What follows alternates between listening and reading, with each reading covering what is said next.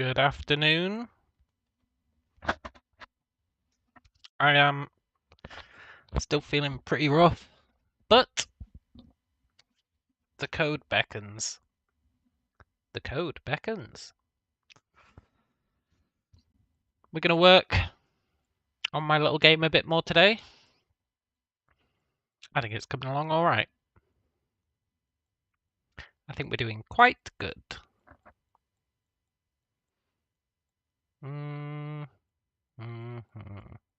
Yesterday, we did a lot of door work.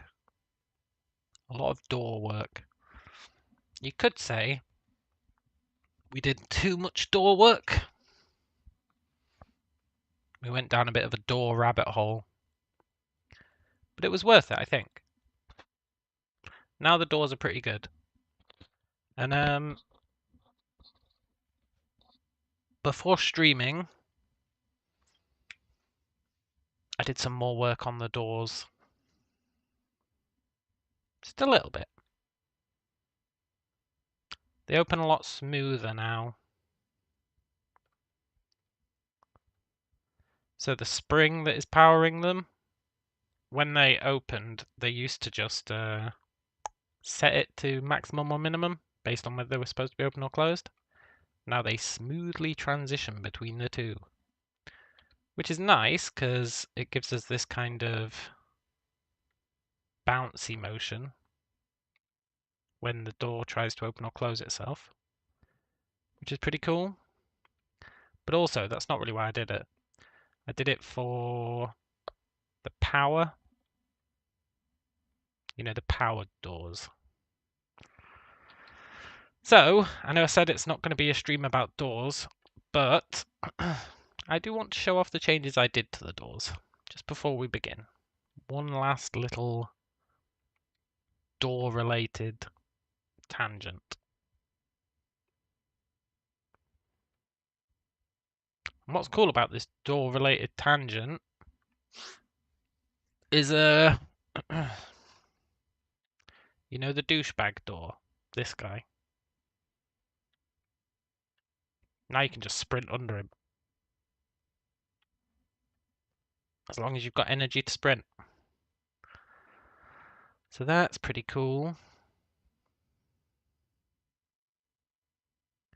But the change I made, you know, these unpowered doors.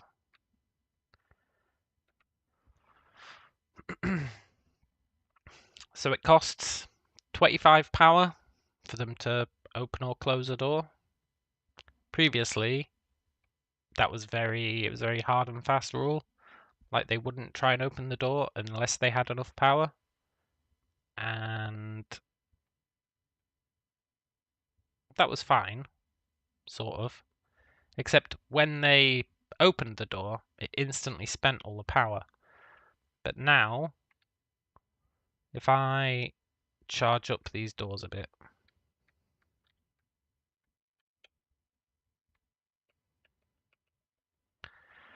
I should really make this crank more efficient for testing purposes, but it's fine. Let's give them some power. So now they've got a little bit of power, right? Sure, they're sleepy, but they've got a little bit of power.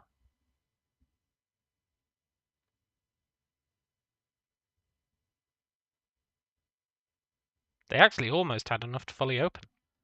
Pretty cool, right? But they didn't quite have enough. But now,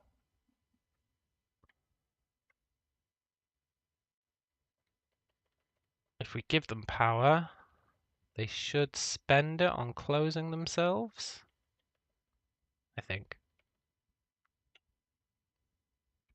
Like on fully closing.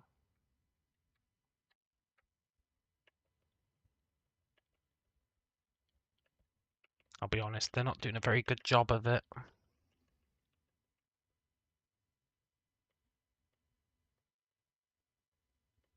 Yeah, he should be closing himself.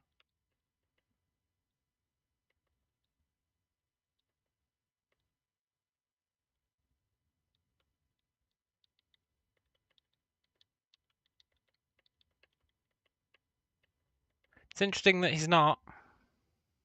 I think it's because he considers himself to be jammed.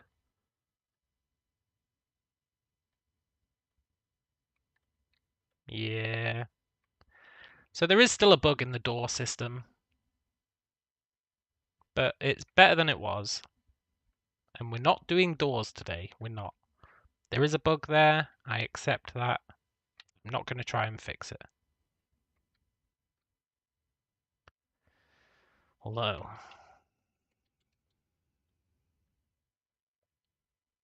it would be pretty good to fix it. Look, the top one's working fine. It's absorbing the power. And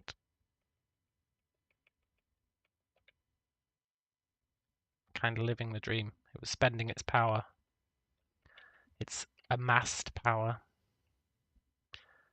But anyway, no more doors. Enough with the doors. I'm a door addict.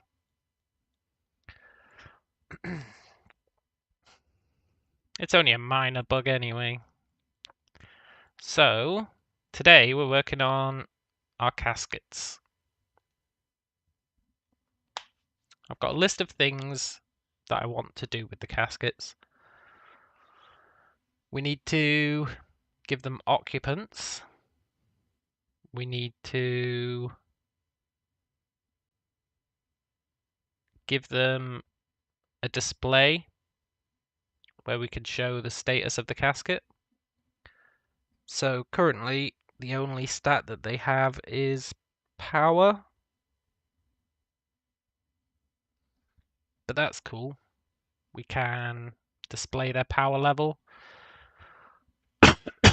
We can recharge them by putting them in one of these sleeper sockets.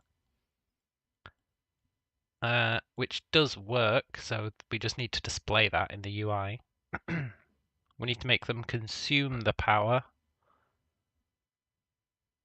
And then I want to make it so that they can break down, and then some way for us to fix them. So they're kind of the tasks for the day. So I think the first thing I want to do is get an occupant for the casket. Which means actually, I think we're going to start out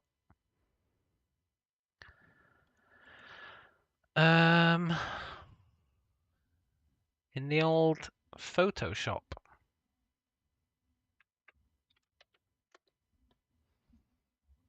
We're going to make a little occupant for our caskets. It's not going to be anything special. Just someone who can be laying in it.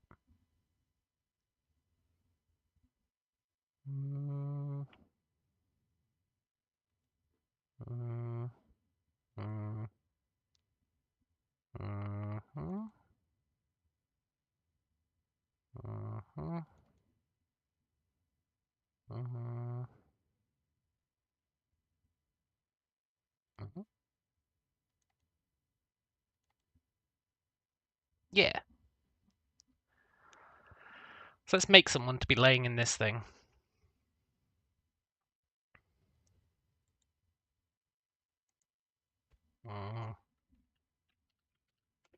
And then I also want to make a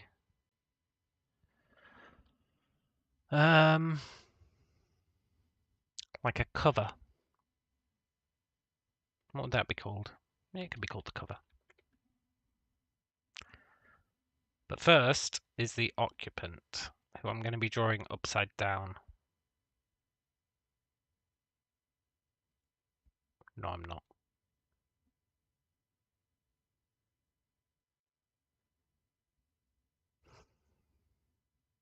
Oh, right, I locked this layer.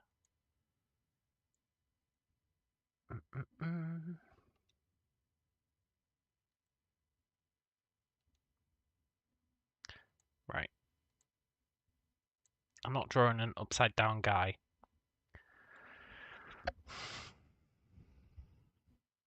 Now we have the problem of me being really bad at art. Where should we start?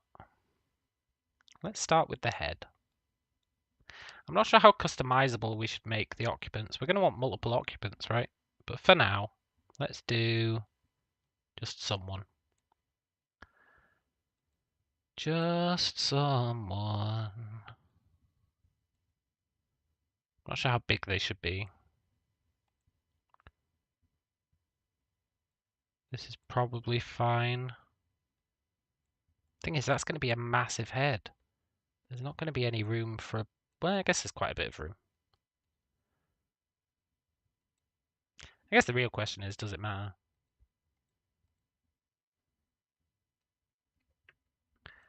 Do.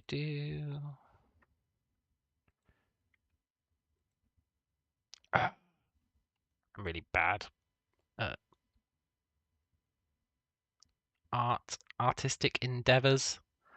They're not really my jam.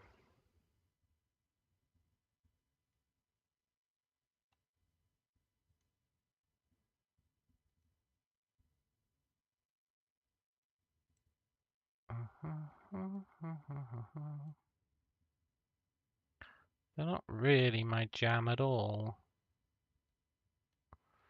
But that's fine. We just want something, right?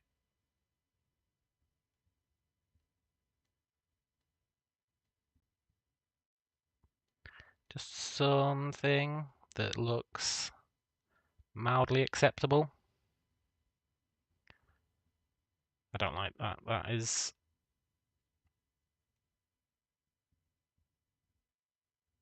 off kilter.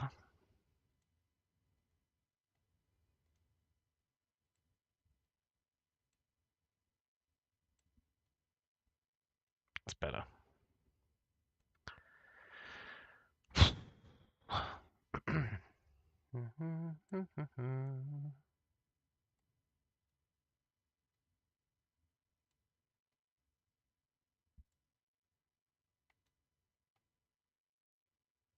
Sure. Let's clean it up.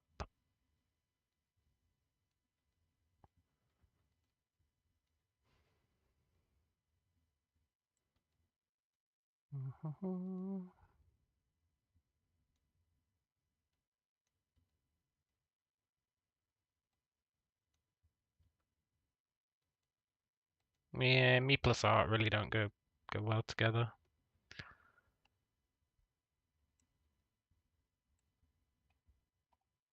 That's fine though. Hello, Badger. Every pixel does have its place. It definitely does. So I just want like, I don't know.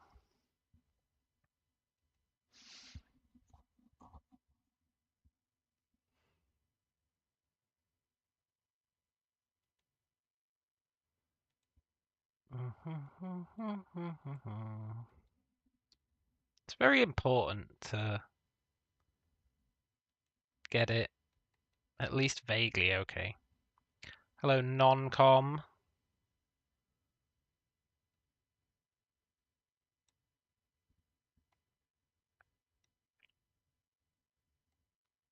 It's all about, I don't know. I literally have zero ability when it comes to artistic endeavors.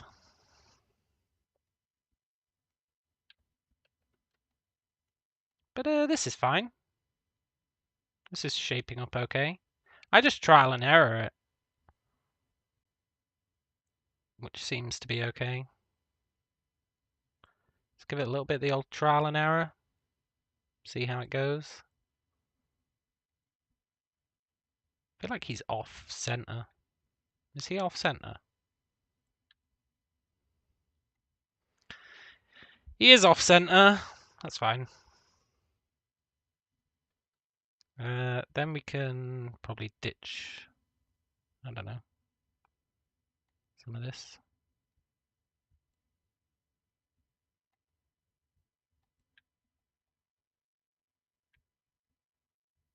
I mean, look, it's never going to be amazing. But I'm trying to learn. Trying to at least put a bit of effort in. Let's do the feet. and then we can join them up after the fact. I've got no idea when it comes to people. But I think it's a reasonable assumption that we can do something like...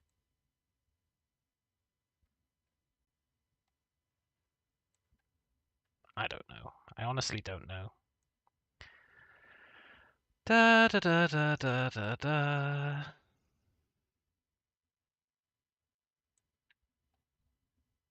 Yeah, look, it's already looking vaguely humanoid. I'll take vaguely humanoid. That's probably the best I'm going to do.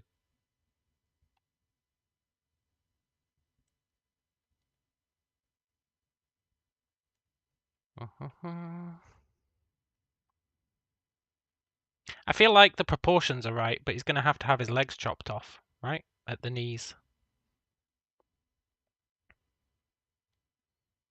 There's not enough room for him. Do I need to shrink his head a bit? He does have a massive head.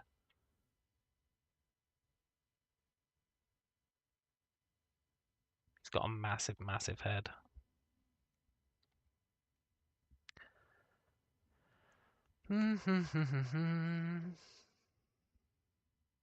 Let's just YOLO some stuff and then we can tidy it up.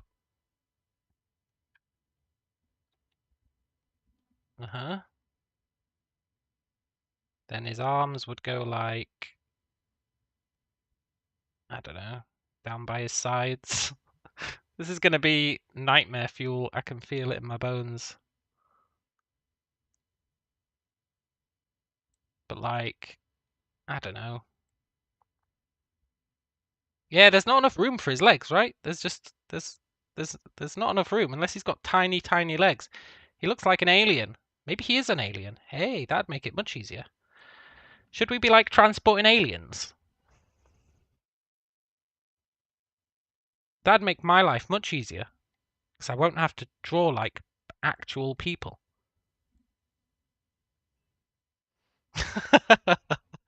Badger says the long cryogenic freezing duration often has slight distorting features on the body. Totally.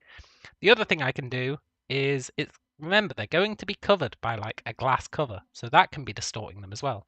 However, this head is way too big. There's just no getting around that fact. This head is too big.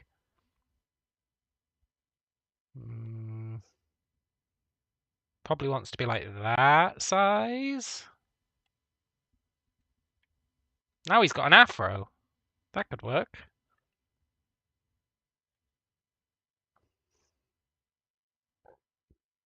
Yeah. That kind of size.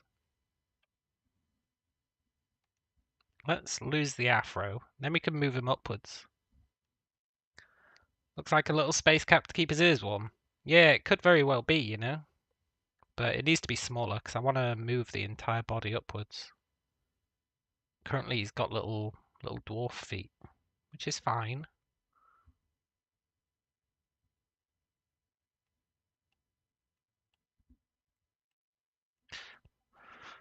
Look, Photoshop, I just want to delete that one pixel. Don't make my life hard.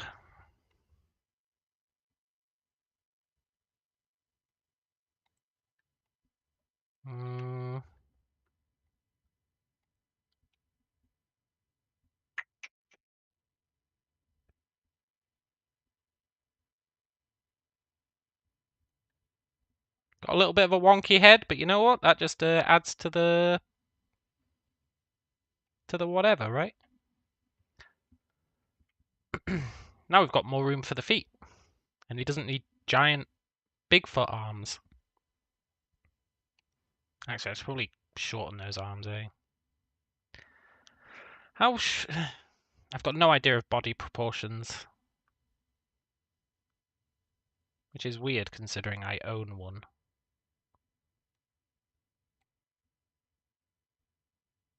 But there's just no denying that fact.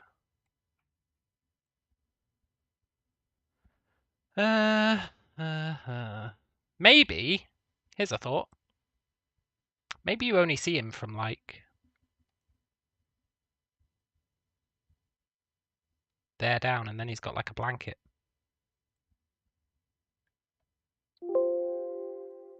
Is that a cop-out? Yes, it is. Is it a pretty good cop-out? Absolutely. Is it the kind of cop-out I can get behind? 100%.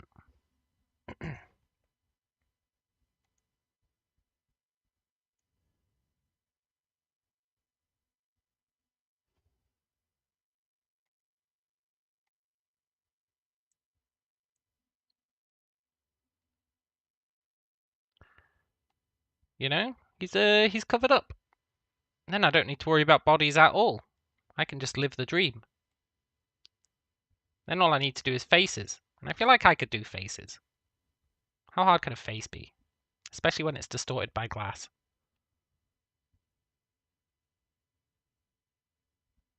And is cryogenically frozen. Which is a hell of a good excuse.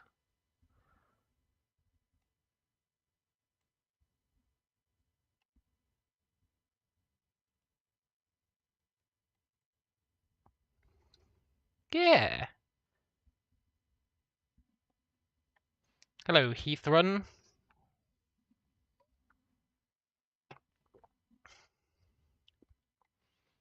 And then we can just make multiple different faces, right? For the different occupants. It'll be the perfect crime.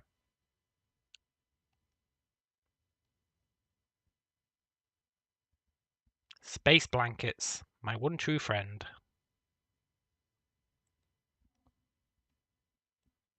Is there really a Heath Run airport? No. No. I'm afraid not.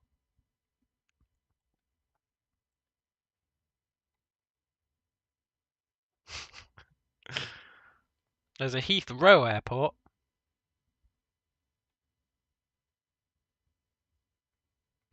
Am I really going to sit here and colour in this entire thing? No.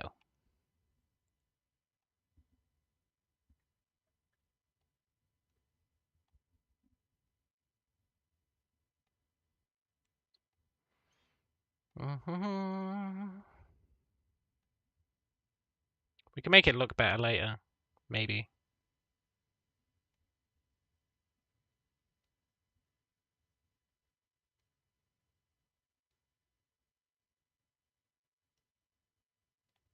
Give it some folds. Give it some illusion of depth. I can do that. I can do the illusion of depth. Maybe. You know? Make it look like there's a person under the blanket.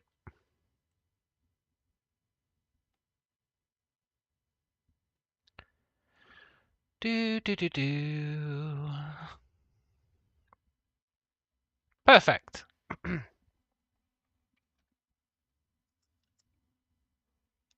mean, it still looks pretty shit, but that's fine.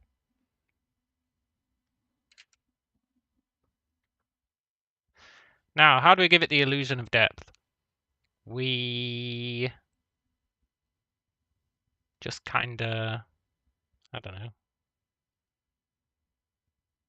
go like,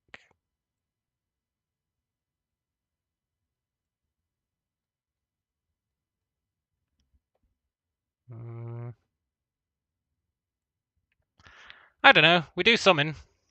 Definitely not those things, though. So, what is next? I guess I should do something to the face. Make it look more like a face, less like a blob. But it doesn't need to be amazing. They're asleep, right?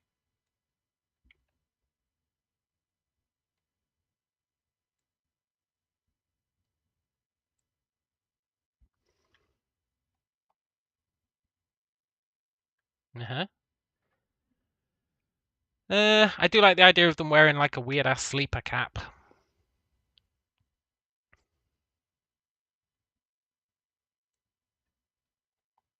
Perfect.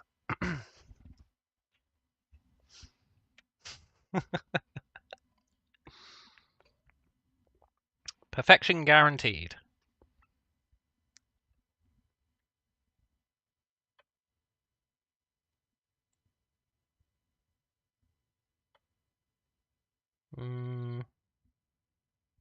Then we need to give them some colour. Let's make them be like... They're frozen, so they can be like...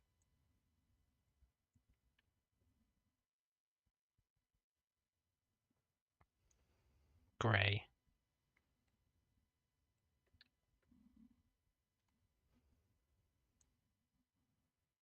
Grey.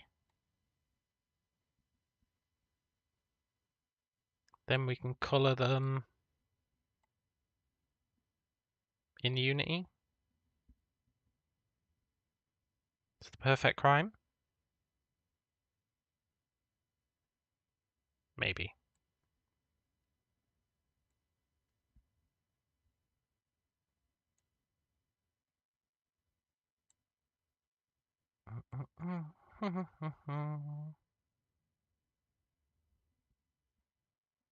You know,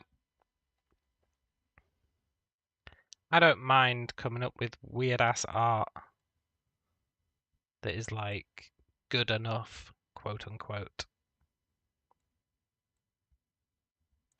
But doing it on stream is a different beast.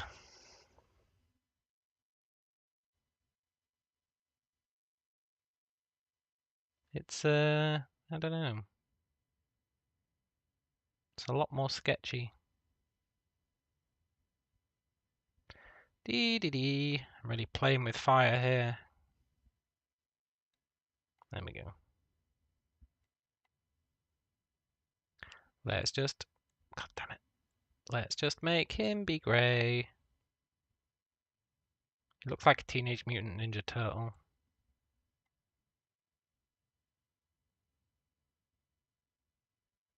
Maybe he is one. Here's the thing, right? We can have whatever we want as occupants of the sleeper caskets, right? They don't have to be people in the common definition of the term. You know, they could be whatever. We could have a giraffe in the sleeper casket.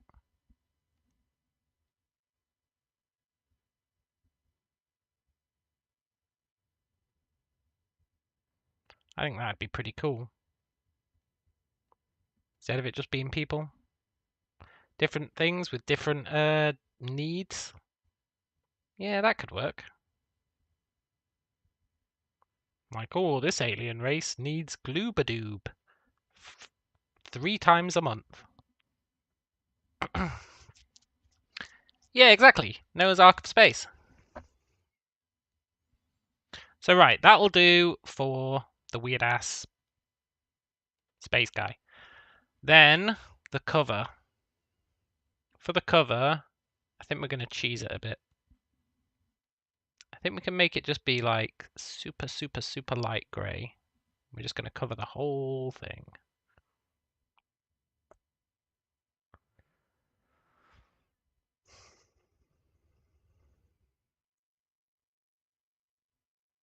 And then we'll just YOLO it with some alpha.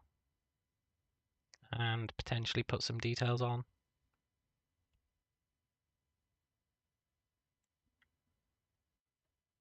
Doo-doo-doo. Noah's Ark of Space is exactly it.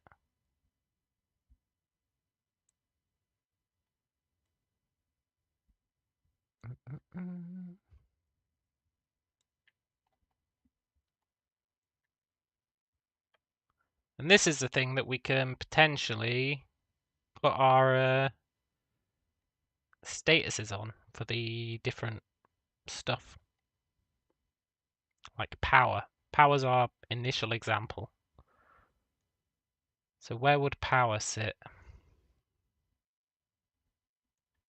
I think initially we don't have any statuses.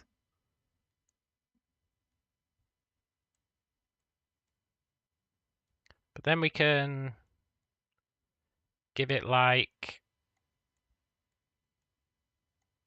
instead of just having opacity full for the whole thing, we can tailor the opacity. That'll be all right. And then we can display beep, beep, beep, beep, beep, beep, beep. Here's the details about this guy. But I think that'll be a separate thing as well. So,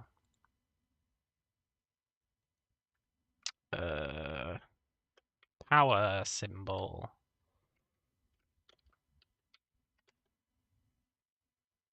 Where would the power bar sit?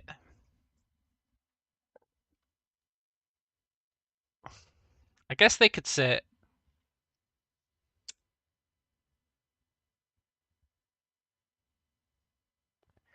Can I easily add a two-eyed controller and then have that control readouts? Oh, one of my little robot guys. Yeah, I could do, yeah.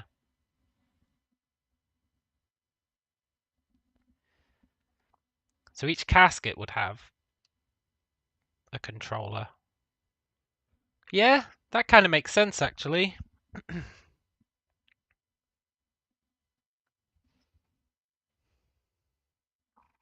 Because then the power we've already got covered with its indicator on its head.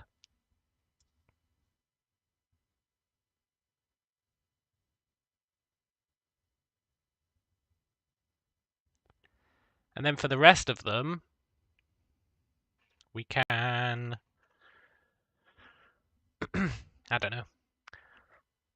Let's export these.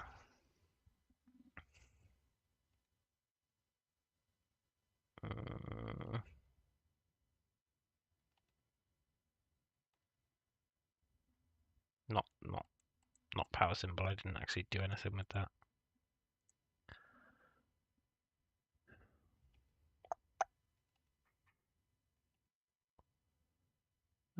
Occupant, sure. Let's do occupant 1, just in case we do more.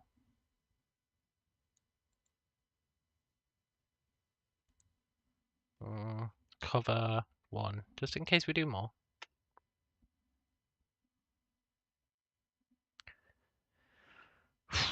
Cool. So then let's go into our casket. No, not that. Into our casket prefab. Well, actually, these two I need to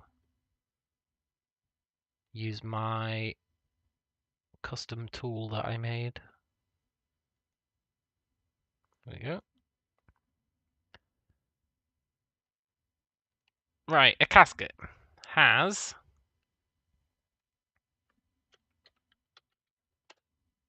an occupant.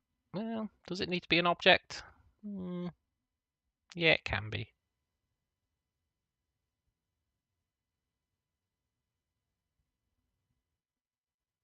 Yeah, for now.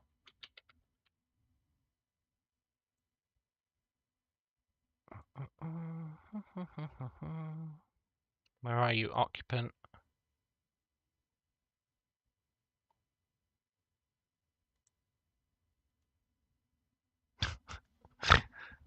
I really resent how shitty this occupant looks, but it's my own fault. You need to be on the casket layer.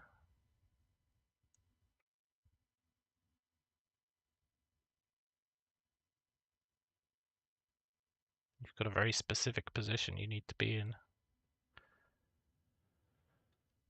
Am I tripping? Oh, it's upside down. It's upside down. Of course. Well, that's not going to make life awkward. Why?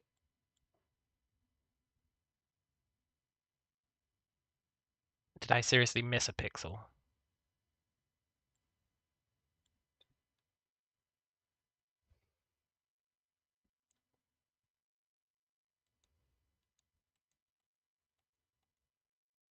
I feel like I didn't miss a pixel.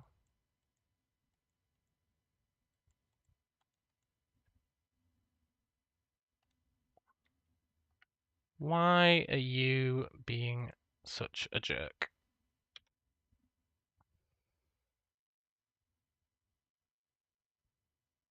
Hang on. I know what it'll be.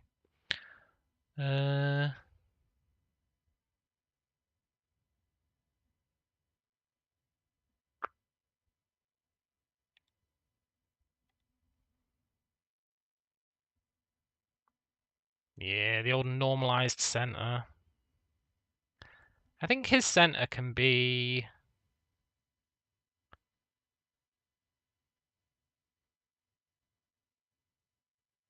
the old 0.32.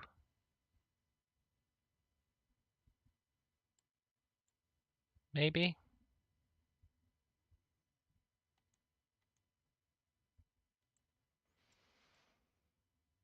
Then... I should just be able to set him to 0.0, right? Yeah, almost.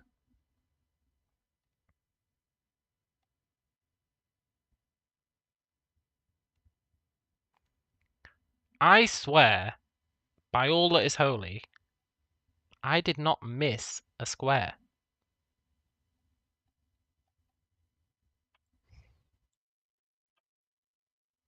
I didn't.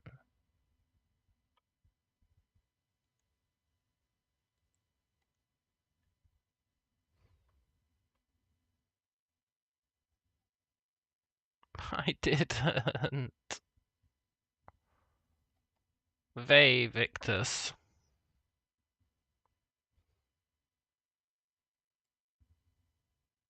Everything else fits perfectly, except that one freaking square, which...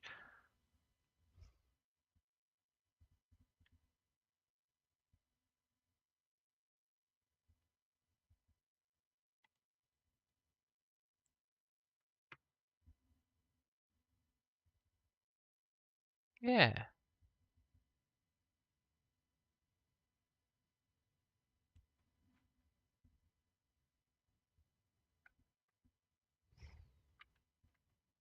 But why?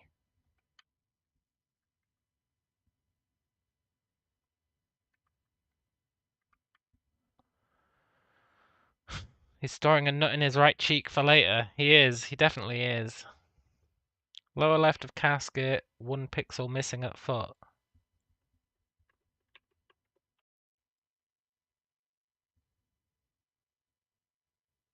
Lower left of casket.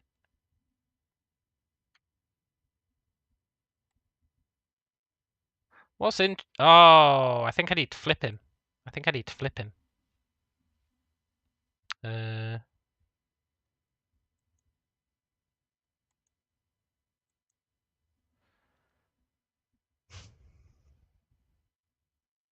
It's not ideal having to flip him, honestly.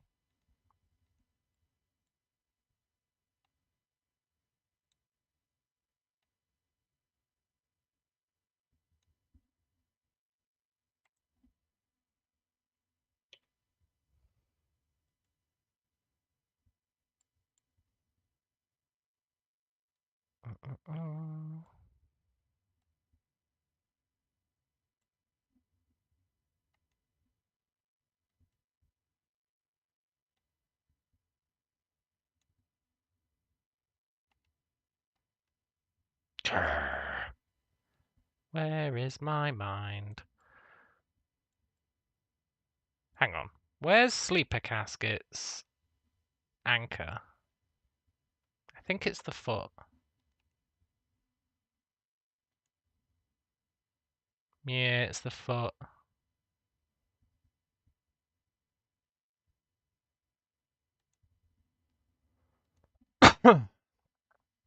What I don't get is how this guy's not syncing up.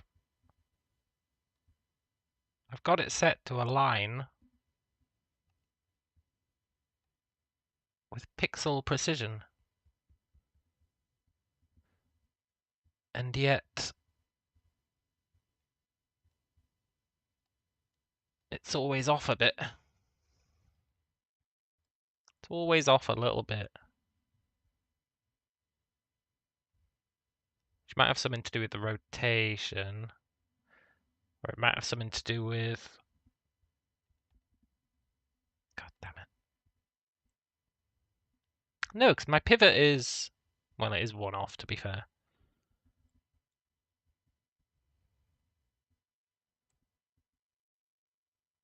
Oh, it's an odd number of pixels.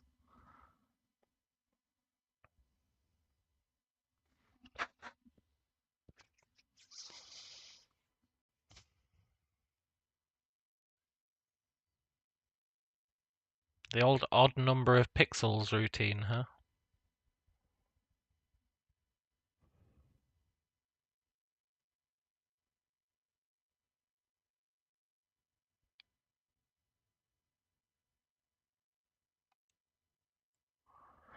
But why? Why would you be an odd number of pixels?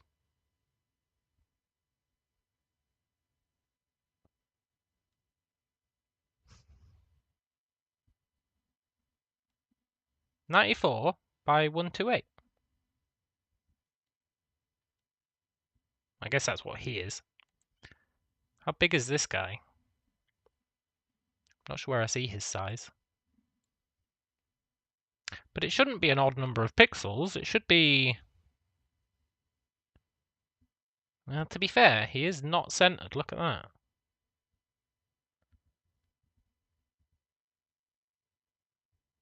But why? This casket is perfectly symmetrical. So you would think, with this stuff being filled in to the sides, that it would be perfectly symmetrical as well. Like down the middle. I know his face isn't exactly the most symmetrical thing in the world. But that is a different issue.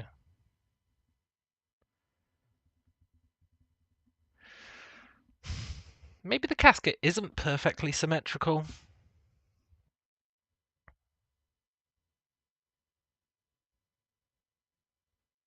I really feel like it isn't, actually, now that I'm looking at it.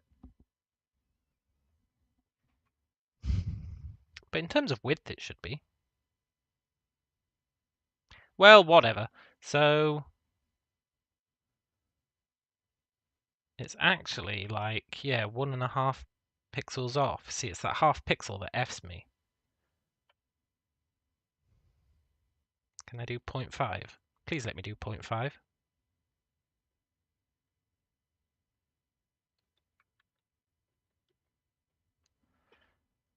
Nice. Right, that might fix it. Yeah, the perfect crime. Took us a while, but we got there.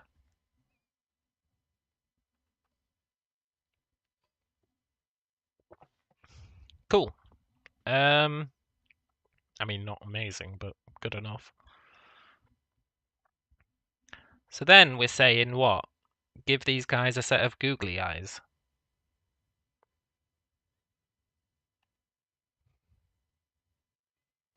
We definitely could do.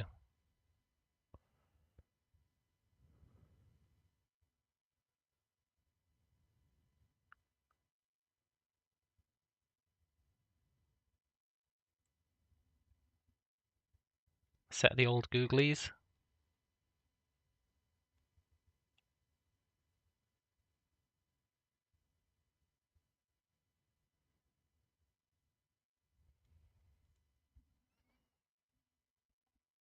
Looking after his charge, as it were.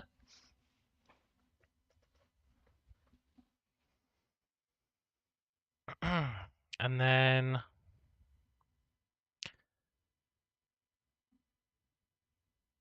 that's cool.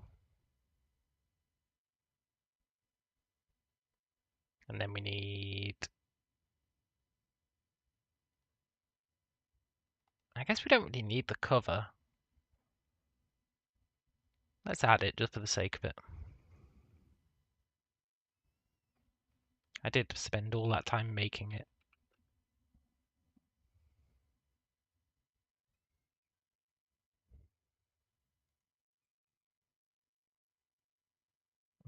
We're gonna have the same issue with the cover.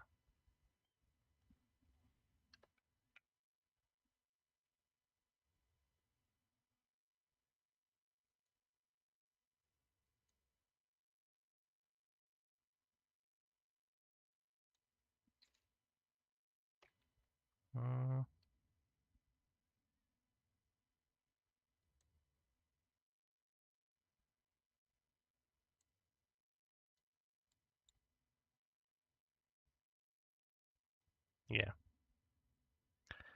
Which means... I wish double-clicking it just went to the sprite editor.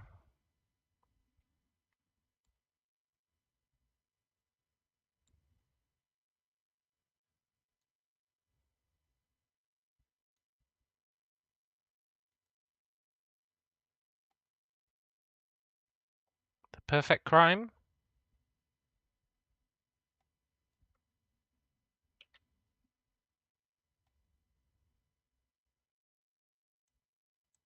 Sure. Groovy.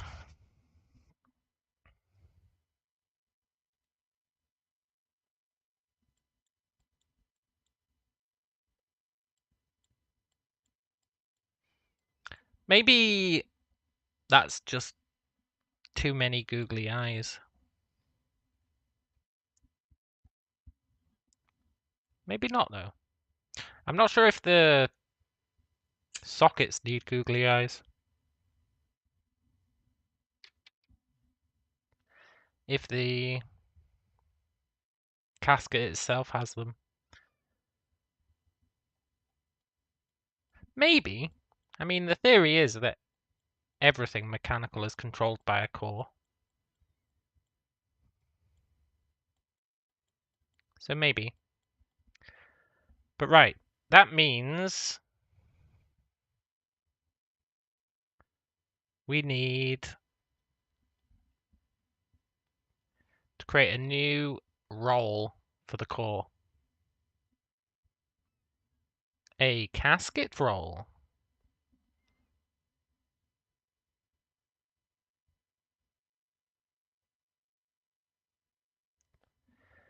Which we can do.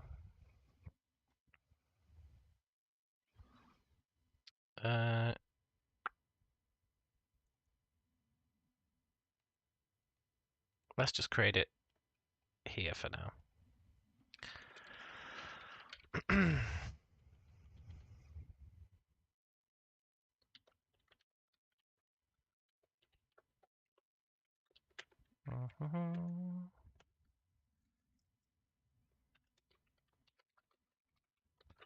So it needs to take a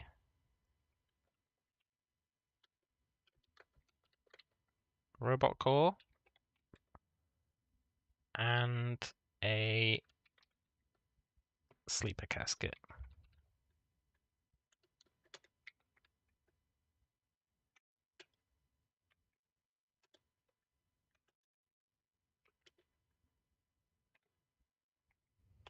If the casket socket is itself separately draggable and pluggable, you can never lose casket power by moving sockets to the next wall port, then casket to socket, repeat. If the casket socket itself is separately draggable and pluggable into a wall, you could never lose casket power by moving sockets to the next wall port, then casket to socket, repeat.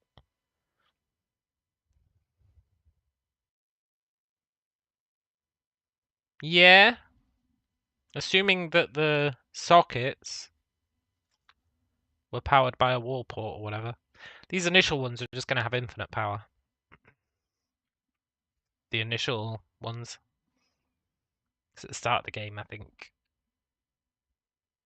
just having the casket in a socket should be good enough.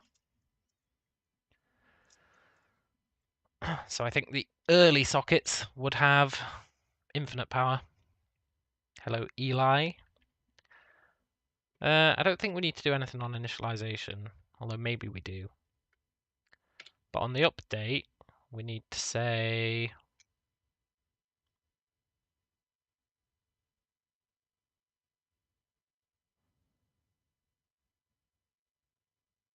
Oh, this entire game is feature creep.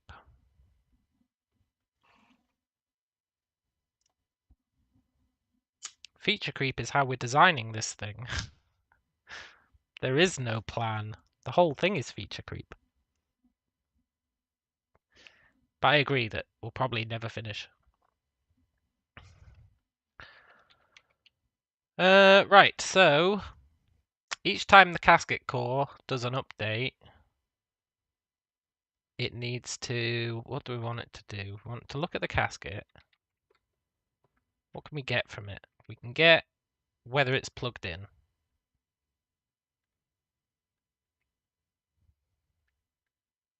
Yeah, docked socket tells us which socket it's plugged into.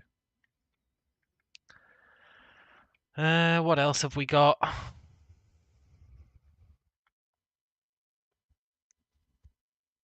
We've got it's powered, which is how much power it's got. I mixed up the power thing. We used to use an interface. Now I've switched it up so that there's this powered behavior. You just put the behavior on something if you want to have power, which is pretty useful actually, because as much as I don't want to start talking about doors again, I made these doors require power by giving them the powered script and setting their current charge to 0. Whereas these doors that don't require power just don't have the powered script. And they've got some logic that says if you don't have the powered script, that means you've got infinite power, which I think is a reasonable way to do things.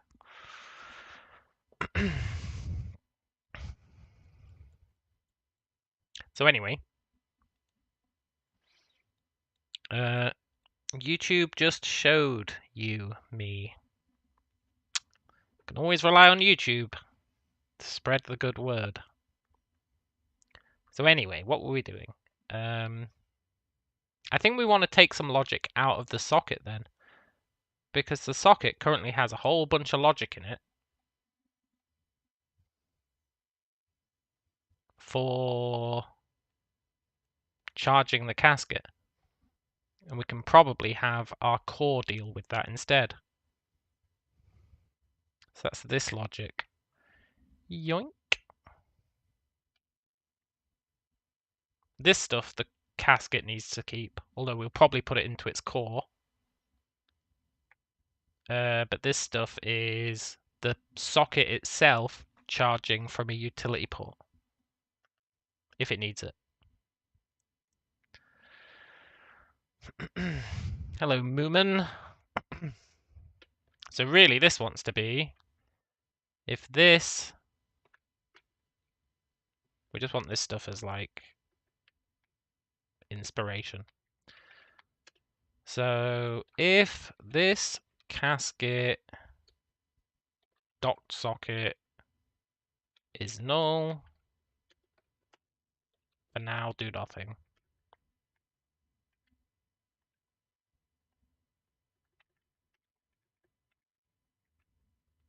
So if we have a docked socket, we can say if this dot casket dot docked socket dot state is closed. So if it has closed around us, so we are attached to it,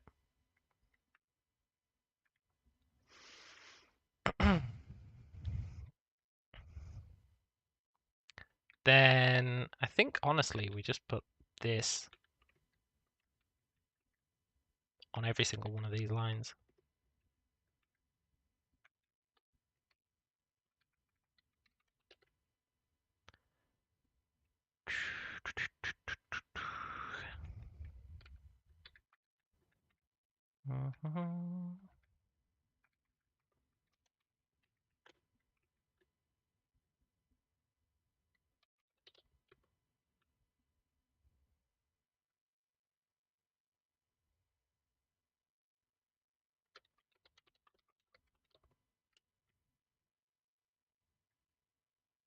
This obviously needs a lot of cleanup.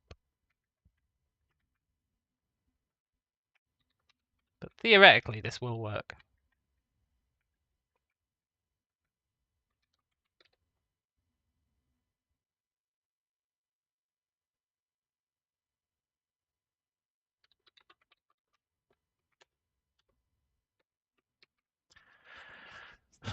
Okay, so if we're not docked,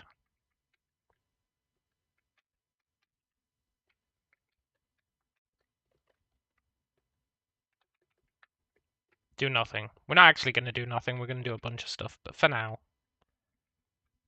just do nothing. If the socket that we're docked to does not have a powered module, that means that it has infinite power.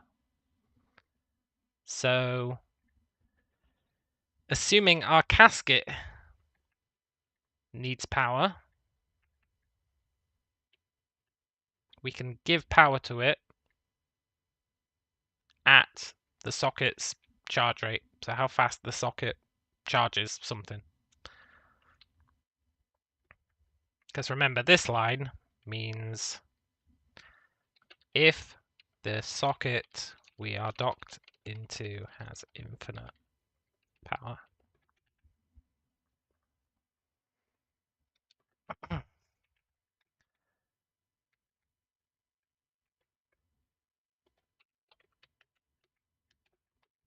Get rid of that else. And then here, if our casket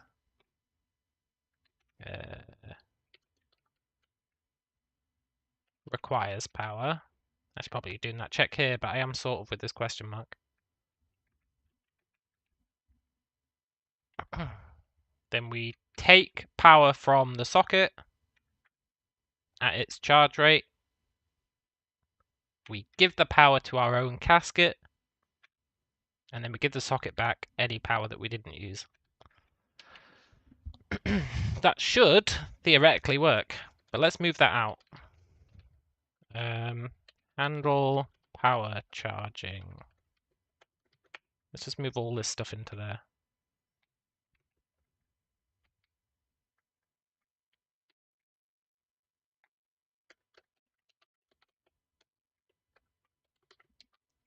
So we handle power charging. What else do? We update our status based on the power in the module, which we can steal from the door core role, I think. We can basically steal this stuff, right? Which I'll probably want to make common somewhere in a sec.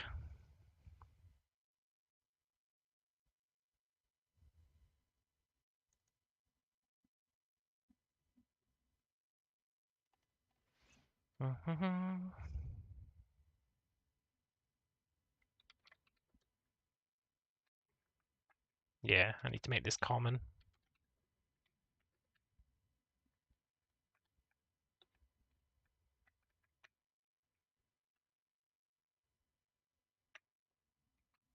Yeah, I really need to make this stuff common.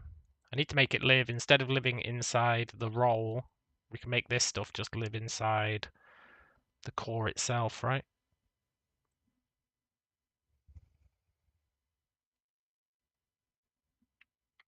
Currently it lives in the role, which is a little bit jank.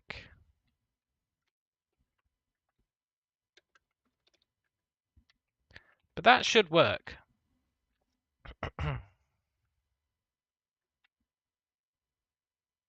Let's see if it does. And then the actual casket itself has got a bunch of stuff.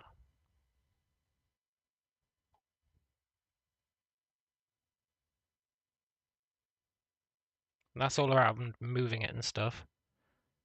We really want the casket to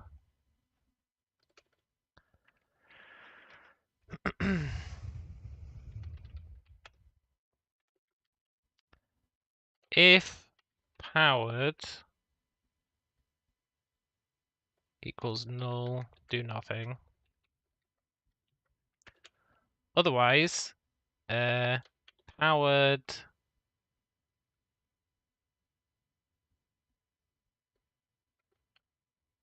take power. We should probably give a socket a power drain per second or something.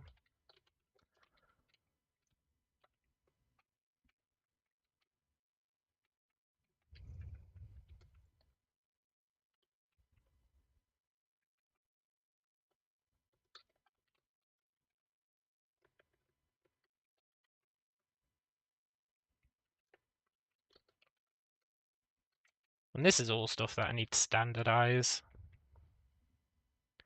So we take power, and we don't really do anything with it. We just take the power, right? I guess we do. Public bool is powered. Let's say it's true to start off with. If power taken is less than power drain per second times time. I need to really just stop YOLOing this.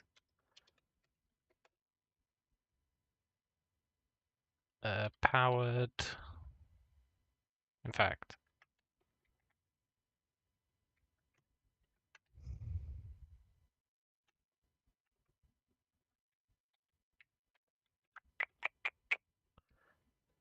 is powered equals that. That. So now it should take power every turn and set is powered to true or false based on whether or not it's able to drain power each update. Which is fine. Which means, theoretically, this might now do something vaguely cool. Let's see.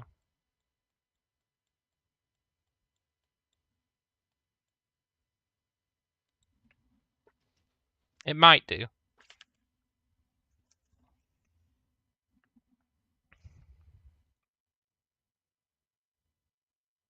Oh, right. Okay, look. Before we continue, where is that casket? Can you have some angular drag, please? You spin like a madman. And also, the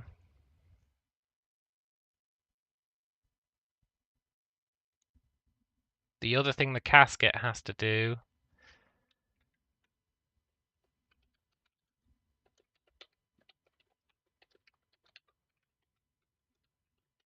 it has to have a robot core.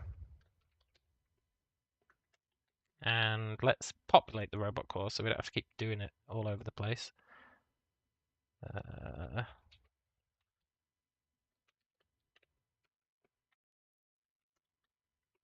Let's get our robot core. Set role. New casket role, which takes the robot core and itself. And that should hook them up properly. And that should be fine. That should be it, I think. I'm always wrong when I say that, but... Is it super messy code? Sure. Are we going to improve it? Not right now.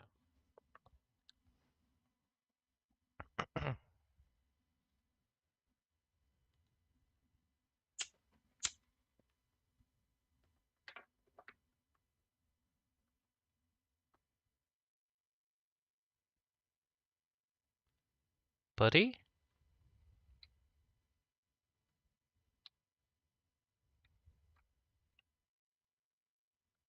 Did I give the caskets the powered thing? I don't think I did. No, so they don't even need power. Powered. Now they do. Max charge 100, current charge 100. Why not?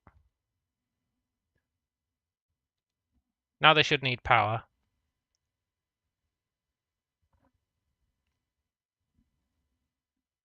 And their power might get drained.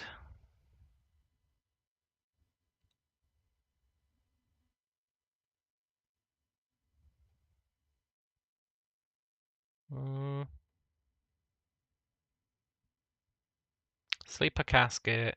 It has its robot core.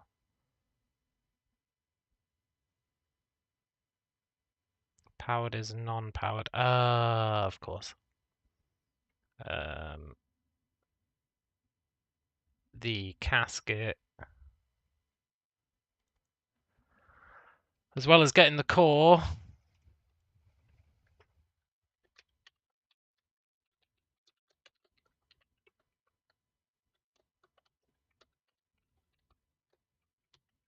The casket didn't actually know that it was powered. I really do need to standardize a lot of this stuff.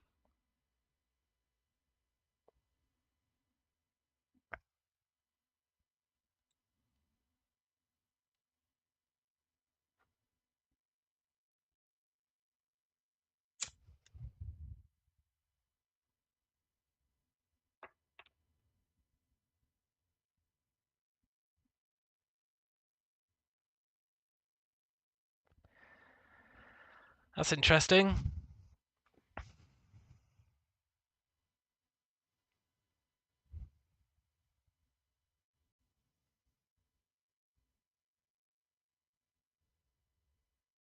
Why is his current charge being so freaky?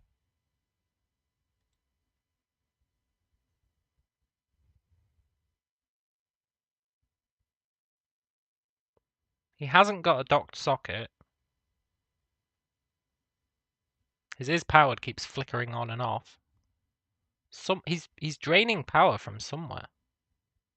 Which means I've screwed up some logic inside the core, right?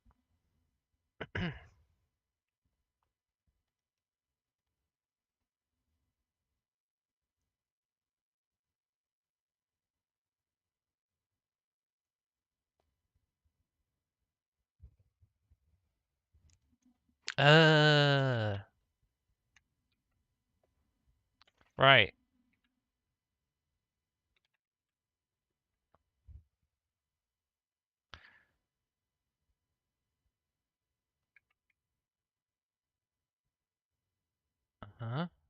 So it should immediately be bailing because of that.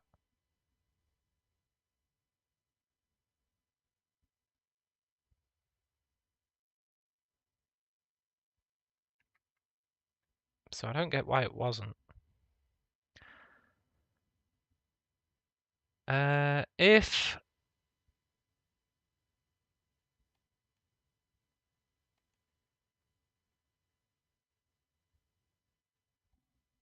let's run that again. I want to have a look at the behavior.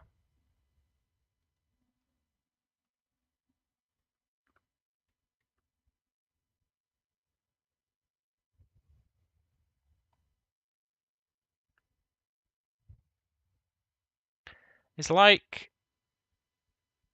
the casket is gaining charge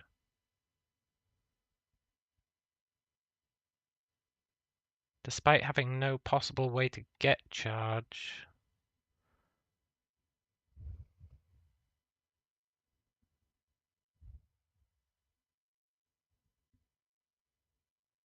Take power from yourself.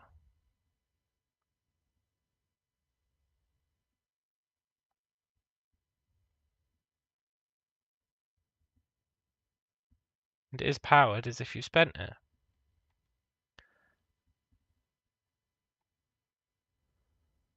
Nothing else in here would be giving it power. So, but something's giving it power. Look, it keeps going down and then jumping back up. Something is giving it power. The only thing that could be giving it power is the core.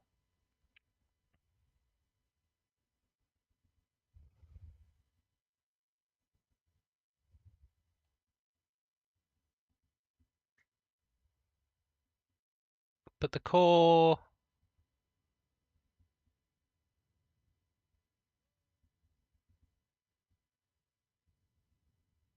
It's like it thinks that's true. But it should never reach that because we don't have a docked socket.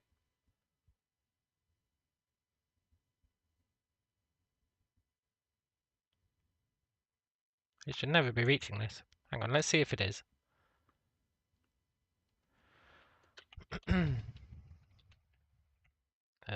Getting Infinite power. Infinite power. Let's see if that's happening. I don't think it is. It shouldn't be. But it could be.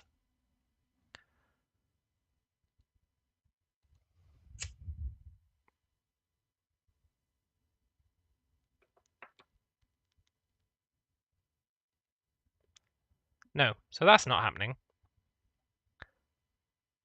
So where the hell is it getting current charge from? And why is it draining it so ridiculously fast? Have I missed a time delta time?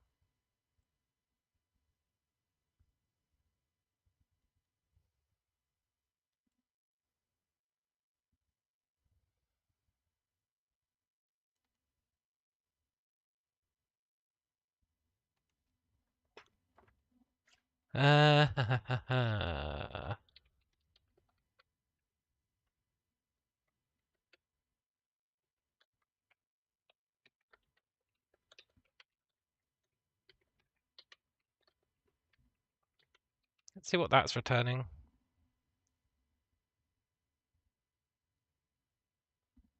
feel like it shouldn't be returning anything. Like it should never be reaching that point. And look, power taken is in the negative.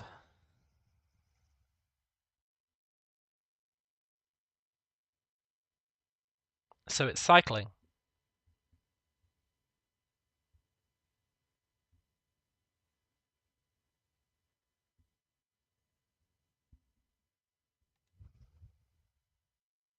So if power taken is in the negative, that means this can return a negative value.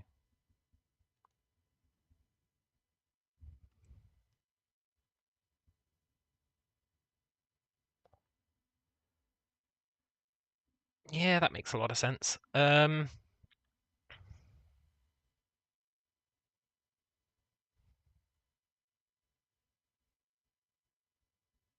This logic is massively flawed, right?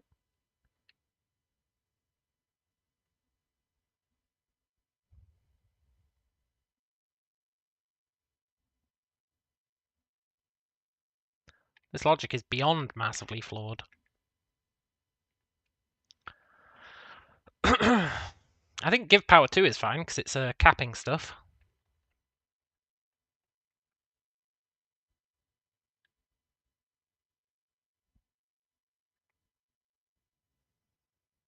Yeah, but then I think this is flawed anyway.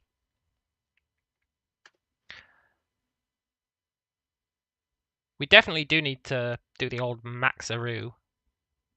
But I don't think that's enough. I think this function is totally fucked.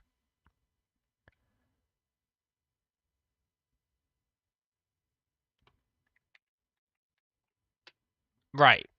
We want to take a certain amount of power.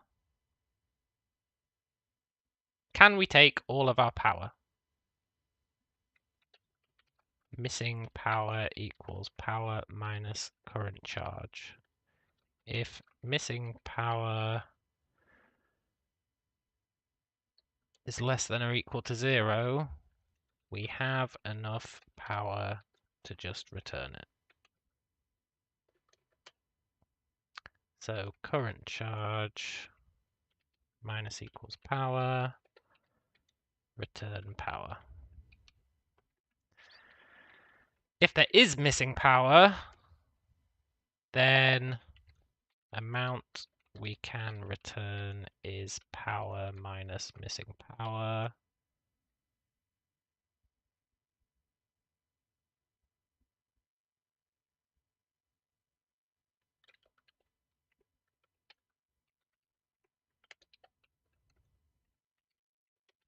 I think that might be right.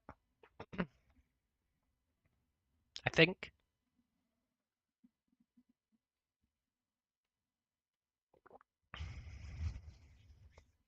Yeah. It might be a roundabout way, but it should work.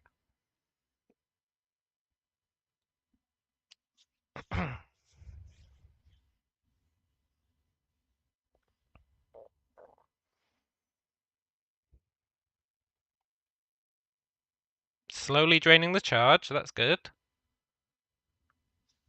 Let's see what happens when it reaches 0.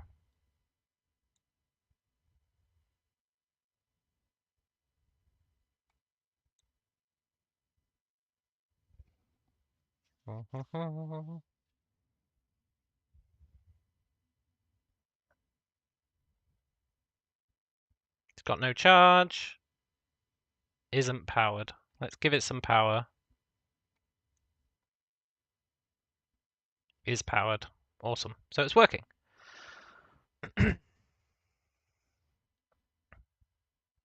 So now, if we drag this to the socket,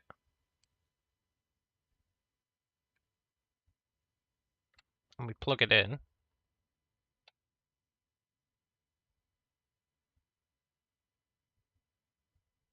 I was expecting its current charge to start going up.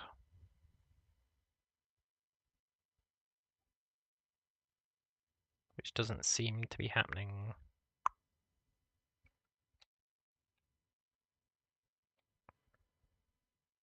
Which is interesting.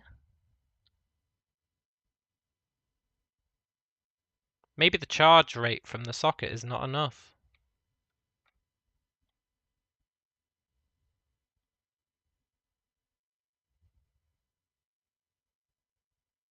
Yeah. Hey socket. No, your charge rate's 10. Let's crank you up a bit.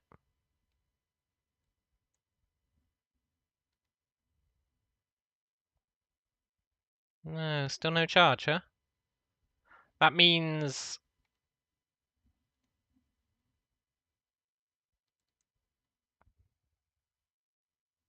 it should be getting infinite power. It should be hitting this.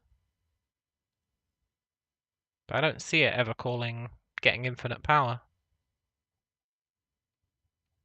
Well, we can get rid of this debug log now. We know that part's working.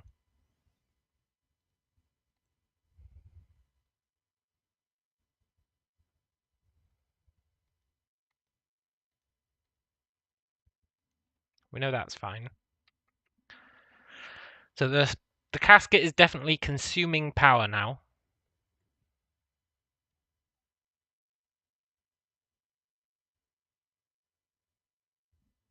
What's interesting is this guy is never doing this.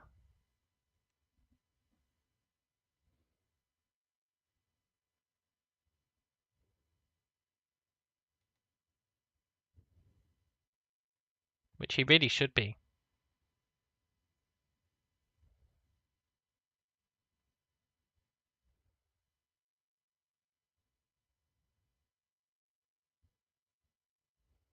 It's almost like this isn't getting called.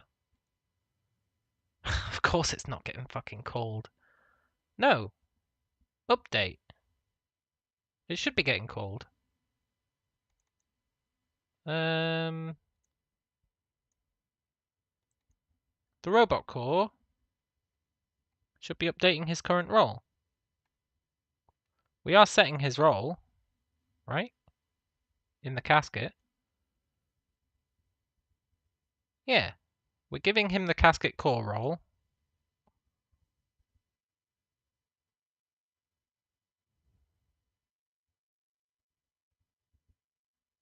Which means he should be setting his current role. And then each update, he should be calling update on his casket core role, which should be coming in here and doing this.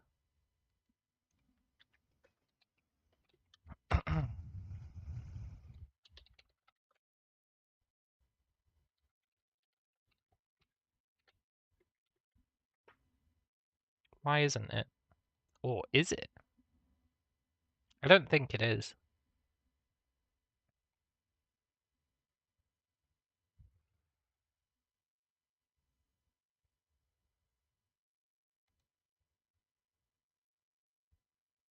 No, it's never getting called.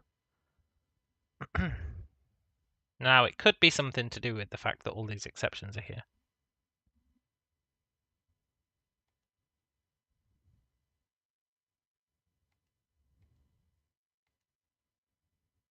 These exceptions could be totally breaking the robot cores. But I don't think they are, because these robot cores are working fine.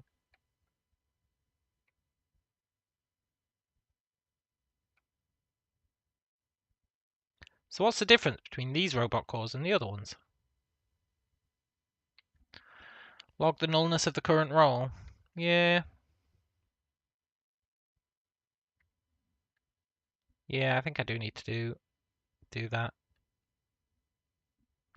Because for some reason, it's not playing ball, right?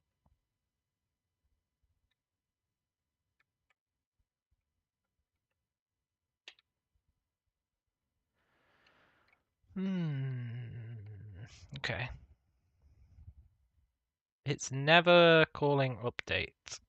That is just a fact.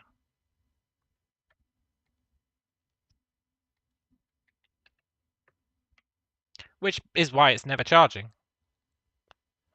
So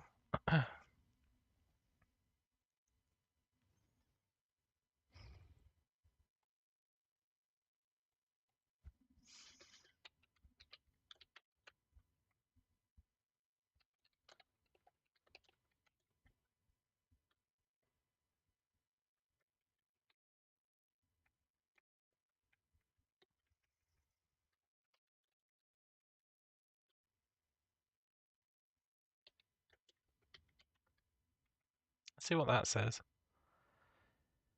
I feel like that's going to spam the door ones a lot.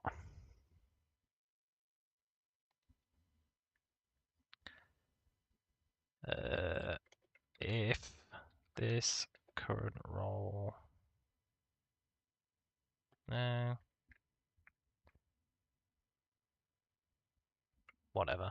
Let's just deal with the spam.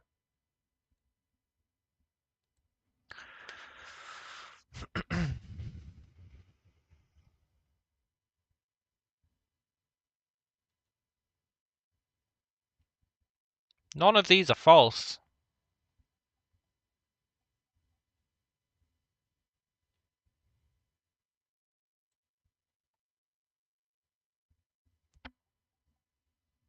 They all have roles.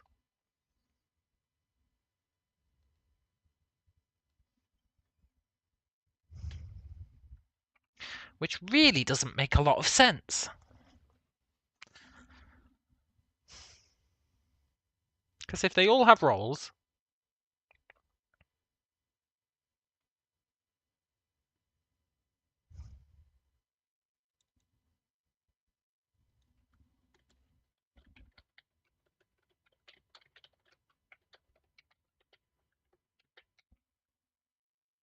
yeah, I have eliminated one thing.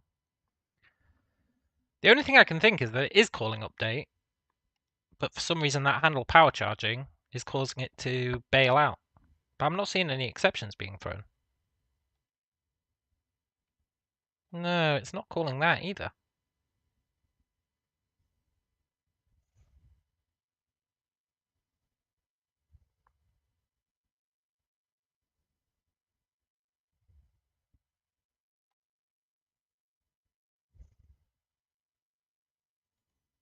So it's not calling update. It's not calling update. It's not calling update. Why?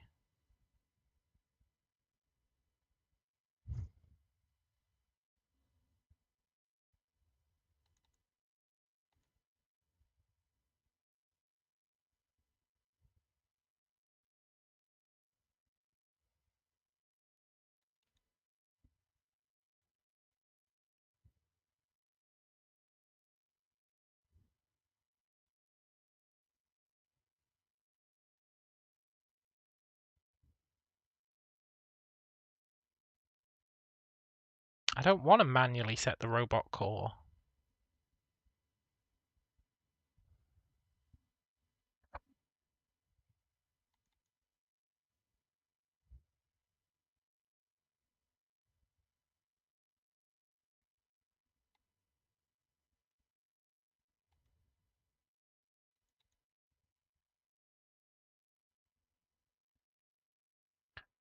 Where, oh where? am I setting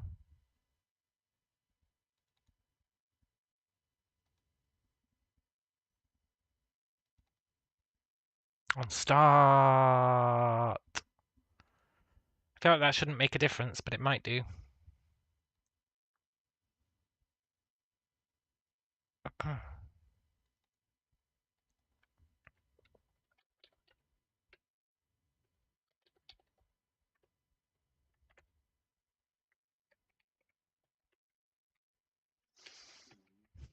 Could do. Could make a difference. Could make all the difference. Could make no difference. Also, is it actually setting this?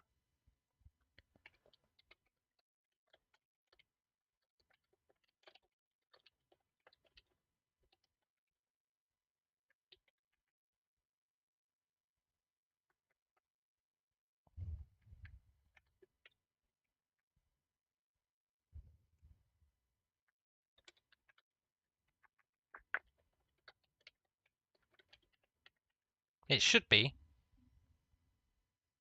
That doesn't mean that it is.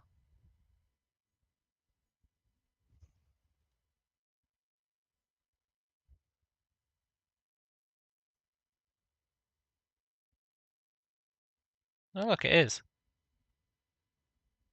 So they definitely have the robot core.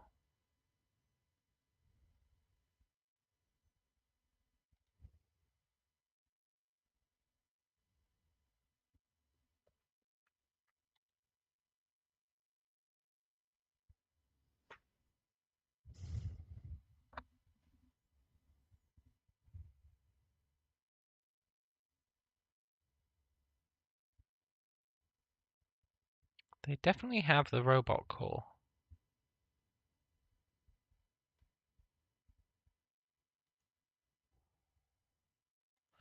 So why the hell, if they have the robot core,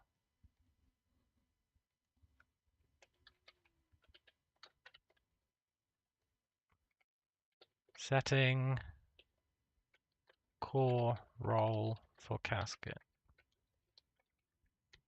At that point, it should definitely be able to do that. I assume it's doing that, but let's just make sure.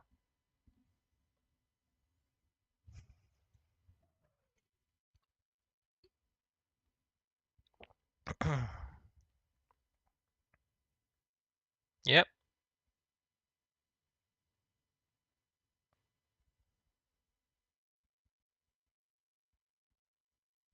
So it is setting their roles.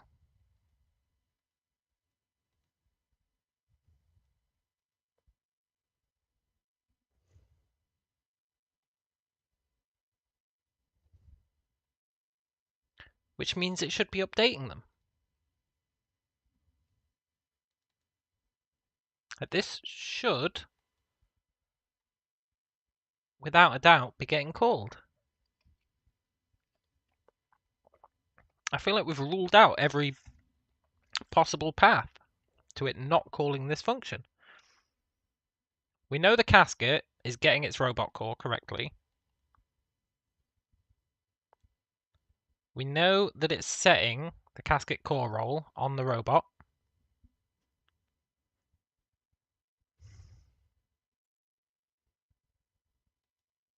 Which means when the robot updates, it should update its current role.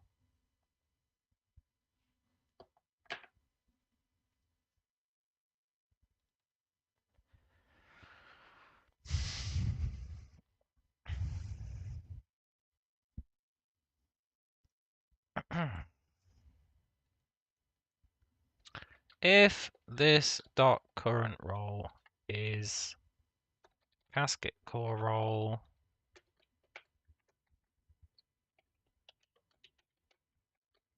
updating casket.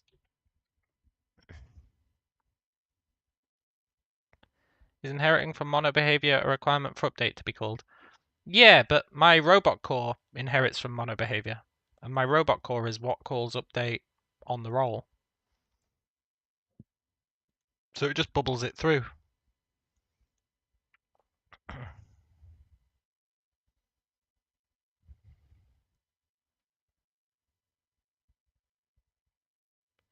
Let's see if this ever gets called, because if it does, It should do, but let's see if it does.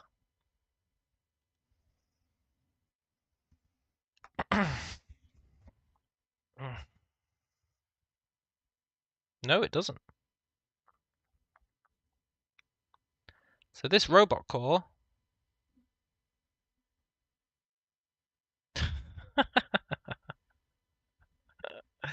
Why is your script disabled?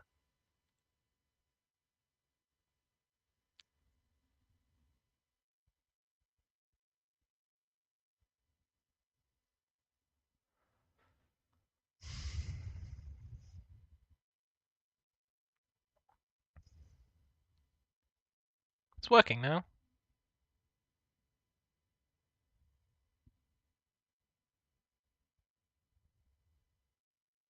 Look, he's getting tired as the power drains. His display indicator is not working, but that is a separate problem.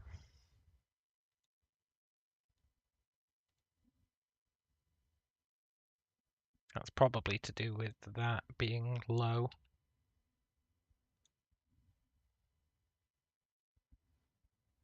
So now, if we plug him in...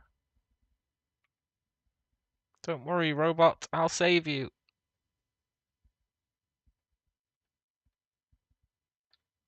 Shit. It's actually quite hard to align these things.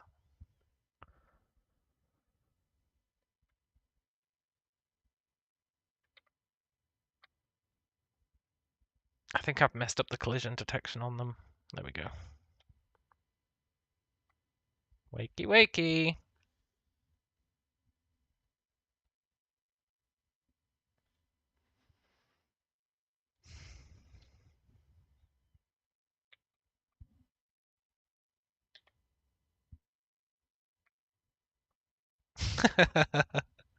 Heathland says, I want to put eyeballs on all my doors and beds in my house now. Yeah, it's pretty good, isn't it?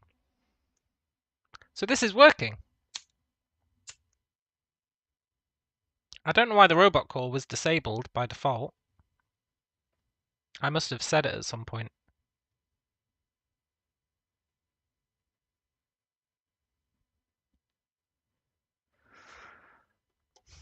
But that is a veritable success, right? Then we can change how fast... Well, let's just check that is powered becomes false when he runs out of power. In the meantime, I'll be right back.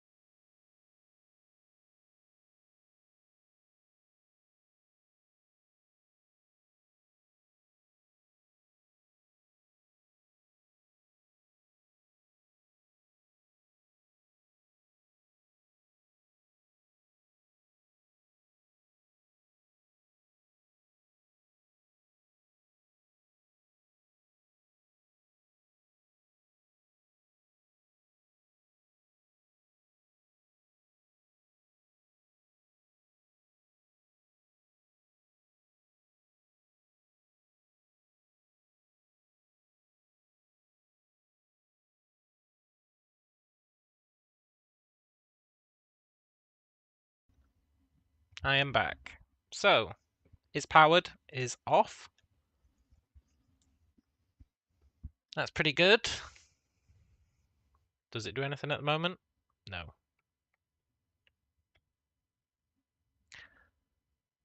But that's fine. I don't like that he's charging power before he's fully connected.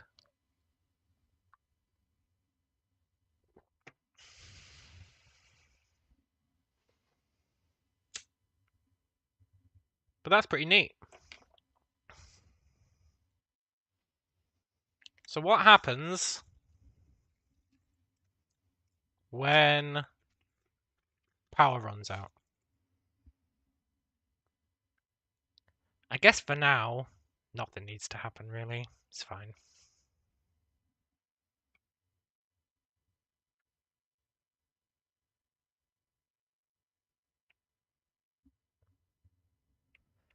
So, next up, we need... Well, we probably should figure out what happens when power runs out, eh? We need like a occupant health bar, maybe. And when the power runs out, the health starts to drain. It's not the most exciting of mechanics, but I think it makes sense.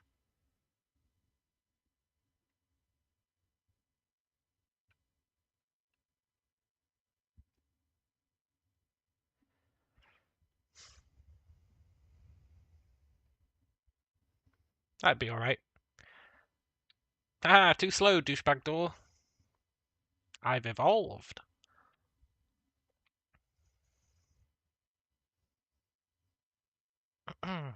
I improved the doors, by the way. I mentioned it at the start of the stream, but I don't think anyone was around. I've improved the doors. Mainly the power aspect of them.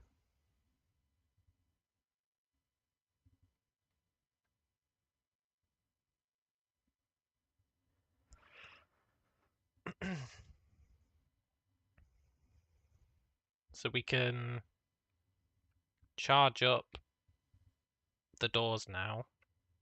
Well, we could do that before, but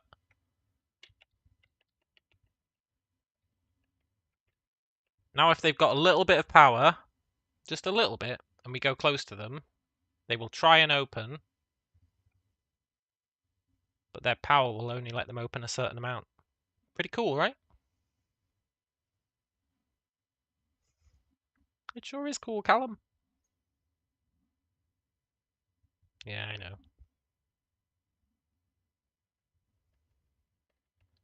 And then there's a bit of a glitch.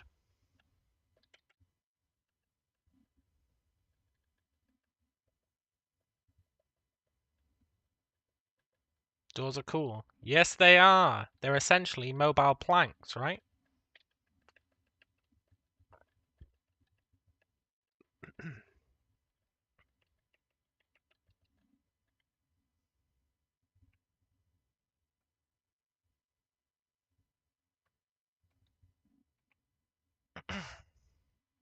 James says, occupant health independent of power, except health equals power equals 0, 0 health. What, so they instantly die when the power runs out? I don't think we should do that. I do think health will definitely be independent of power. I think when the power runs out, their health will slowly start to drain. But if you get the power back, their health will not recover. It just won't drain anymore.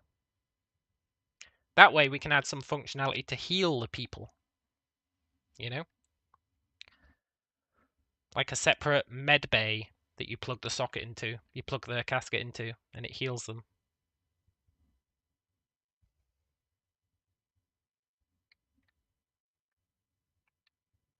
They are in cryosleep, yeah. But I don't think it should insta-gib them when the power runs out. Because they would like slowly start to thaw, right?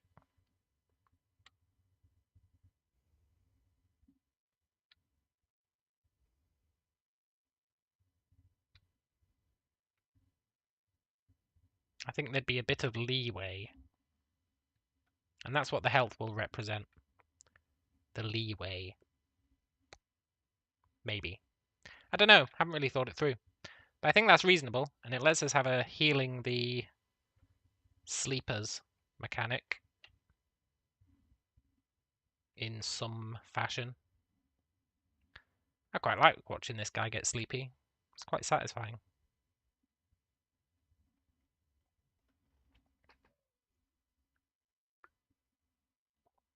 Go to sleep, little casket.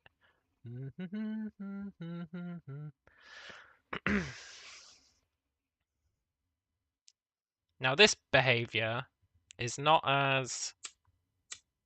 It doesn't have the same personalities that a door does at the moment.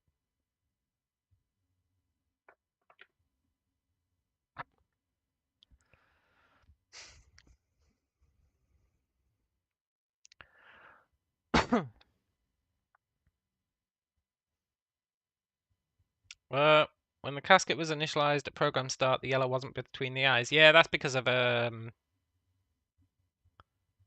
layering issue. The yellow represents the power level, as well as the eyes. We could have it represent something else. It can represent whatever the current role decides. So we've got this...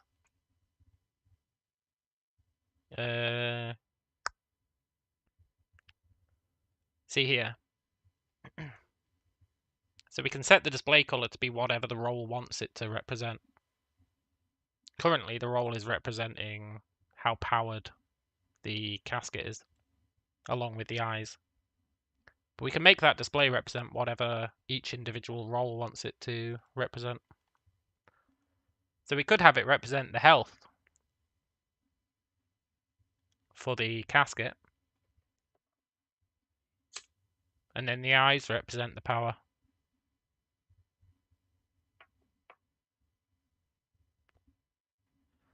But the reason it wasn't there initially is because... well, there's a few things I need to do, actually. Where's my prefabs? Prefabs!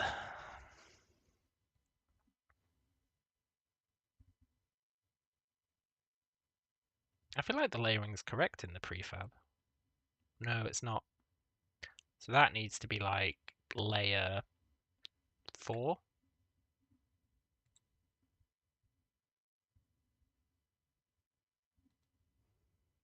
And robot core is enabled by default. Where's my casket? It is enabled by default. So why, when I start,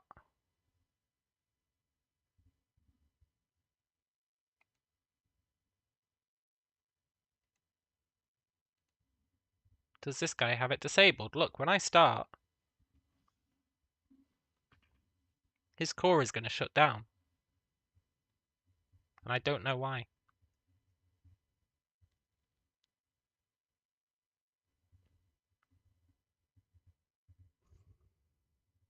I've not got anything anywhere that should be disabling cores.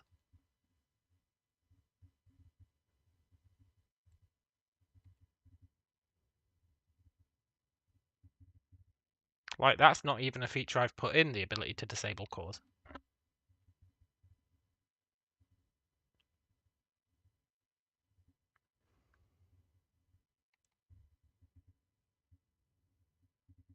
Oh, it might... it's because of this follow me exception, I think.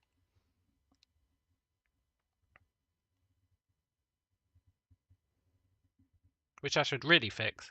It happens every time. Every time I start, we get like a million follow me exceptions. The variable follow me has not been assigned. You probably need to assign follow me.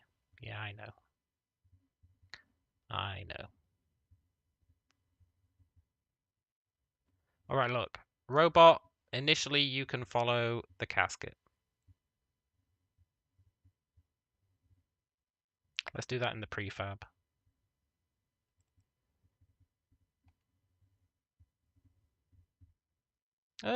The occupant. You can follow the occupant.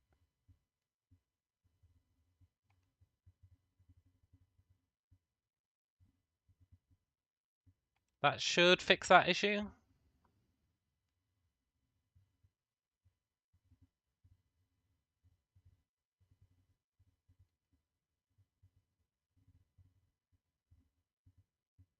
Yeah, and then it's just the doors. Where's the door prefab?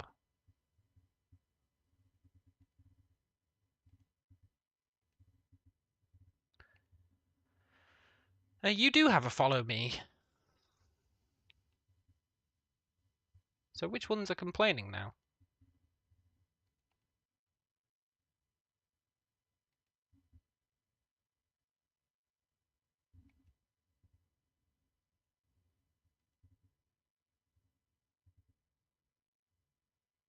The socket. Right. I forgot I gave these stupid sockets eyeballs.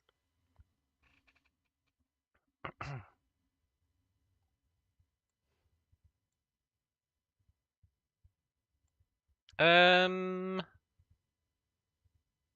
think I'm gonna nuke these guys. They're not actually serving any purpose.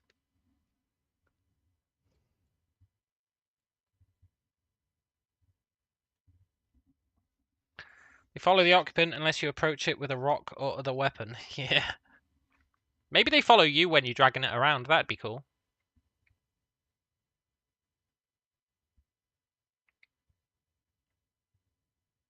Yeah, that'd be cool. Let's do that.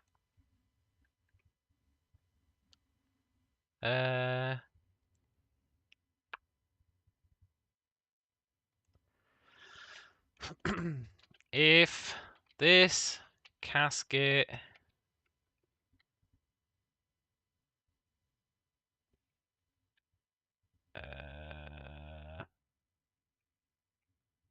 get, you know what? Let's just do it up here. Grabbable. Casket grabbable.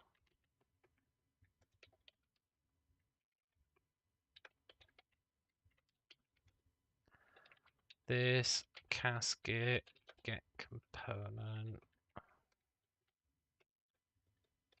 grabbable. Now let's just check its grabbed status. So then here we can say if casket grabbable is being grabbed, this core follow me equals this casket grabbable grabber transform. Otherwise,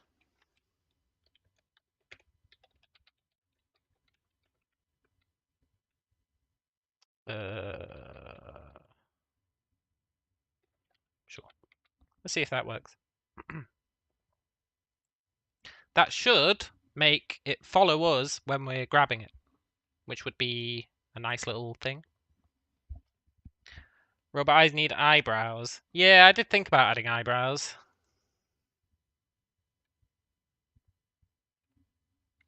Look, robot, you're supposed to be following me.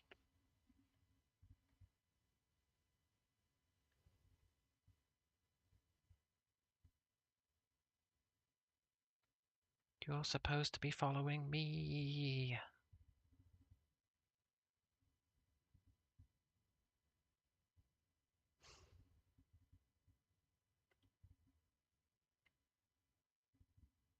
But why? That should have worked.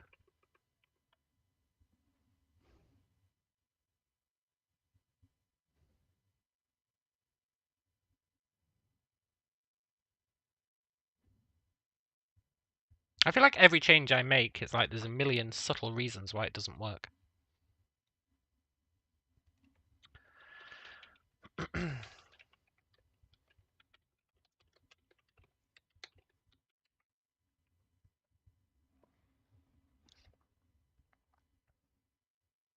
Yeah, I did think about putting eyebrows on the eyes. But I think it'd detract from the mechanical nature.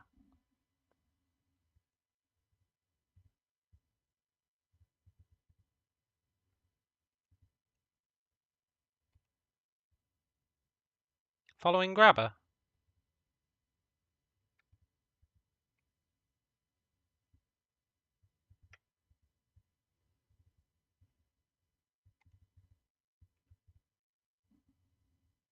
Hang on. Track object. I can't just set follow me. I have to do track object.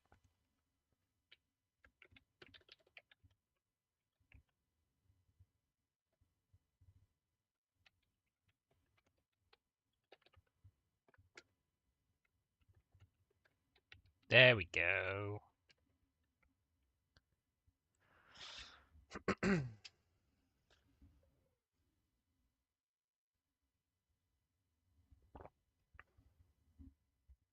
Now it'll work and hopefully look pretty cool. Yeah, look at that. You should have stopped following me when I let go, though. Oh, of course he didn't. Of course he didn't.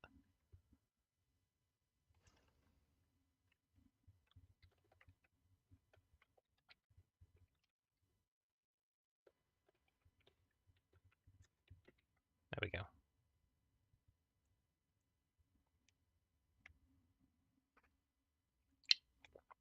If you can come up with a law-accurate reason as to why the robots would have eyebrows, I'll consider it.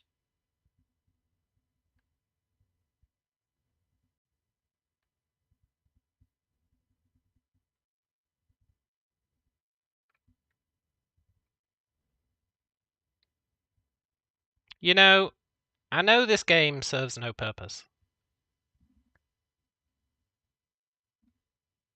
but I think it's pretty cool.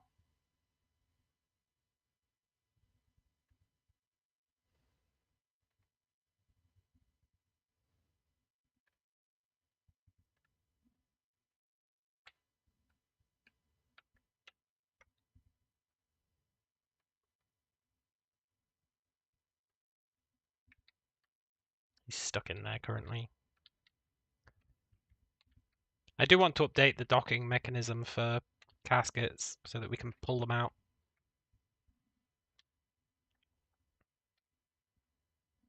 This game is a technology development platform. Yeah, it kind of is.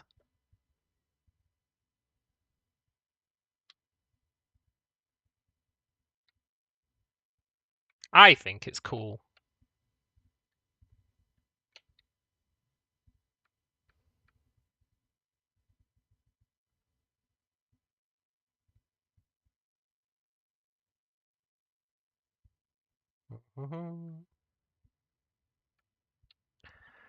We need to be able to update a casket to say that it doesn't have an occupant. Because this casket is supposed to be the casket that we've just woken up from. So, you know, it shouldn't really have anyone in it. But for now, that's fine. Right, what do we do now? It's that eternal question. What do we do now? Otherwise, I'm just going to be dicking about with the physics. Oh,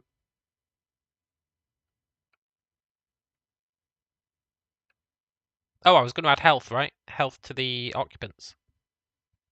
So that they can die. Not really sure what you'd do if your casket's got a dead occupant in it.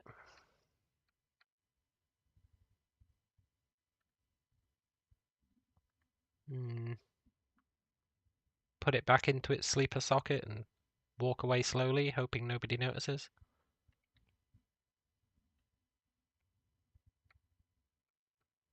Maybe.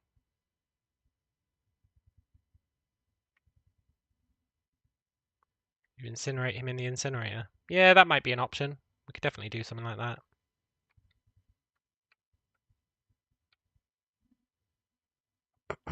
It's a casket. It was made for dead people. Yeah, that's true.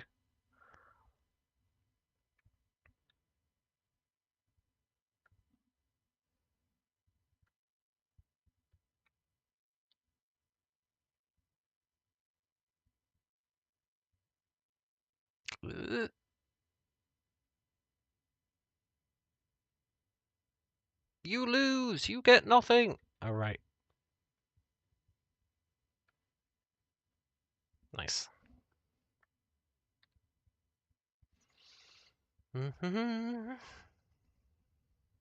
Oh, I destroyed everything in this room, right?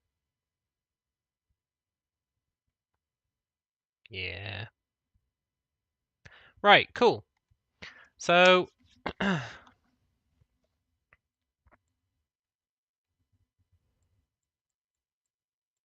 Occupants having health.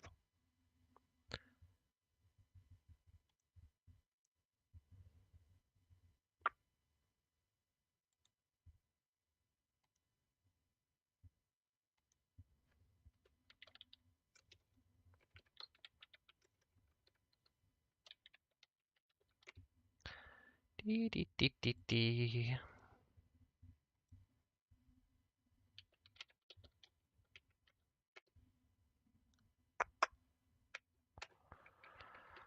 I really want to fix all my stuff to have namespaces. Initially, I thought Unity didn't like namespaces, so I didn't bother. But now I know that it's fine with them. But it's too late. I've already not namespaced everything. I don't want to go through and add them all. It's a real pisser.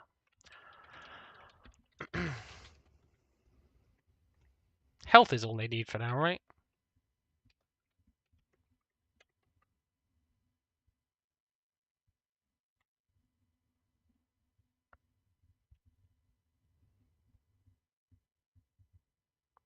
So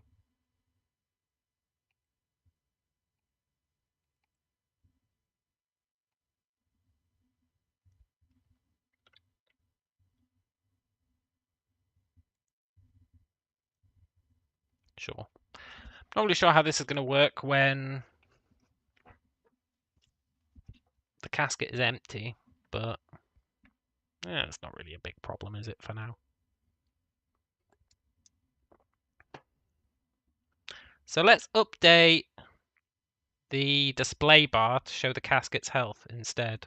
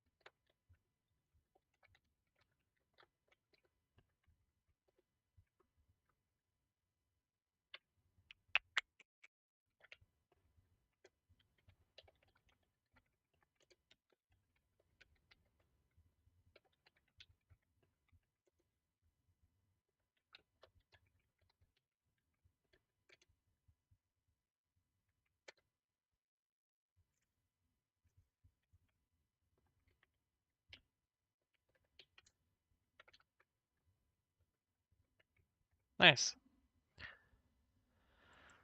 There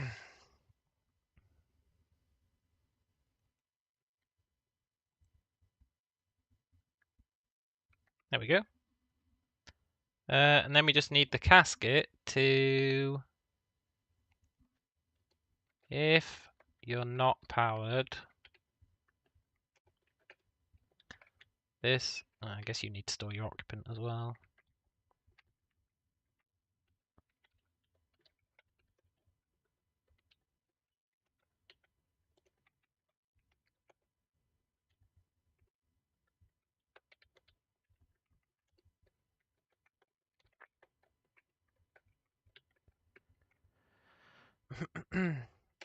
This dot occupant health minus equals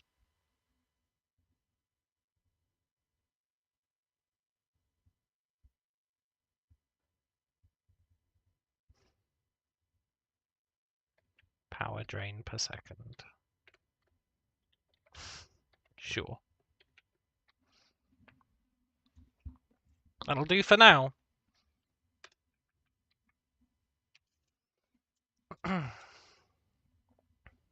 And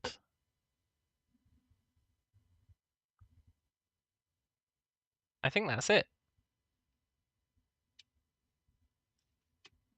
I think that should work. Let's have a look.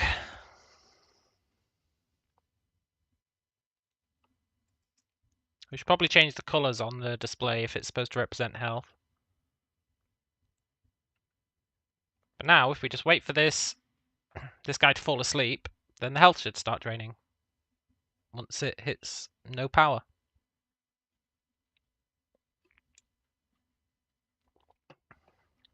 which would be...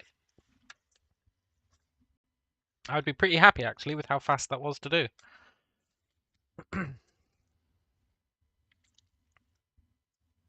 This is why it's important to make your code somewhat modular, so that you can do shit like this quite easily.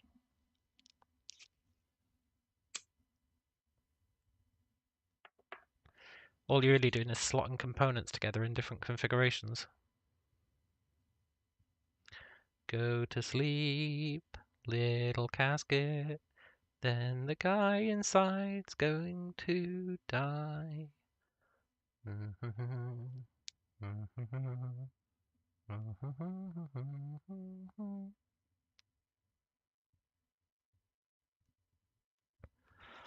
So then,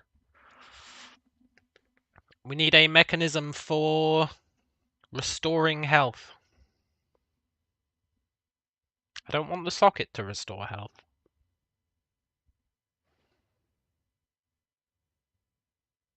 And this is where transporting caskets around would become a thing, right? Currently, you've got no reason to take a casket out of its socket. You've got no reason.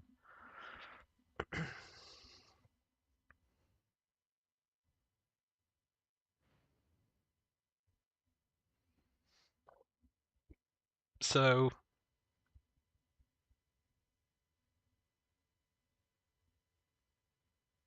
I don't know if this is working.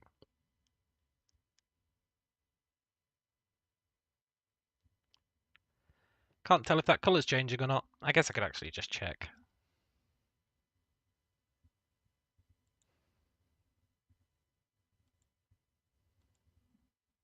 Yeah, he is dying. And that is changing.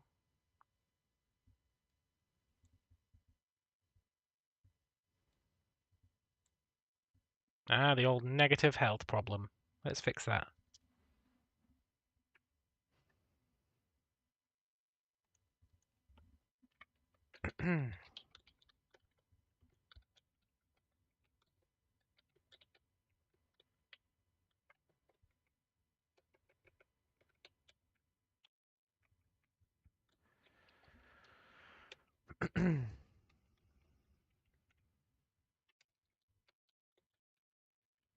There we go.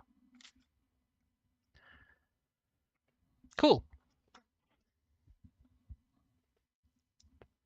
So, now we need to think about how you would restore the health of a person in a casket. It could just be another machine that you plug them into, but that's kind of boring. So,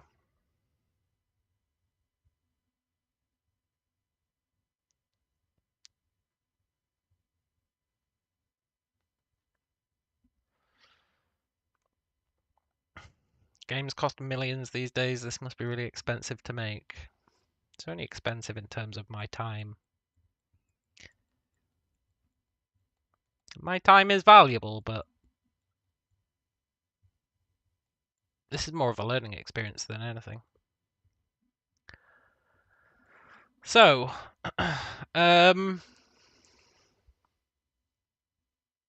how do you heal a guy? This is quite an important question. It lets us branch out the scope of the mechanics. There's a lot of answers to that question. How do you heal an occupant of a casket, right? There's a lot of potential answers. We need to find a good one.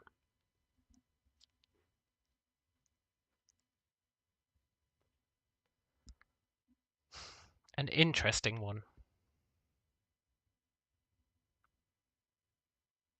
We're not just going to drag them into a machine.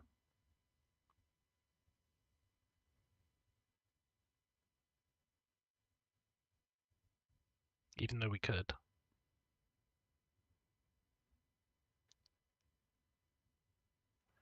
Could the casket have restorative tech? But then all you'd have to do is power the casket again. And then we're robbing ourselves of a new mechanic.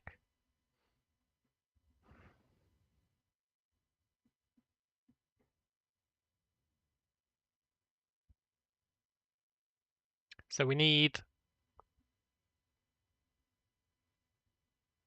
some way. Let's ask the old GPT. I like asking it for ideas. It usually comes up with shit ones, but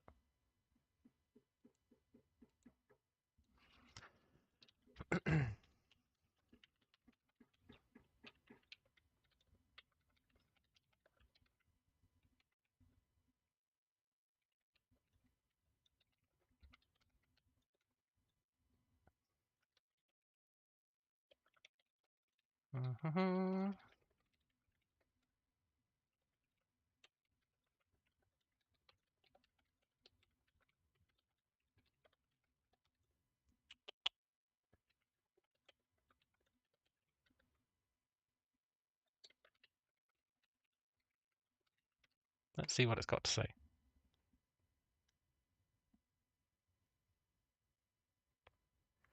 Deploy little robotic doctors that can be upgraded over time. These bots could perform routine checkups and emergency procedures. Players can manage resources to upgrade bot capabilities. It's not the worst idea.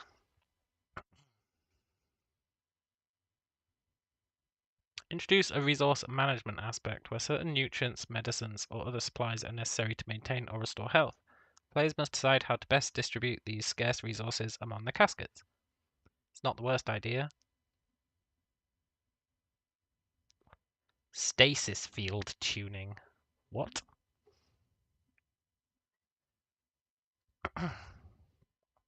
Hey, Brian.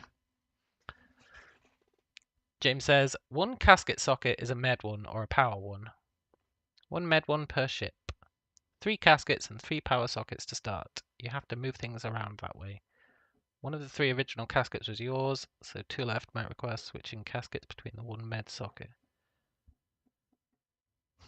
I don't really want medicine to just be another socket, though. It could be like, it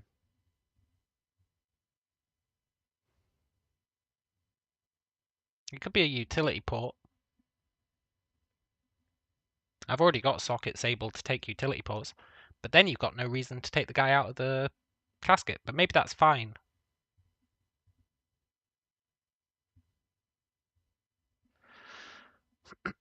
So, since mental health would also be crucial, introduce mechanisms to maintain the mental well-being of the sleepers, like simulated natural environments or dream therapy sessions. That's quite a good idea. Allow players to engage in futuristic genetic tweaking. By modifying the sleeper's genetic makeup, players can make them more resistant to certain types of damage, or speed up their recovery rate, at the risk of potentially unpredictable side effects. That's quite a good idea.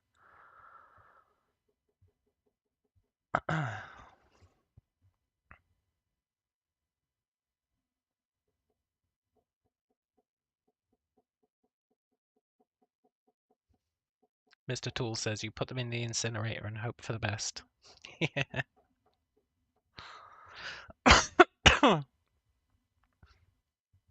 So, what I'm thinking maybe is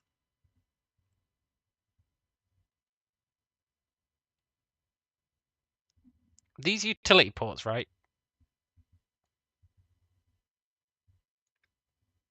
are very generic. I can attach these to the beds. So what if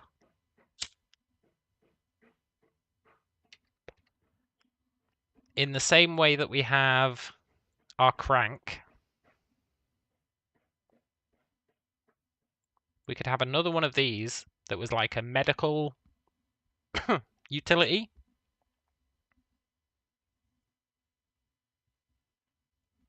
And for that, you would have to either bring the utility over to the sleeper's casket, if their casket has a utility slot. But if their casket doesn't have a utility slot, you would have to take them to a casket that does have a utility slot and plug in the healing utility item into that slot.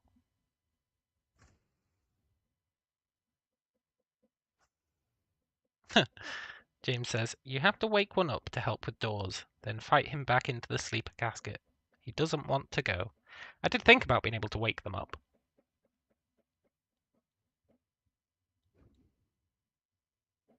The only issue I have with the healing utility item, I like it because currently I've only got one utility item, which is the crank.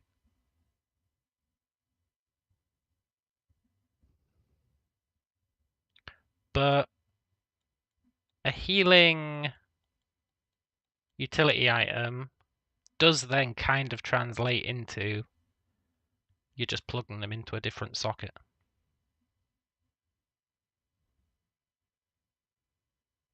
Except there's more nuance to it than that because, well, just because.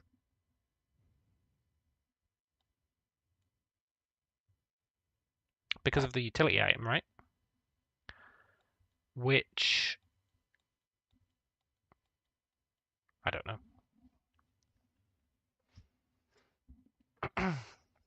It's an idea.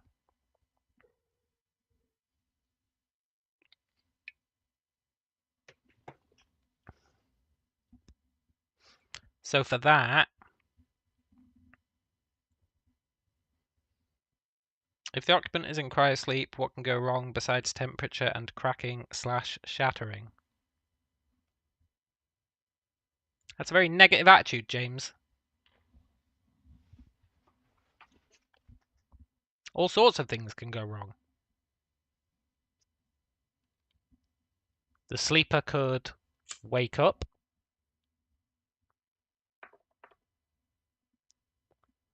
and start banging on their tube, on their casket.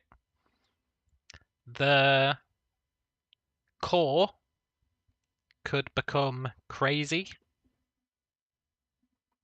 and start messing with it. Oh, this casket's got a crazy core, and you have to rip out its core and replace it with a new one. But while it has no core, all the casket behaviors wouldn't work. There's all sorts of things you could do.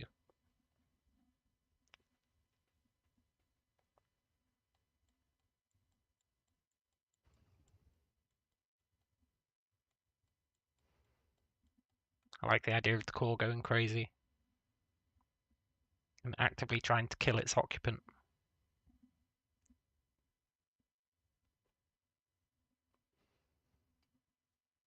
Yeah, exactly. It's very much a you problem, James. It's not a problem with the concept. Granted, I can't think of the examples. Well, I guess I just thought of at least one.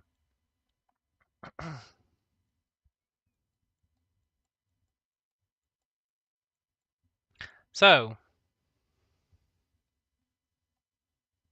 are the cores named HAL 9000? Some of them could be. Like, we've already got the crazy core for the door, right? We can have a similar thing where a core could get fed up with maintaining its sleeper.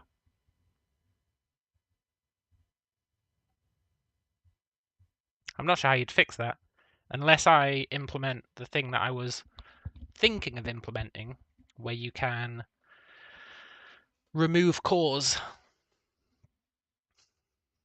which is quite a good idea, I think. The ability to remove a core and put it in something else. It's not a terrible idea.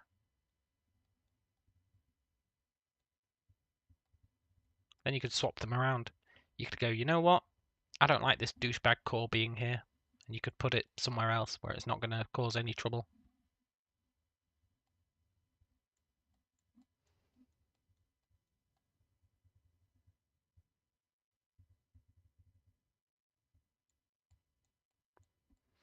For now, though, what if cores get bored watching people sleep, so you have to trade it for a door and the door for the casket? Yeah, exactly, right? The cores could I want the cores to have personalities. And I like the idea of them getting bored of their job and wanting to do something else.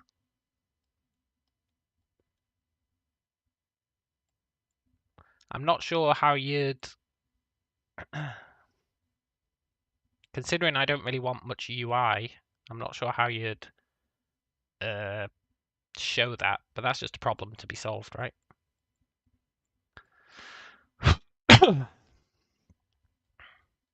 A problem is just an opportunity for creativity. So, yeah, I really do want to be able to swap them around. Maybe we should work on that. Show it with eyebrows. Yeah. Yeah. Well, I do need to work on the core, right? Because currently, if we look at the core,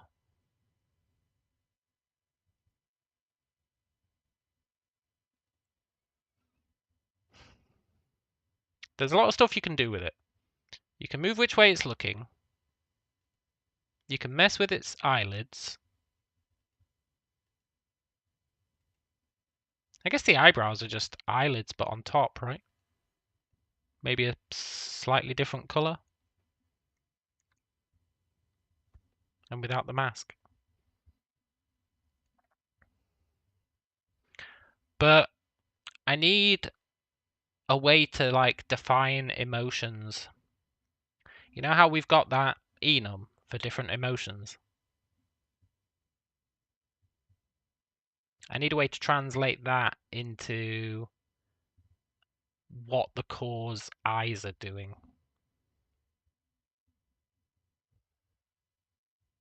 And that's quite a tricky problem to solve. But it's a good problem to solve.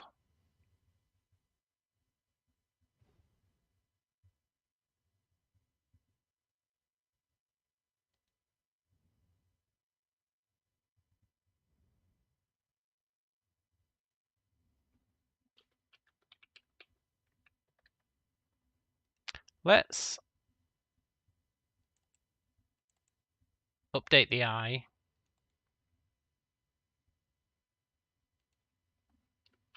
to have an eyebrow. I'll allow it.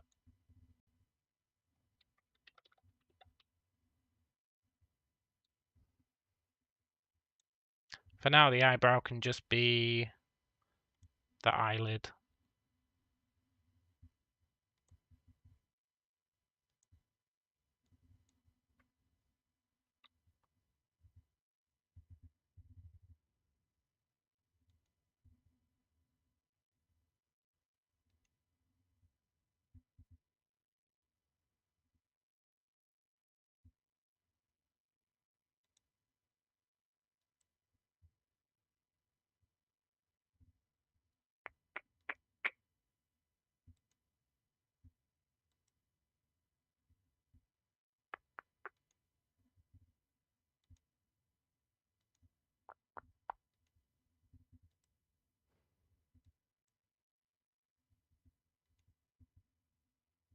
Mm.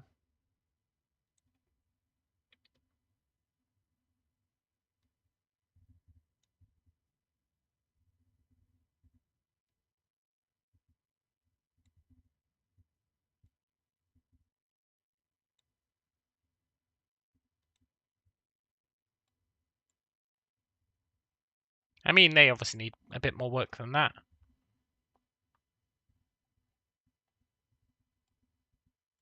Probably want to move them down a bit.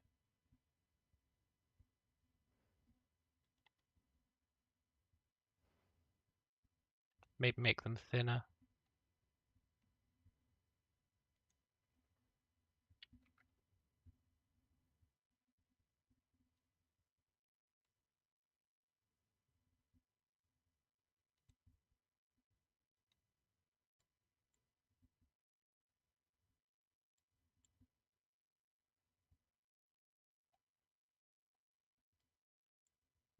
Maybe make them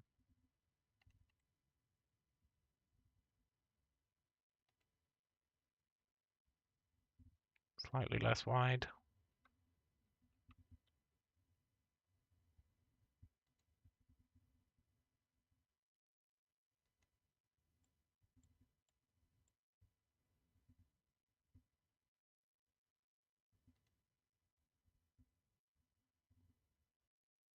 So then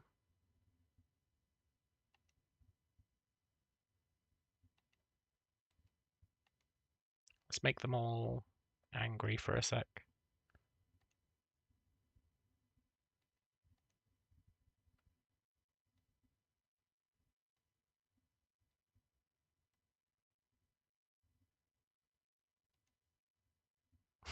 Well, it didn't really work.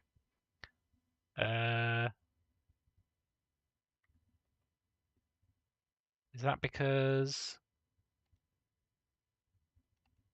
See how much hassle this is going to be.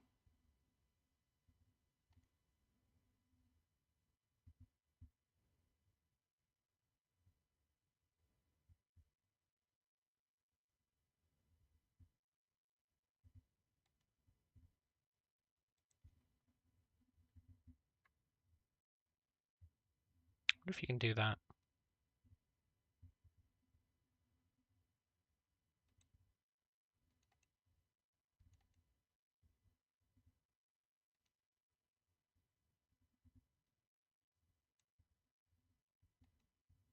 No.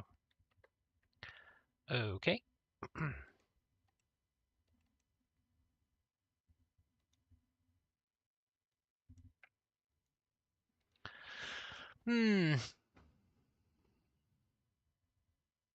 Eyelids are a complicated issue. Eyebrows, rather.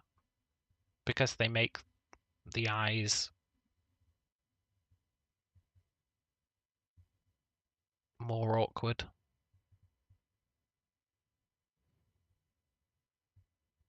It's a solvable problem. But it is a problem.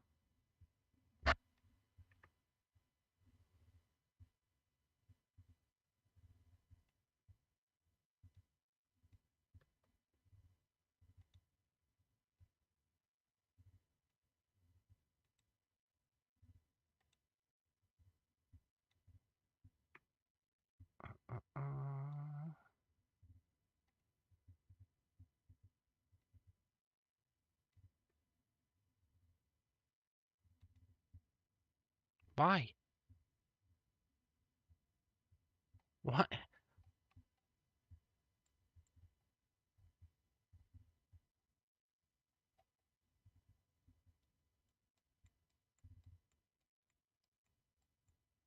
They've all just gone a bit mental apart from that one.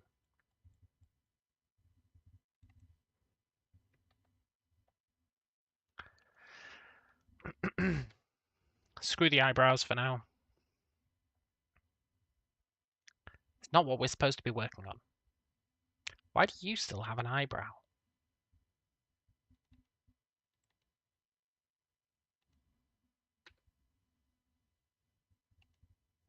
There we go.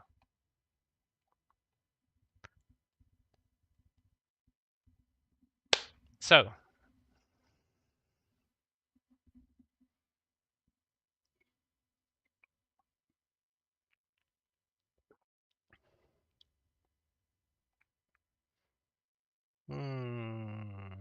I'm not getting into the whole core personality matrix at the moment. For now, we're supposed to be solving the issue of how we heal an occupant. Let's not let ourselves get distracted. How to heal an occupant.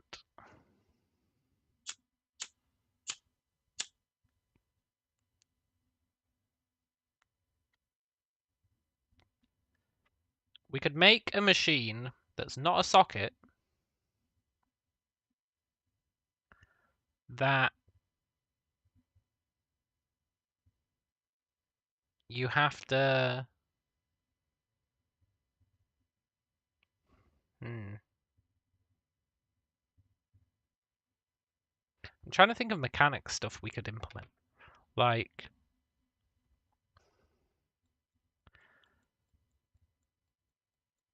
you have some sort of a machine.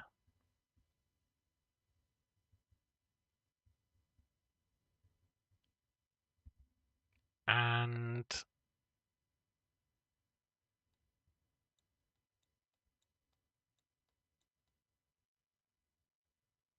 I don't know what you would do with the casket. Let's move over here so we can play with it in isolation.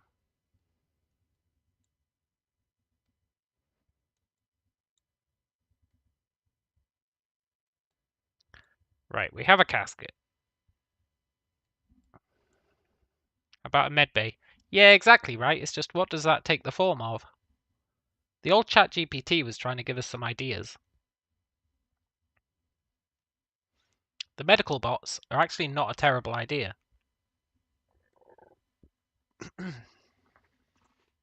If there's a medbay with little robots in it, and when a casket gets brought in, they look at it and go, oh yeah, and they go and heal it.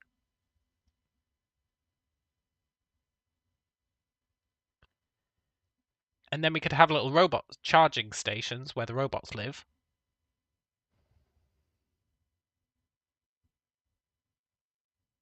So they go out, they heal anything, and then they go back to their charging station. That would mean implementing some sort of pathfinding. Pathfinding in a physics-based game.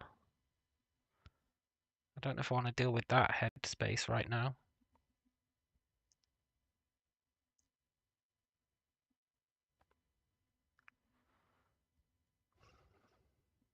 I could do it. I just have to separate the grid up into a bunch of nodes. Have each node get turned on or off based on whether something is occupying it. Then run the old A star. Should we do that? Should we make some little robots?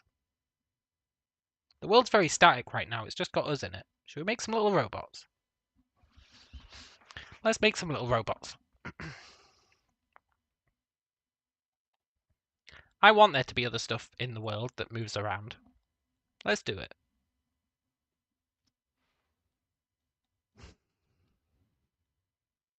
To start off with, the robot is going to be just a floating robot core. I think that's fair. So let's create a new prefab.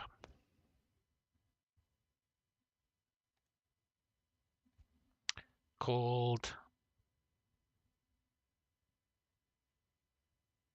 And this ties into my robot cores, because I want robot cores to be able to be swapped between different robot bodies.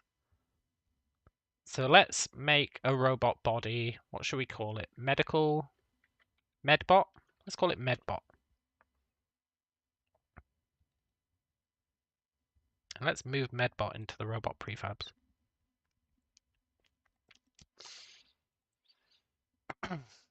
Okay, so Medbot has a core.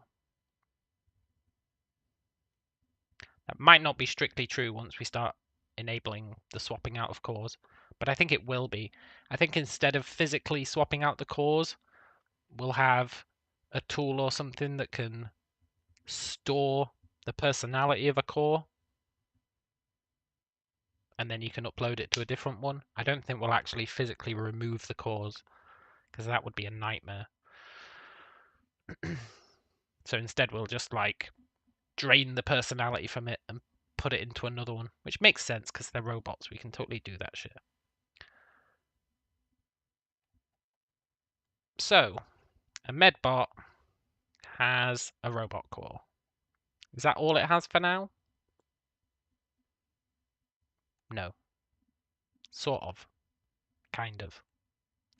So we need to make a...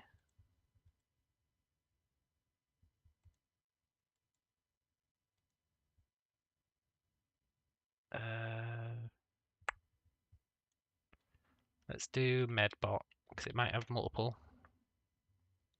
things involved with it. And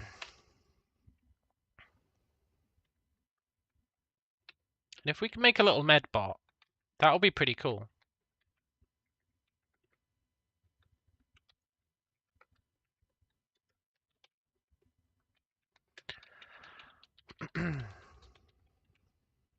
has a robot core.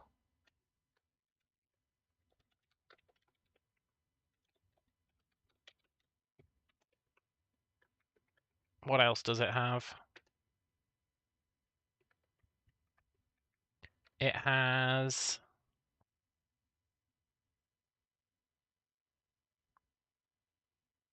the robot core has to be able to control the medbot. So it's going to need some functions that the robot core can call. Move to location.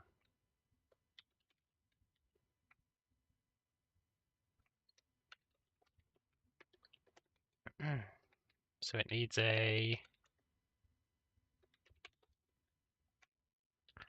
target location.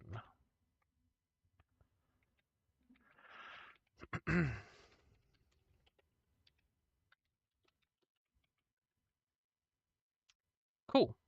That's all it needs for now. So then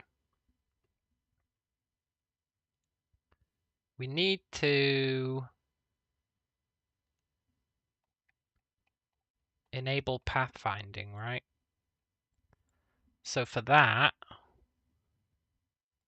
I think we have to create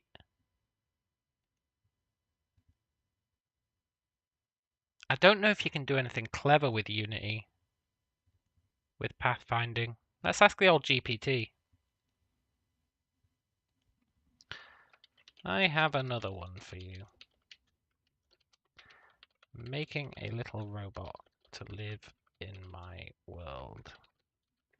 It's a 2D top-down world in Unity using colliders and rigid bodies, etc. I'm trying to figure out how add manage pathfinding in such a world. I was thinking of creating a grid of nodes which I generate across my map. And each node checks whether anything is colliding with it. Presumably, it also needs links to the surrounding nodes or something.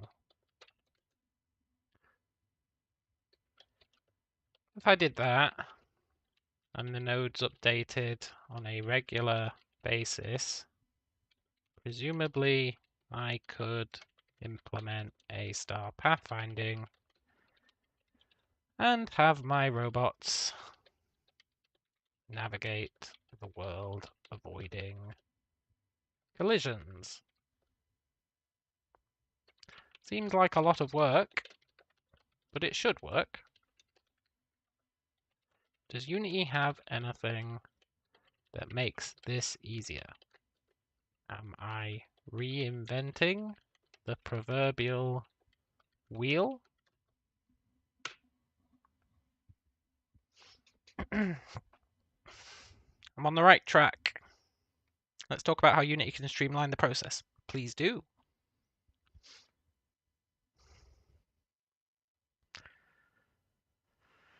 Navigation meshes. Unity's built-in navigation mesh is the easiest way to implement pathfinding. It allows you to define walkable surfaces for your agents and to use those surfaces to navigate around obstacles intelligently. You mark which parts of your game world are walkable using the nav mesh tools. This will create a mesh based on the geometry of your scene. Attach a nav mesh agent to your robot. This component uses the nav mesh to find the optimal path and to navigate around obstacles. If you have moving obstacles, Unity can handle these with nav mesh obstacles, which dynamically alter the nav mesh to reflect the current situation.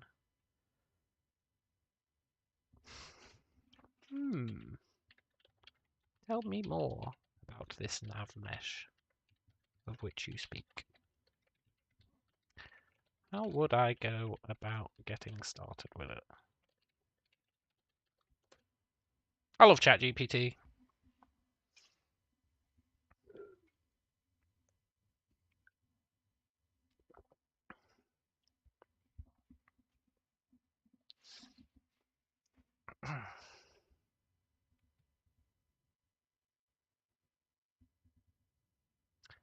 Go to Window AI Navigation.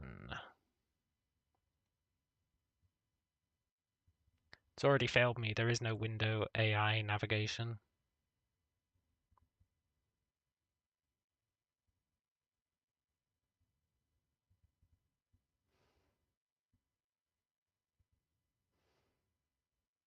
And this is why ChatGPT is a bit sketchy sometimes. It'll be like, oh, just do this. And then it's like, that's not something you can do, man.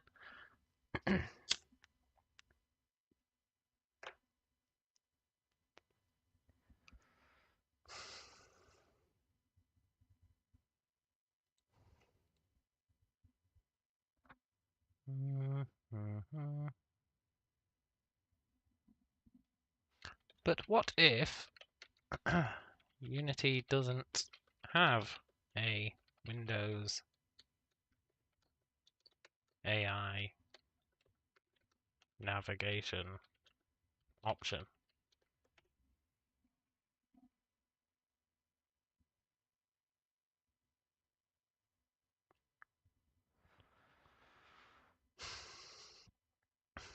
Window sequencing navigation.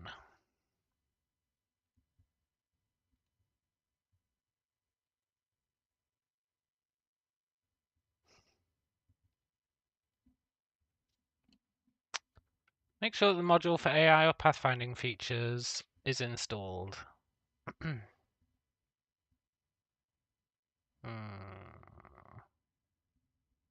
It'd be a package, right?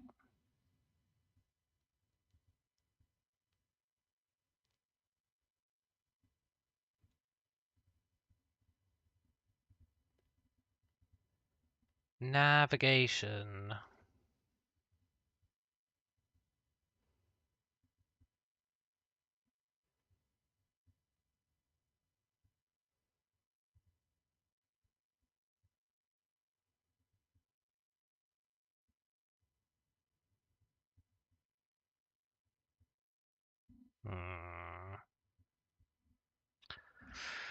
Well, this sure makes life hard.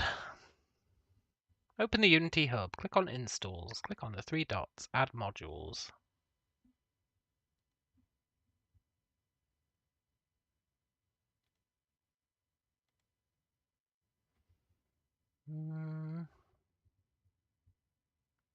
I feel like it's just talking shit.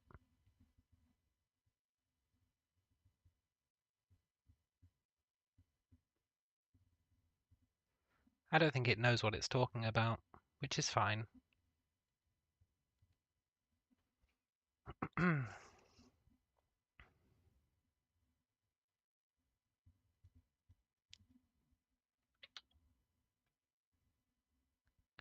Navmesh agent, navmesh obstacle.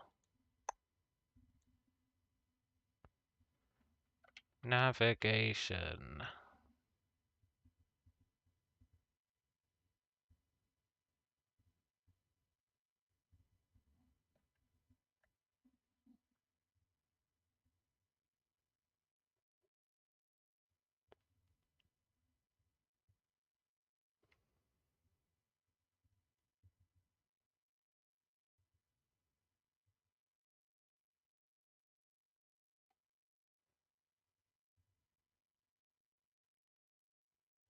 Maybe it's just in project properties.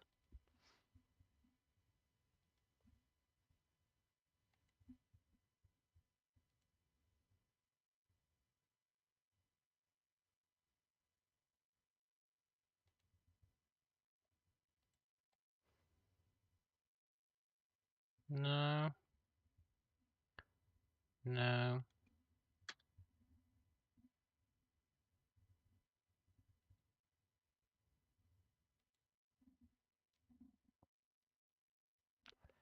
Shoot. Shoot on a boot.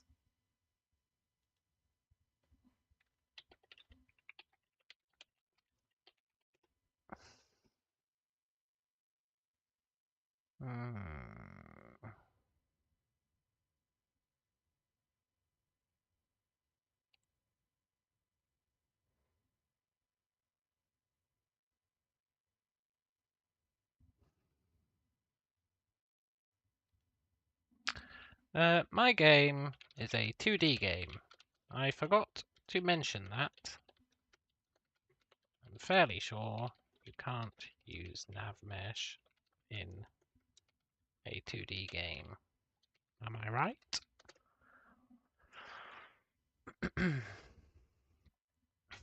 You're correct. Yeah.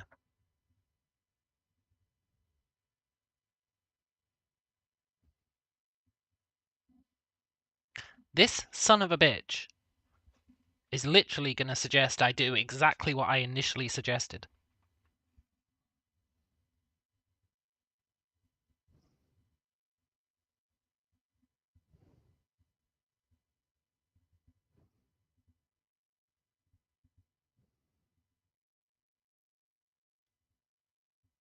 This is exactly what I said. I was the one who told it I should do this, and it was like, no, don't do that. You can use the nav mesh. To be fair, I hadn't told it that my game was 2D.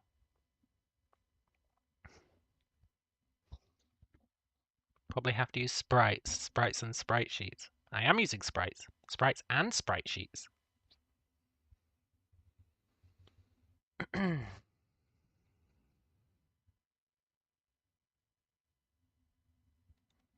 Yeah.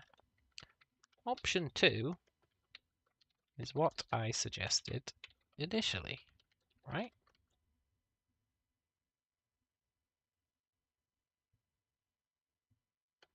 So let's think about how I can do that in a nice, clean, efficient way.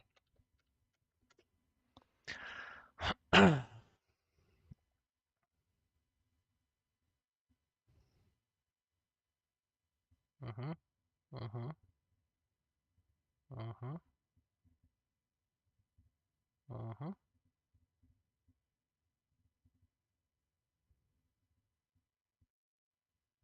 Mhm.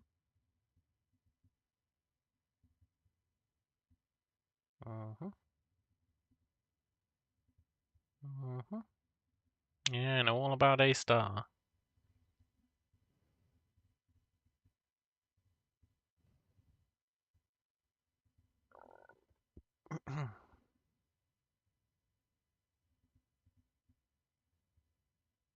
Thank you, ChatGPT. I will take this and then probably modify it because it'll be mental in some way.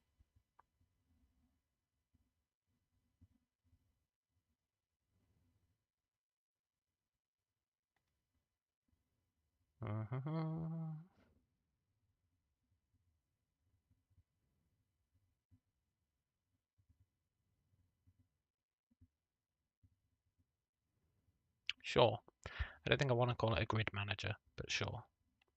Yoink.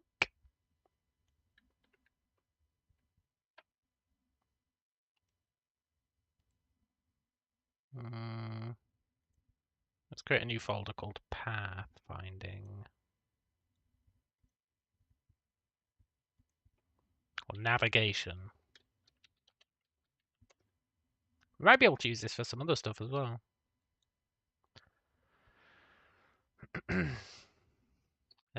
Navigation grid.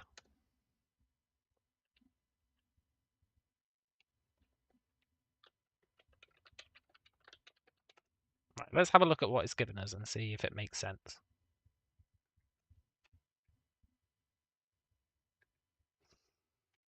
A node has a position, a grid X, a grid Y, and whether it's walkable. Sure. The navigation grid has a size, a radius for the nodes, a layer mask.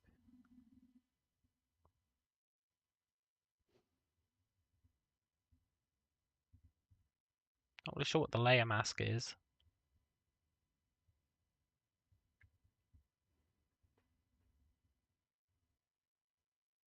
Layer mask. Oh, it's just which layers it should be checking, right? I think.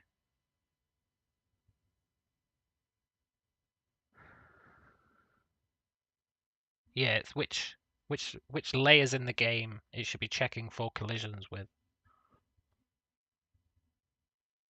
So we'd actually need that. Although we might do for optimization.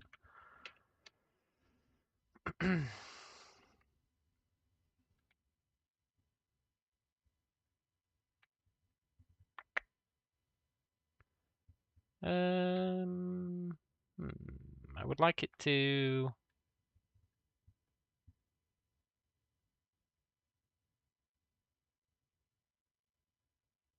Probably want this to have some sort of debug rendering.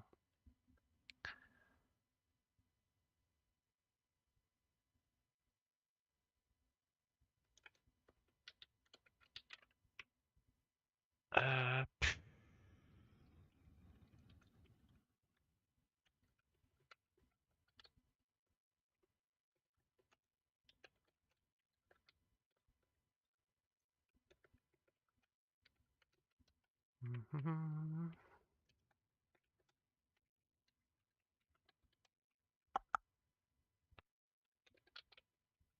Let's get each node, and then let's debug draw circle.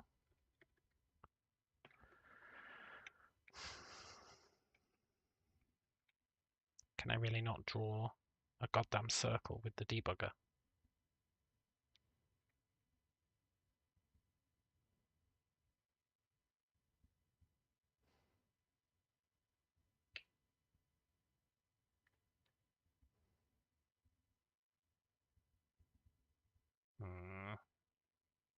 Whatever. I guess it's not doing anything in its update for now, but we will be at some point. We'll also be updating the collision mesh.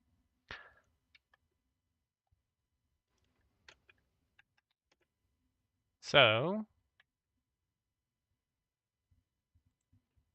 why would you put an underscore on your parameters? It makes like no sense.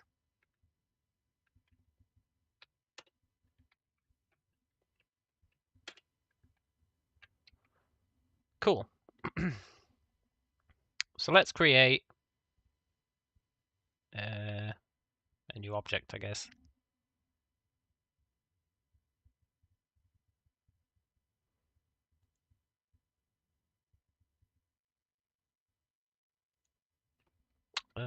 Navigation grid.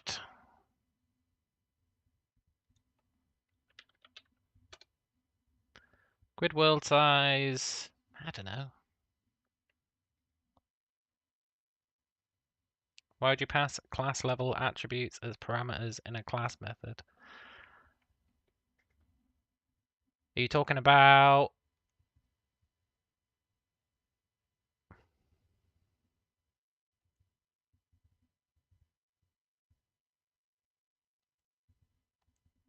I'm not sure what that's in reference to. But I do agree. Why would you? In node.cs. Well, that's the constructor, right? So that's just the constructor. That's for setting it up.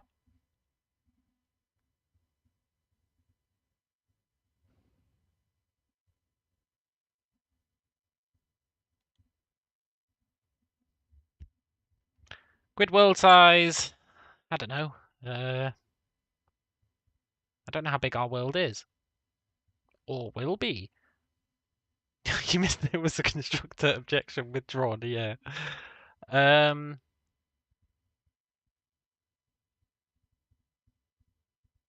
might have to split up our map into multiple maps if I do a navigation grid. Which wouldn't be ideal. I guess I could have multiple navigation grids and I could enable them based on whether the player's inside them. Yeah, something like that. For now, let's do 20 by 20. And our node radius is 0.5. And I assume it did something mental like world bottom left is current position minus half the grid world size. Oh, okay, so that's cool. So we just need to put it in the middle of our world.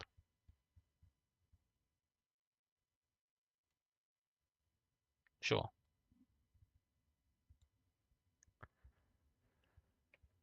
I want to be able to see these nodes. Let's start it up and see if it generates it correctly.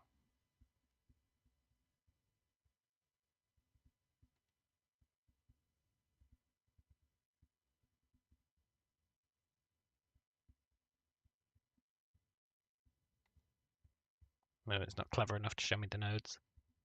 This is why I need a debug renderer. God damn it.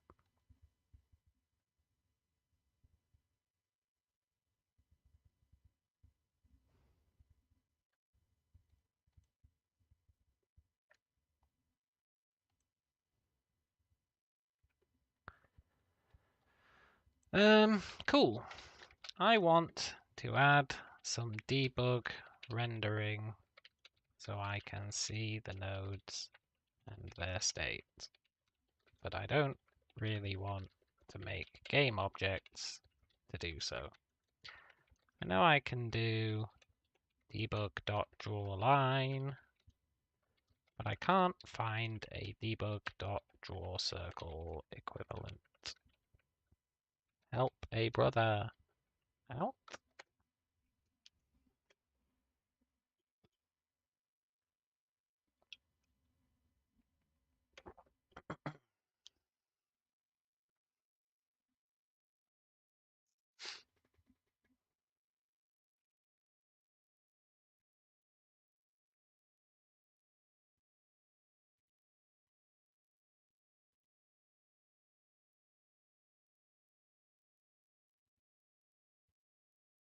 Yoink.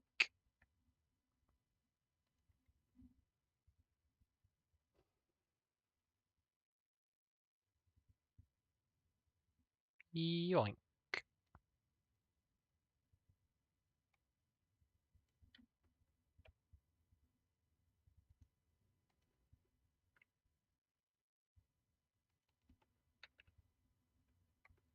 Let's see if that works.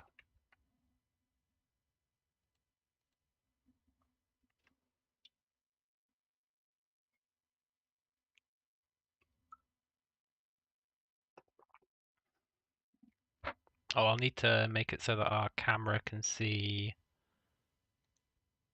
debug.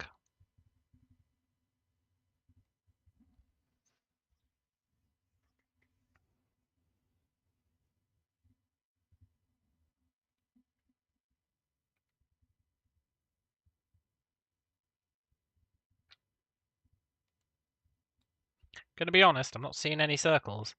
I think it was being dumb.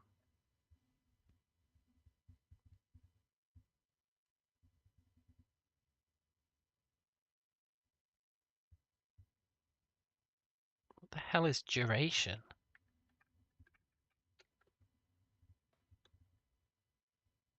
I wish Unity would do good, like, comments on their methods.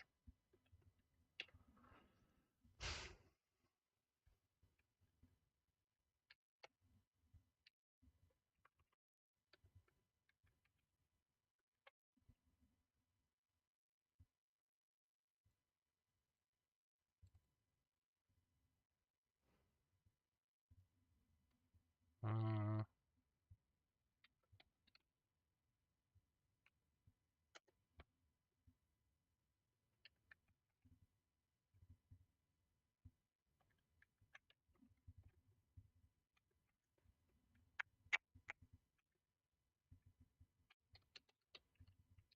let's see if that works. Might be overdoing it a bit, but that's fine.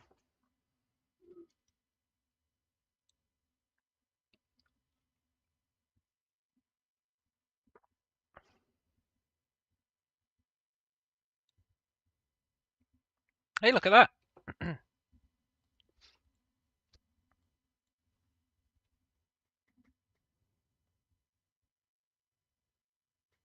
Regarding comments on Unity methods, draw circle is my method. You know what, James? That is an excellent point. Well made, and I retract my objection. I forgot it was my method because I stole it off ChatGPT.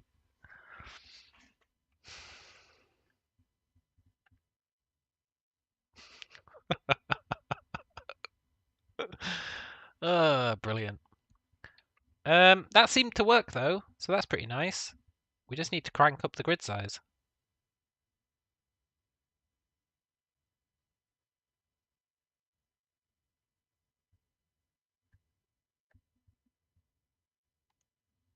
Which is going to be insanely non-performant. Let's get 10,000 nodes. This isn't going to absolutely tank performance whatsoever.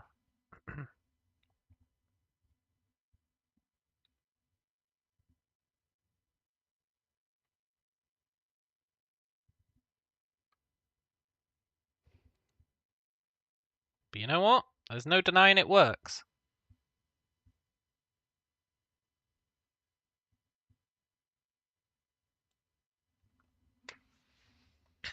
So, it definitely works.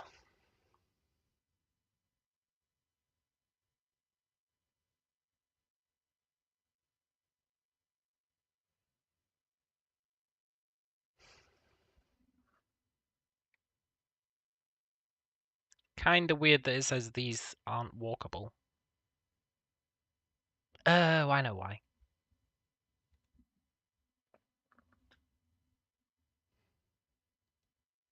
It turns out I did actually need that filter.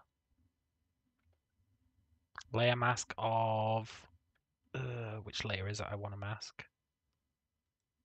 6. That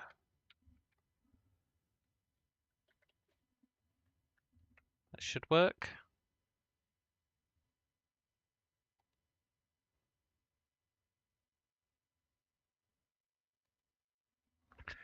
We may need to add some space between the nodes. Try and cut it down a bit because...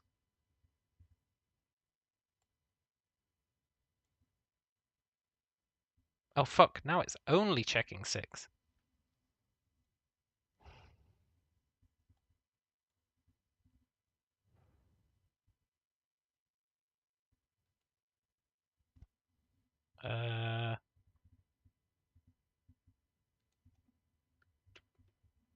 Now it should check everything but 6.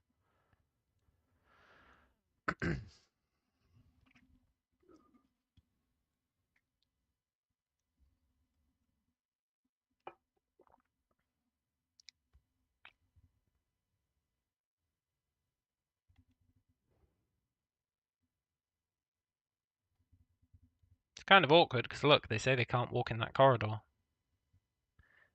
We'd need to...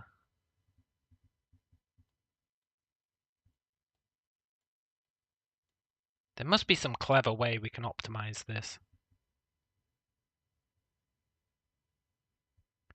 Like we can say, look, if when we're building you... Although I think it's just the debug drawing that's slowing it down, honestly. I don't think the actual mesh will be. But we are going to want to be recalculating all these all the time. But we can say, if when we calculate it, right, we can add something to the node that says like is static.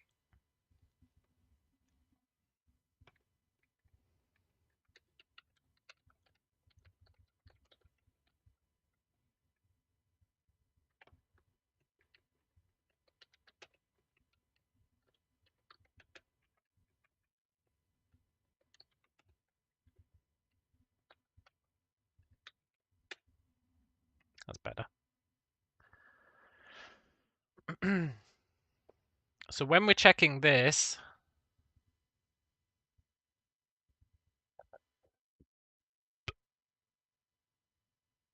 we should be able to get... So we get the collider.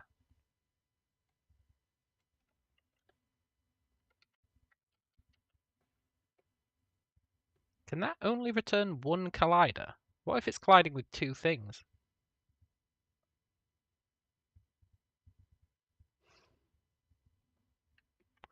What if it's colliding with two things?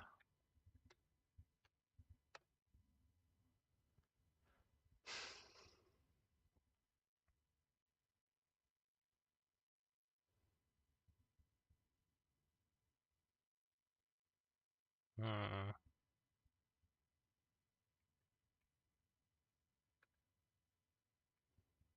Anyway, we can say like collision dot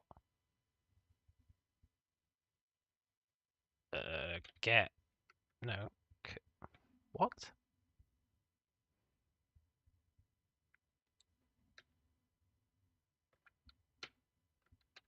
Get component rigid body 2D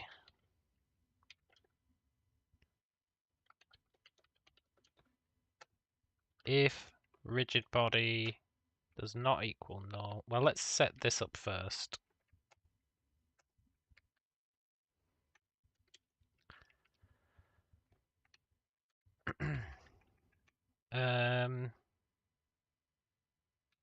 Collision does not equal, no, equals not. If there's no collision, then it's walkable. If rigid body is not null,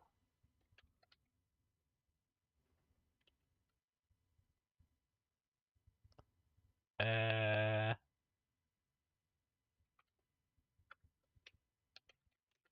it's not static.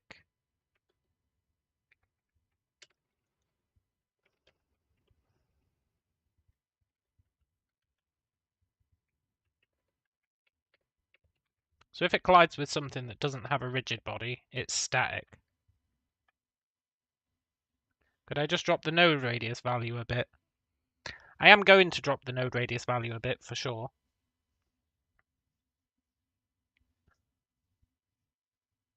But by doing this, I can cut out all of the wall segments from being calculated. Because we're going to have to recalculate this for all the moving ones, right?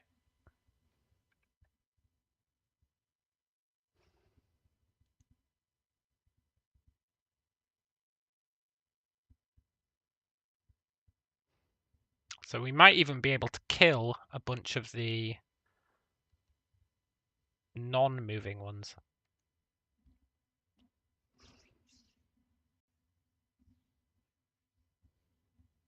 Because if there's a static node,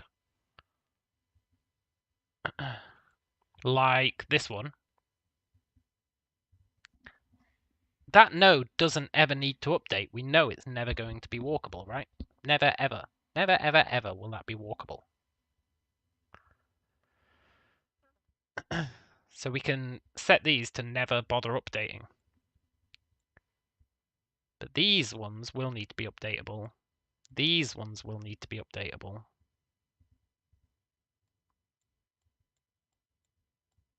Stuff like that.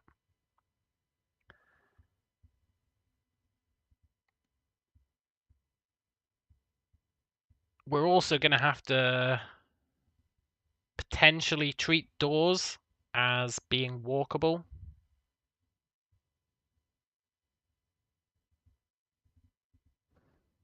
Which might lead to some weird behavior, but we can work through that problem. I think I need to add the door layer to my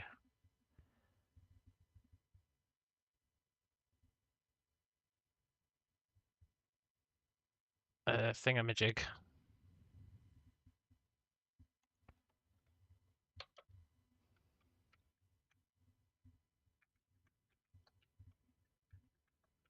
I think this is what we do. What's my door layer? 7. So now we should ignore the door layer as well.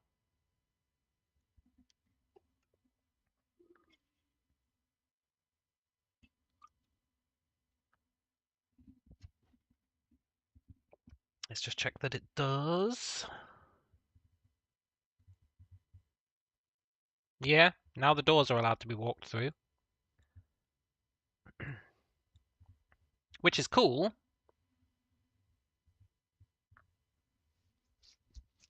Temporarily.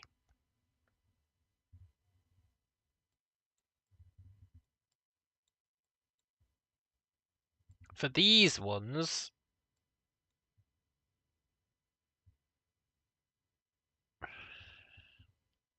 we'll be colouring that all in black anyway, so it won't matter.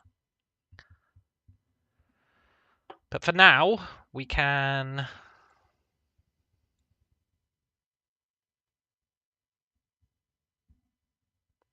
accept that for what it is. I guess we can reduce the height, right?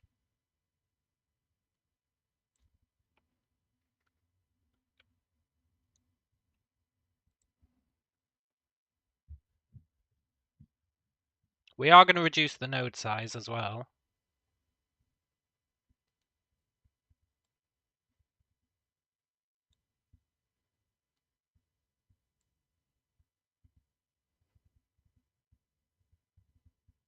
Yeah. Yeah. Yeah. It's going to be the perfect crime, maybe.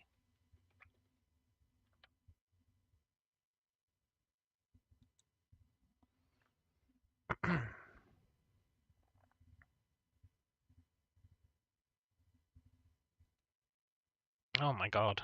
I think we might need to add some spacing between the nodes. But that's what the radius is.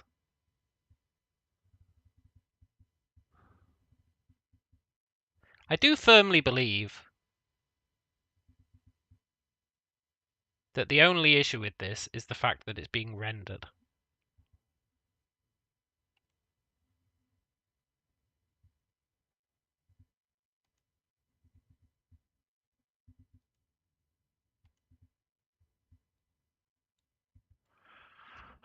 I feel like that should have stopped this being rendered, but okay.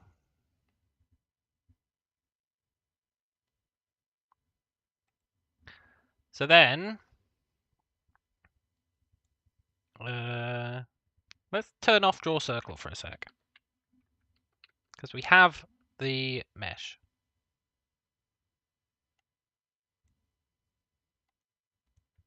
Right, that gives us the basic YOLO mesh.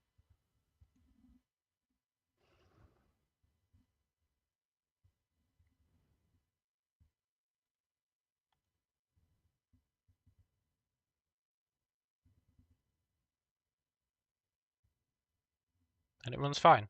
So it's the drawing that's the problem.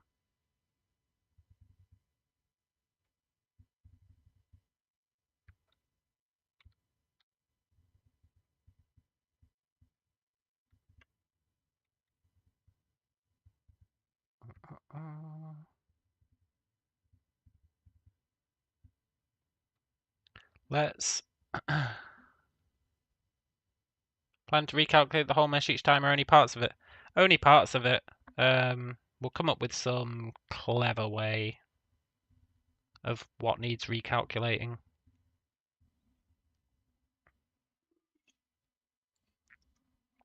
We know that we don't need to recalculate any static nodes, right? Static nodes do not need recalculating, so that's fine. As for non-static ones, which is stuff that has a rigid body in it,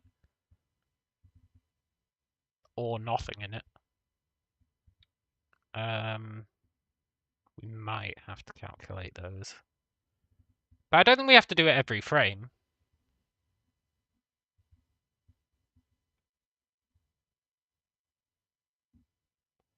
We can probably do something clever, like only do it for stuff where someone has moved or something, if we can figure out that information.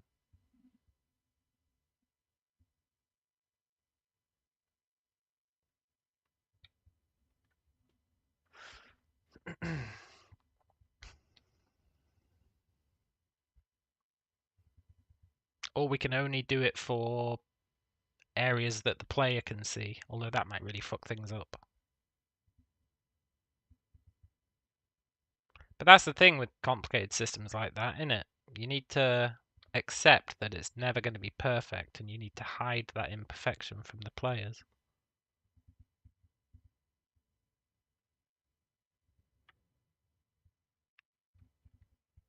However, now technically we have a grid that we can use for pathfinding.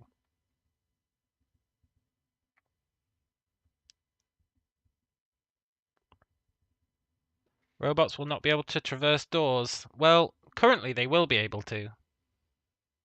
But if there's an unpowered door, they will just bang against it.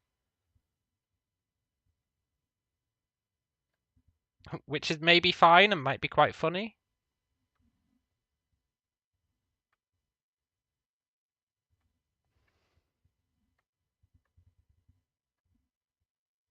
Because currently doors are invisible to the navigation mesh. So like this door, they'd be fine because the door would open and they'd go through.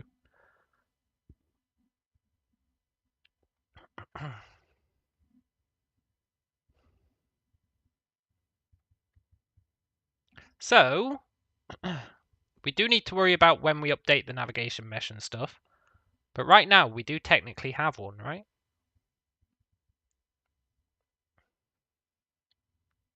So,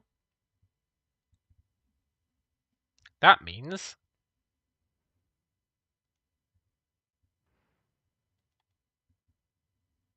we can give our little robot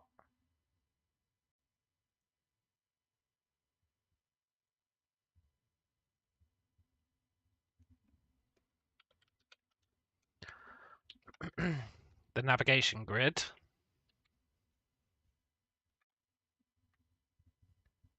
And then we need to implement A-star pathfinding.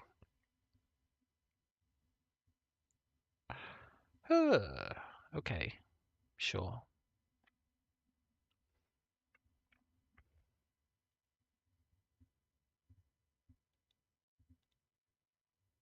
I do have another project I was making.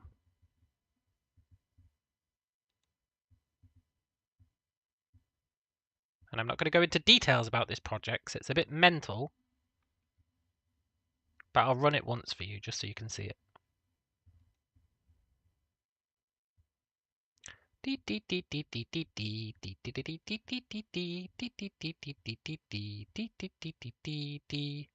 What is it doing? Who knows? I know. But it's implementing A-star pathfinding. That's the important part. It's implementing A-star pathfinding. So, we can just steal my A-star pathfinding and convert it. Yoink.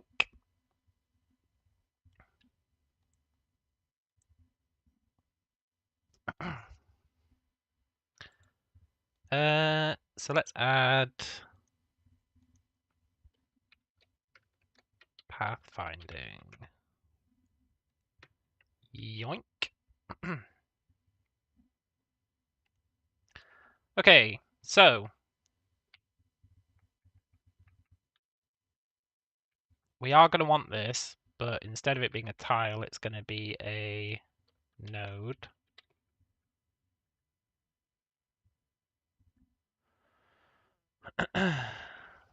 We'll need to start a Unity Calum Utilities project I can just yank in. Well, yeah, at some point, probably.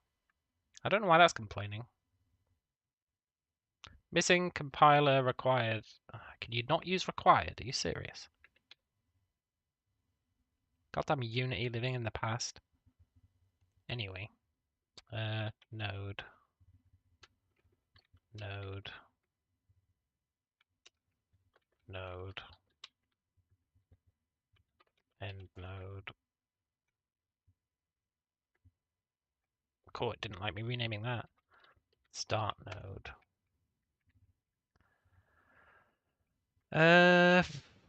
Don't care about that. Well, actually, I might care about that. End node dot is not walkable. If you're trying to get somewhere and the final place you're going to get is blocked, it's worth knowing about it.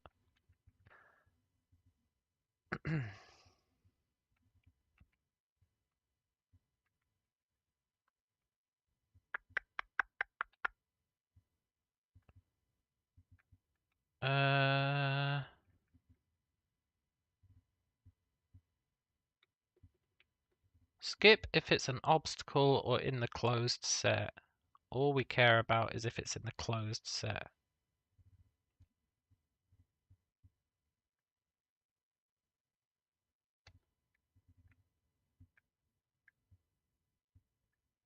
I think. No, we don't actually. No. Hang on. We need to kind of work backwards here.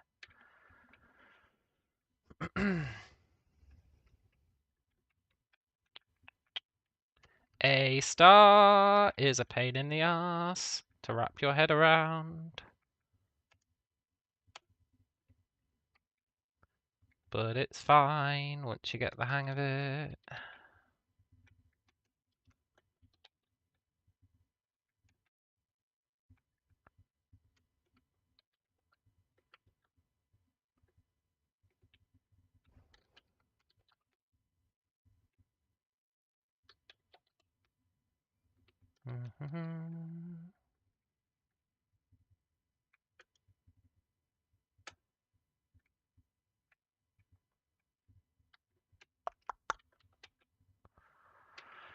Da da da da da da da. I feel like this will be super handy to have once I've sorted this out.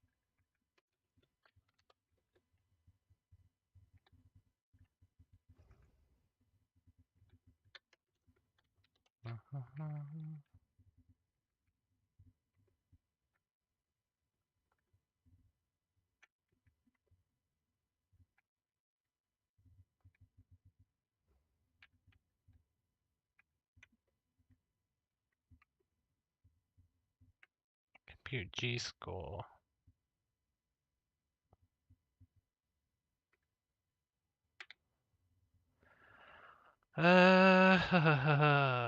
Open set.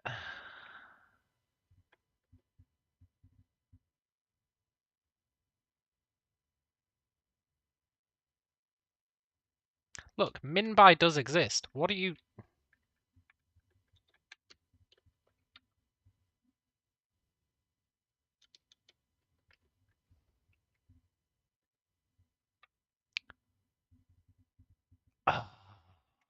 Does Unity's shitty version of .NET not have min by?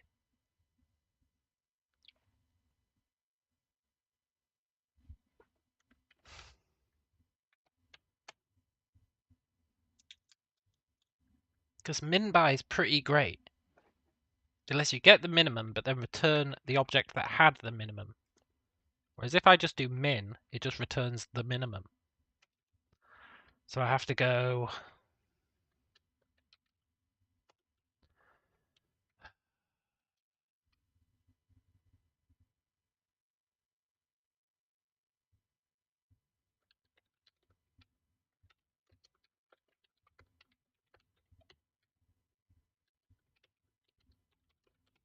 That's so freaking jank. But it'll work.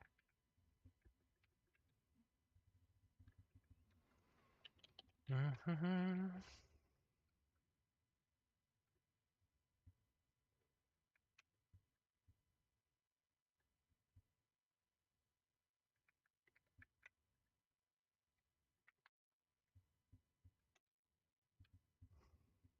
I not storing the neighbors of my node?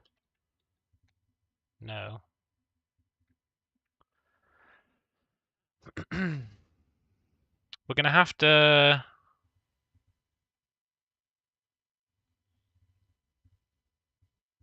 I think we can set up the neighbors of our node.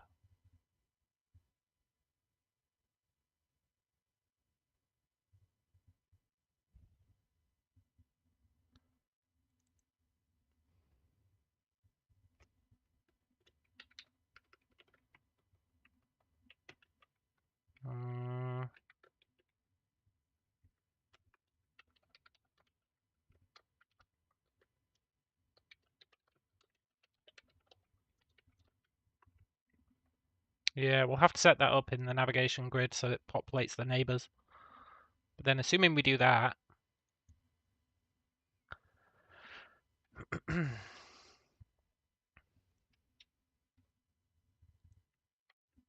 then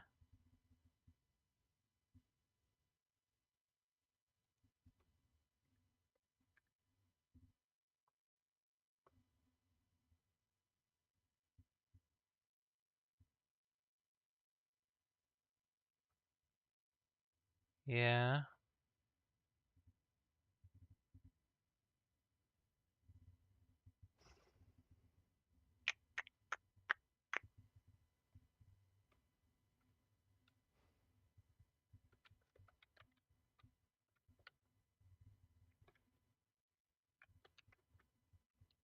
Yeah.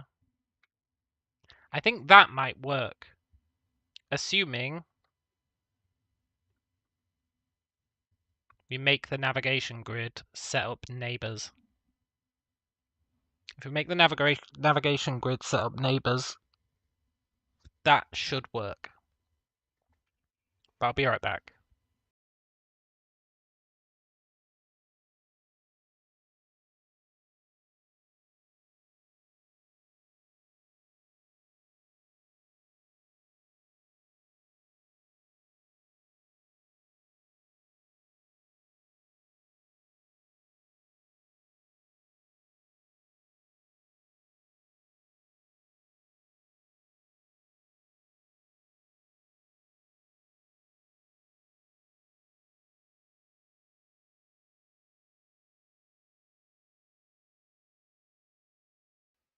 Okay, got myself a drink.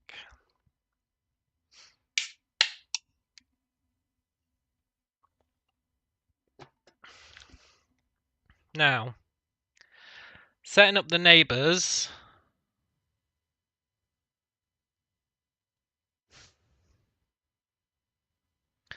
I'm just going to steal it from my other project again.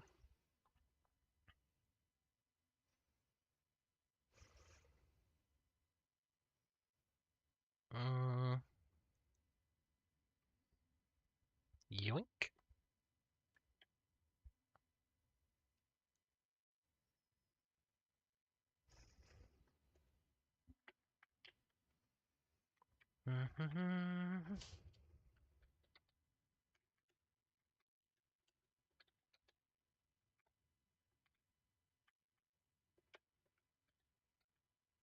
Oh shit! I preemptively closed it too fast. I didn't realize it was going to call another method that I had to yoink as well.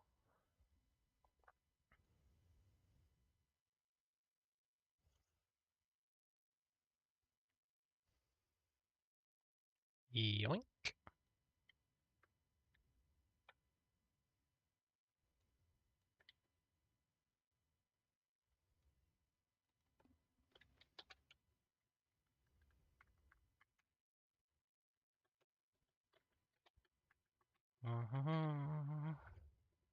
Uh.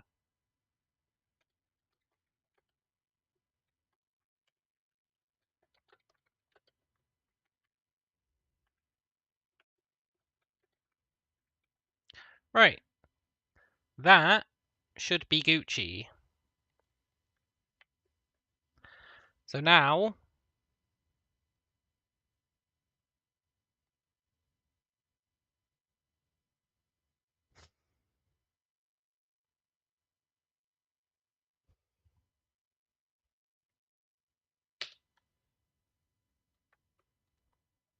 these old versions of C# don't like nullable.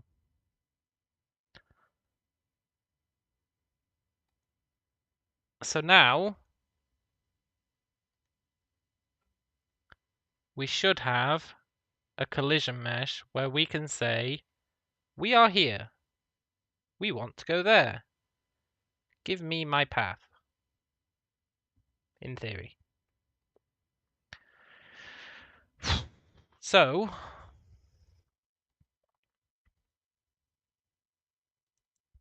it's a bit awkward because you have to give it a node that you're starting at and a node you want to get to. Which means the grid probably needs something like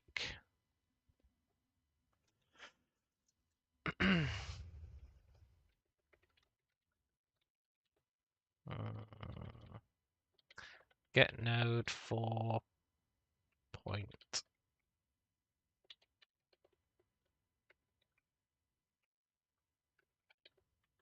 We need something like this. And that needs to return the node for that specific point. Then we can say get my node, get the node where I want to be. Then we can pass them back into this and say, give me the root. Which is arguably just adding complication.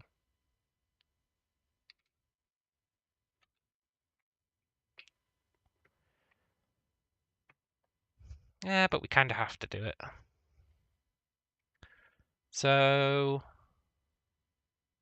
I just don't want to think about this.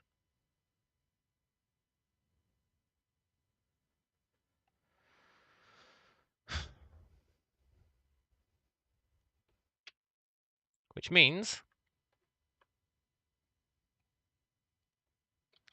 hello friend, please implement get node for point for me. I need it to return the node which the point lives inside.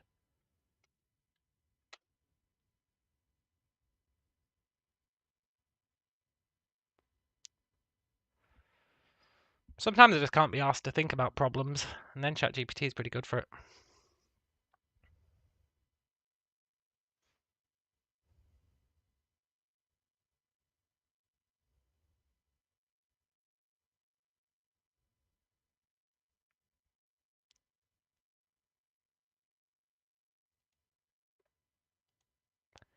Thank you. Cool. So now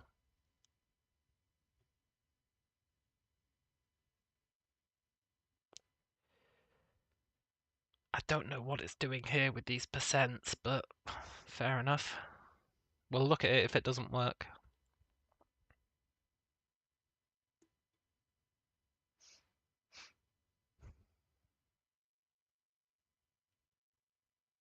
Now I kind of want to. Well, let's just do our robot. I was going to think of a way we can debug it, but let's just actually set up our robot.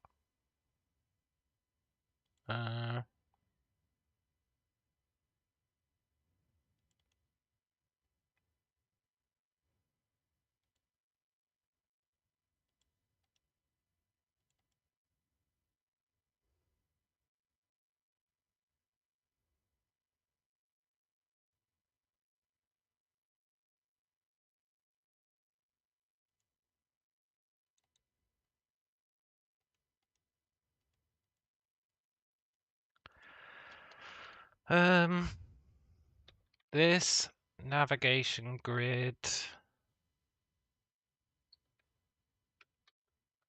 Get node for point. This transform position.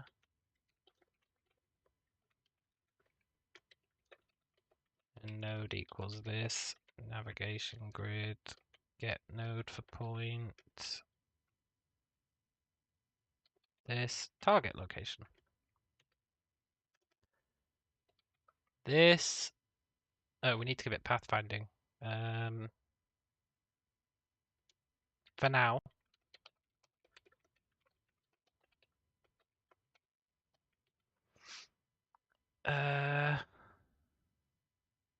Pathfinding. How do you know about the grid? You don't even need to know about the grid. That's why you're so awesome. All you need to know about is the nodes. Pathfinding, get path, start node, end node, var path equals. We should probably save it actually. Private list of node, current path.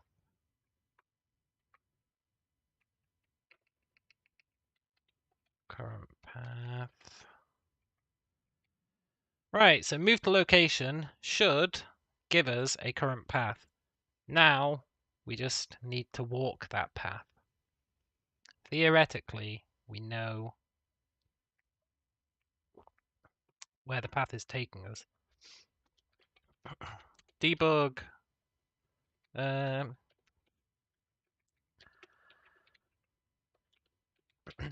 Draw current path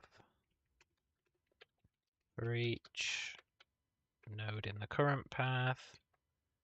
Debug, draw a line between node world position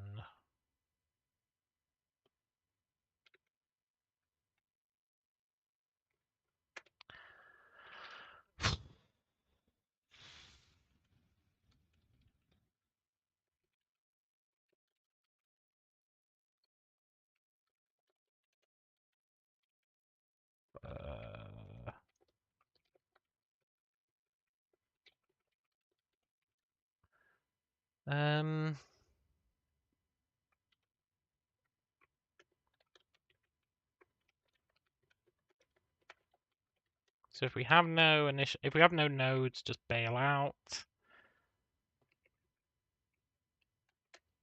If node equals current path first,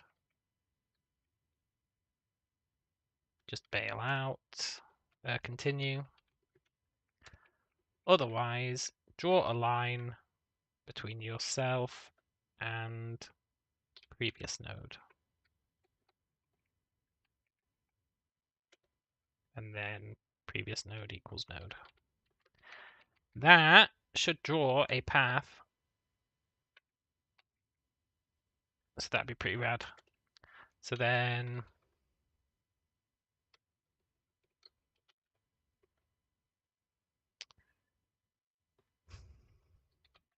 just draw your path.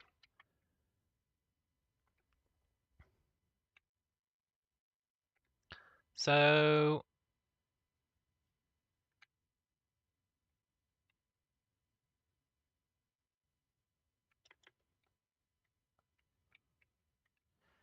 I don't know. Do you want to take the player? In fact, just take a transform.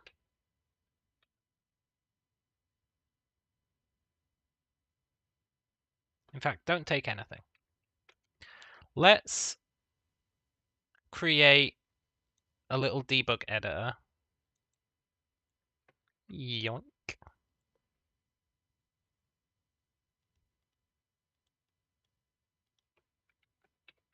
For a medbot.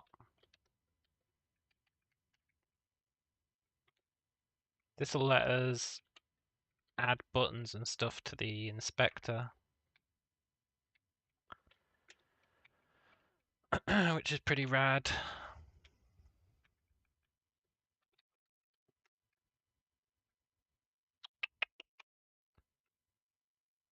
If GUI layout button walk to player,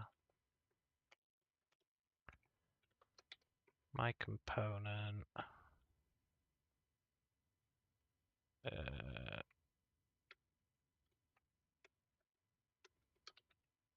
move to location, sod it, my component debug move to location.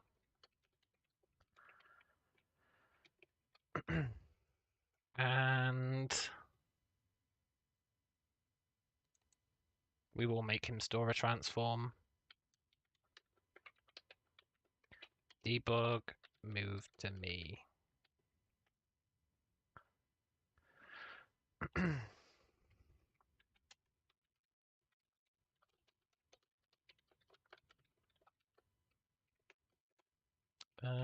That just calls move to location.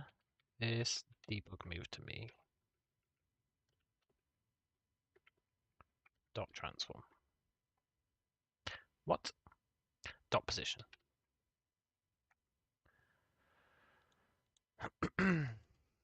Right. So now, if I move that into its own thing, theoretically, I don't know how this is going to work, but we can drop a medbot here. What?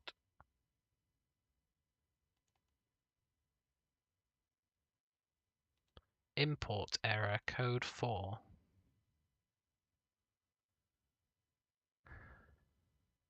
What?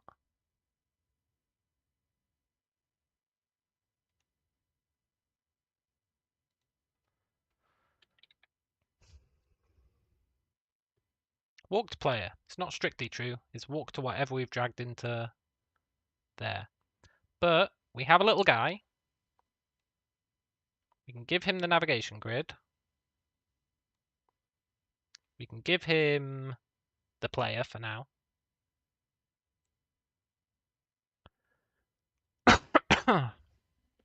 So now, the hope is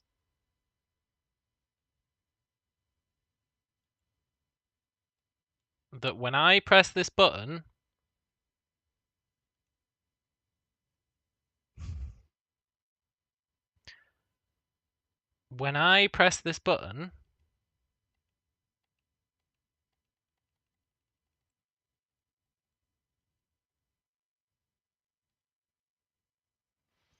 index was outside the bounds of the array.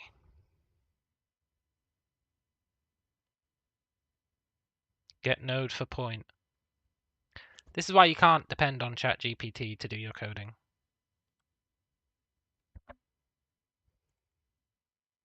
This is not returning a valid point.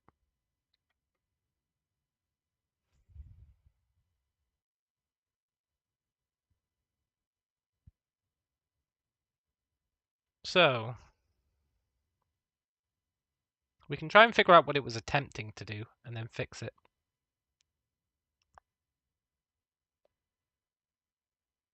So it's getting the world bottom left. It's kind of stealing it from this.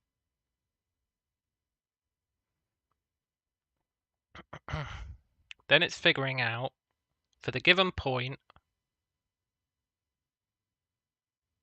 what percentage are we through the world? Okay. Then it's clamping the percentage between 0 and 1.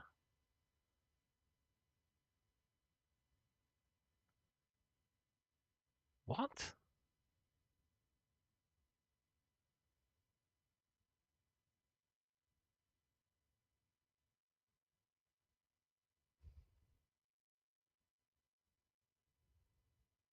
But it should always be between 0 and 1.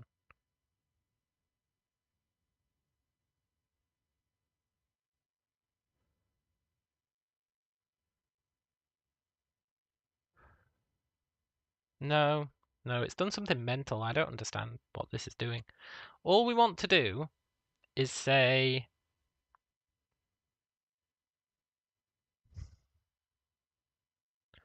for a given point, which freaking node are we in?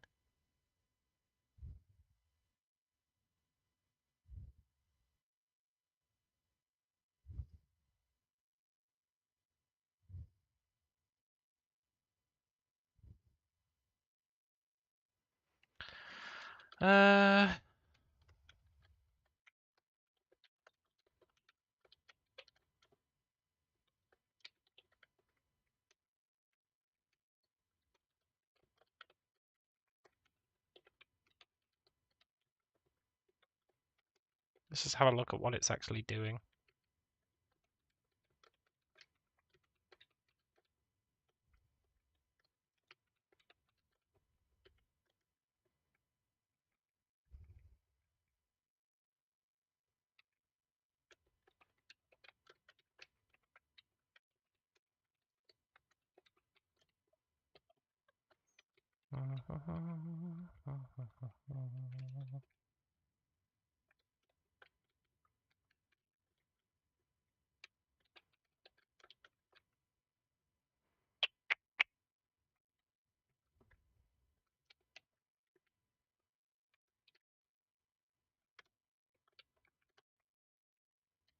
Right. Hello, Anna. C#, you never played that. You should. It's a really open-ended game.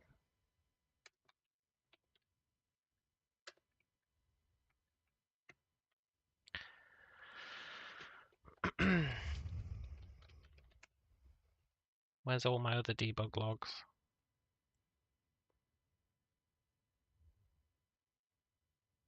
I'll be honest, I don't care about the ones that are inside the input system.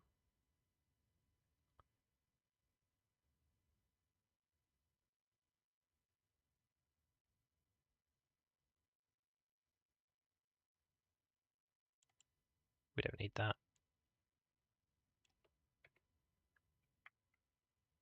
Is it good? You only played C.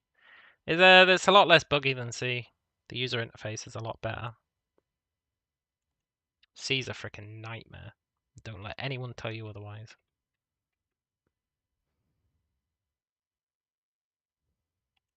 I write in C and I think it's fine. No, it's not. It's an absolute horror world that no sane person would use. Yeah, true. It's not the full-on C# that you'd get these days. It's a gimped Unity version. You like C. No, you don't, James. Don't lie to yourself.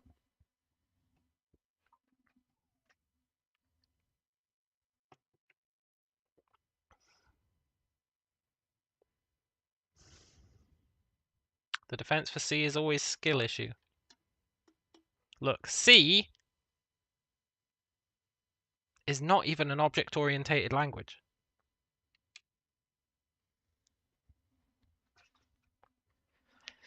Anyone who says they want to program in a non-object-oriented language, I just have to ask, but why?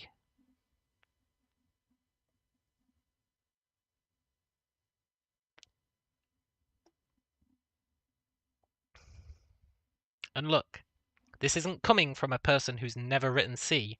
I've written C.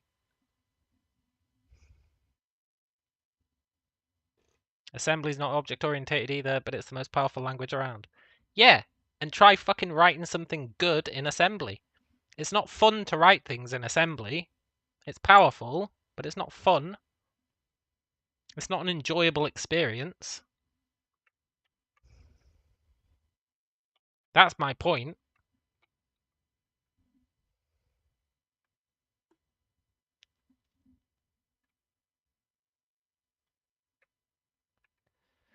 And I've got similar beefs with C++, but at least that's got object orientation.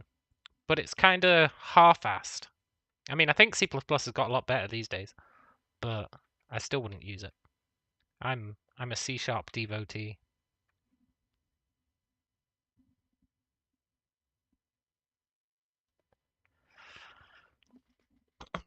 My point is, if you have an objective that you want to reach, if you're choosing to do it in C, you're shooting yourself in the foot. Unless it's like something highly optimized or requiring highly optimized stuff, which I think nowadays is a lot less frequent. C++ went crazy. It went really crazy. I haven't done any C++ in like maybe 10, 12 years, but it was starting to go a bit crazy when I stopped doing it.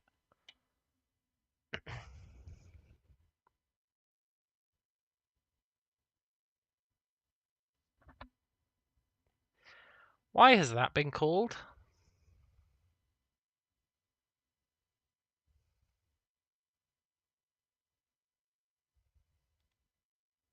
Line 74 of the navigation grid.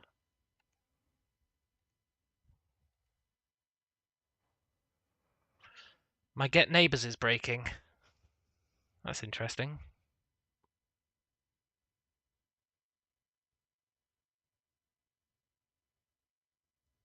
All right.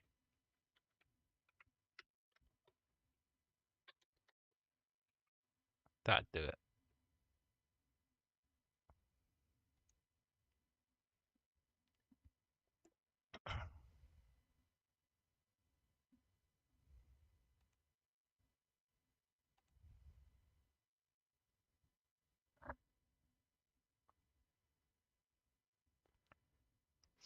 I'm the biggest C# fanboy there is. I won't even write code if it's not in C#.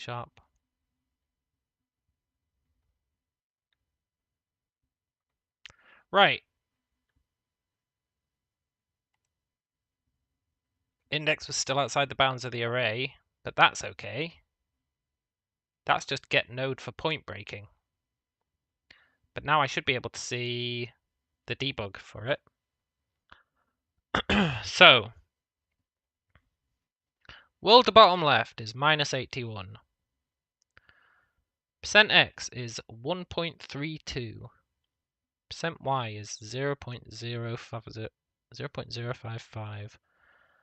Clamped %1, clamped %0, 200, 5, 200. I need to turn back on that grid renderer.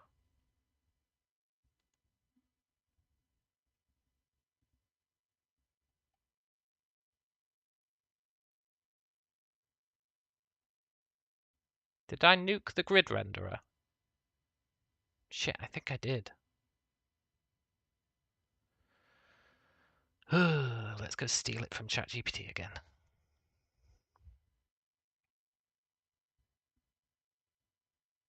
Because I commented it out, right? And then I nuked it because I always nuke commented out code. It was a rookie mistake.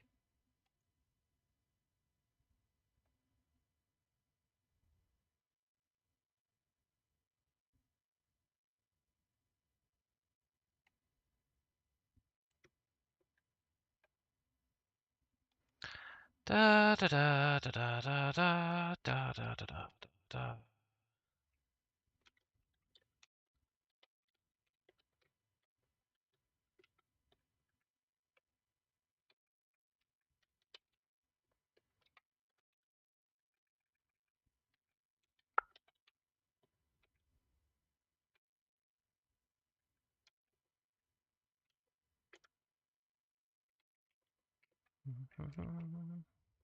There we go, we got it back.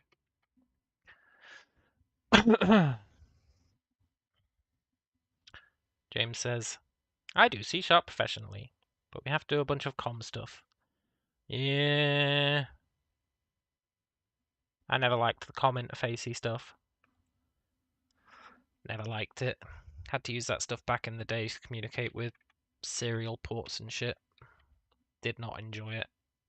I agree with you on that. Mixing them is not cool.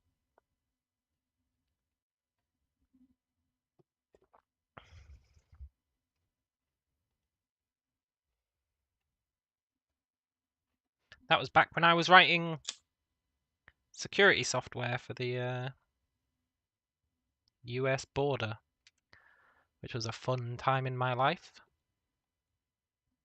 So, he is in a node, right? He's definitely inside a node.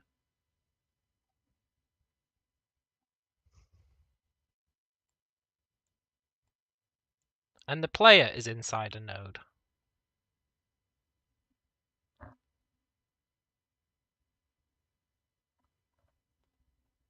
So why the actual F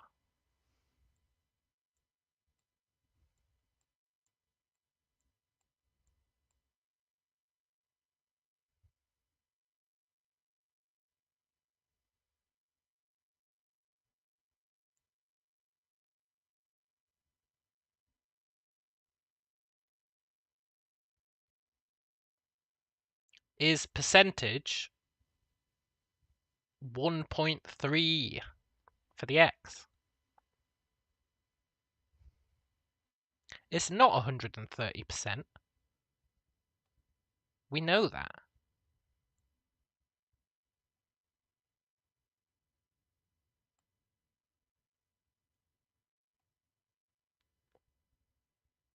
It's kind of weird how you could see like these diagonal lines here, and then you can see little circles within them.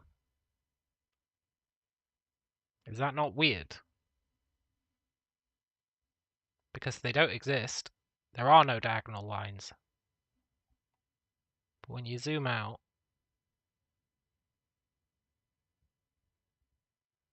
suddenly they appear.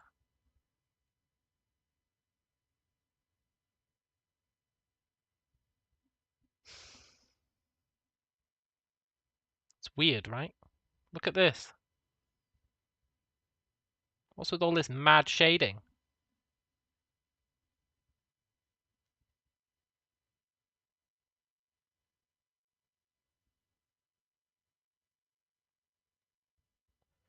Why is it drawing a chessboard?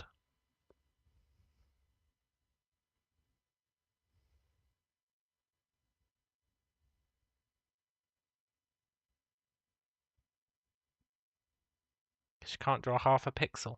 Yeah, but I don't think that explains it well enough. Some of these patterns are mental.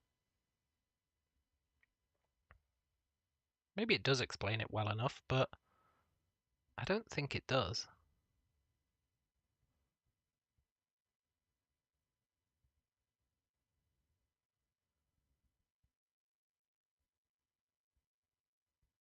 Who knows? Anyway, why is it giving us 130%?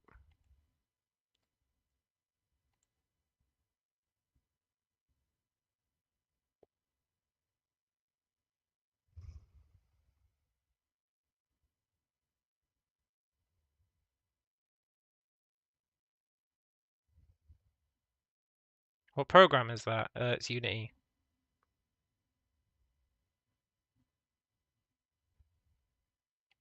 Unity.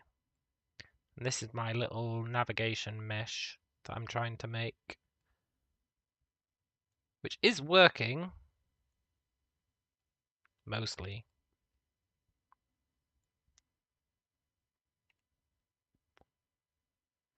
Except this %x is coming back as 130%.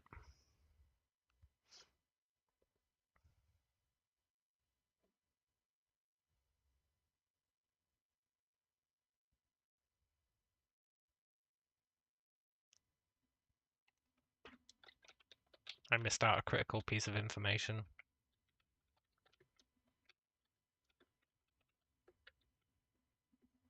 Let's try that again.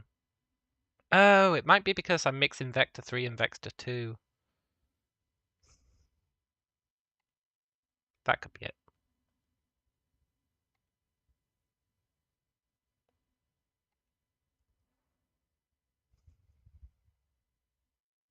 Let's try this again now that we're going to get all the information.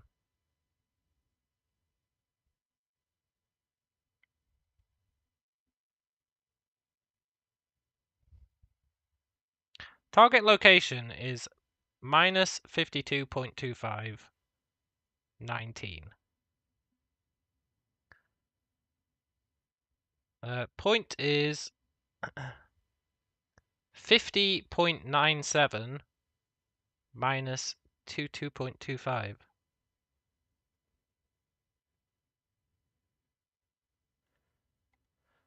Am I...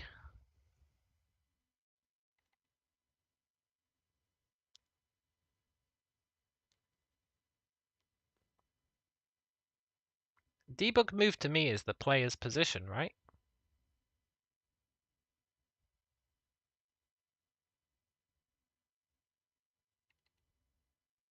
Yeah.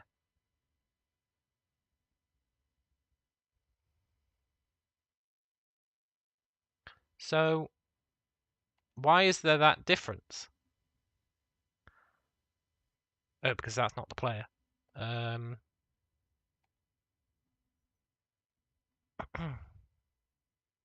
The player's position is 52.25, 19. So why is the point getting passed in 50.97 minus 225?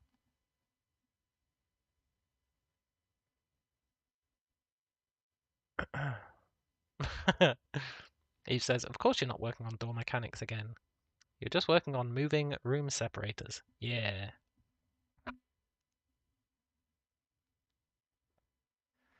Why is it giving a different point? I have got Yeah, the player. It's the player's transform.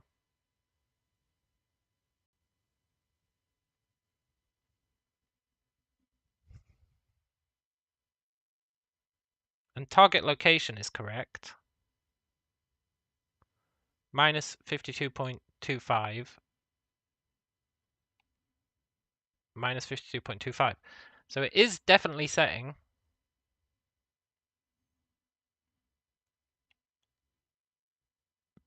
What is there in that point it shows? That's an excellent question.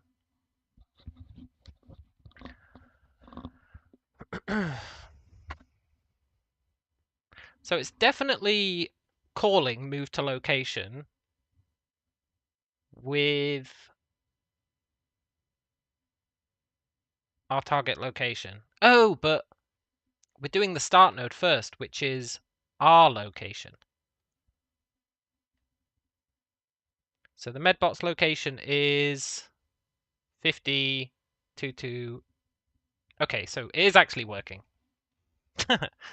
The point is the start location, so that's cool.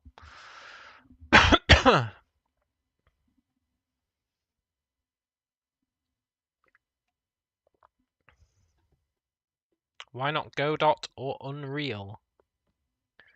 I like Unity. I know Unity gets a lot of flack, but I like it. I like it. I like it. That's the only reason. I like it. And that's a good enough reason for me.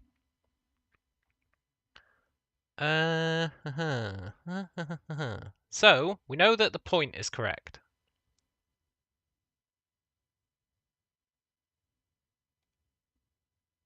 But it's getting... So it's %x. How is it calculating %x? The current point minus the bottom left gives us the distance between them.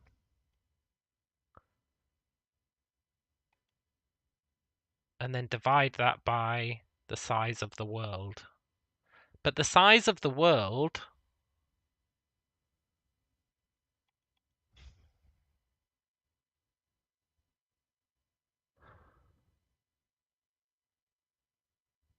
is not actually the size of the world. It needs to be grid size x times node radius, I think.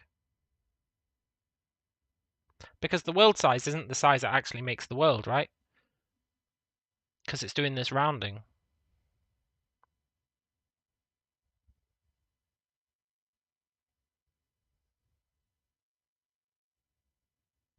Here's a question.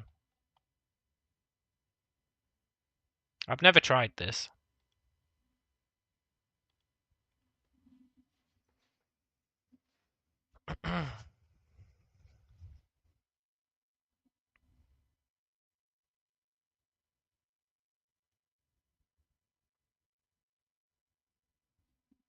Can I get it to hit that breakpoint? Because that would be super useful.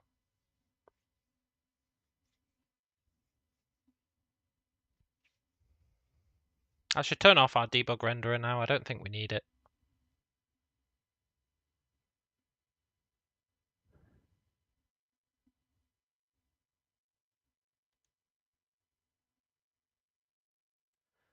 But I'll just comment it out this time instead of nuking it.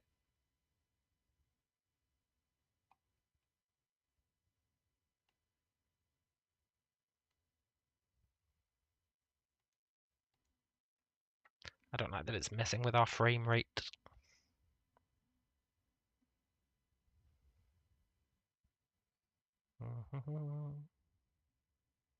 So what is the objective here? Make a little medbot that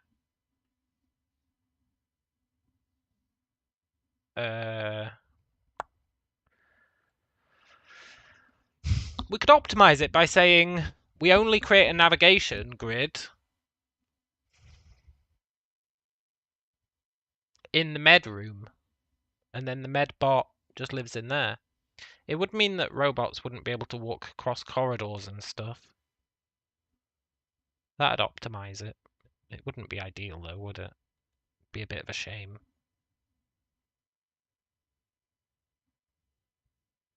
It definitely cut down on the amount of madness we need. Aha, my breakpoint. Awesome. So,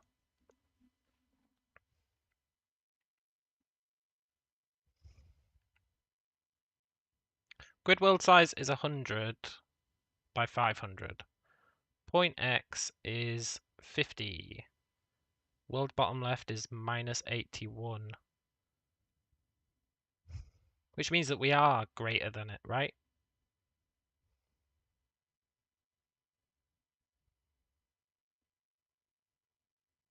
Yeah.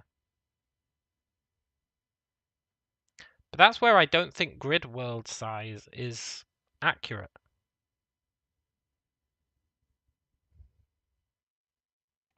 I think it actually needs to be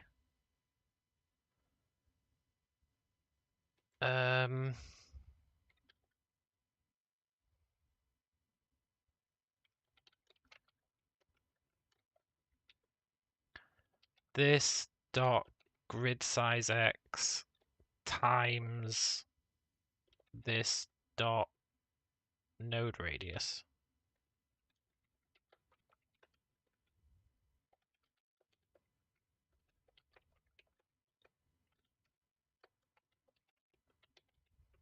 I think that might give us more accurate values.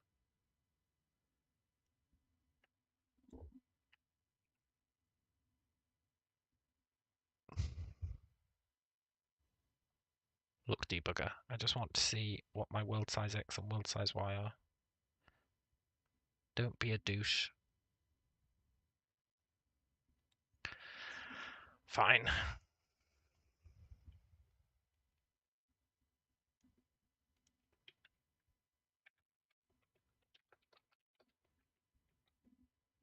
That might fix the issue.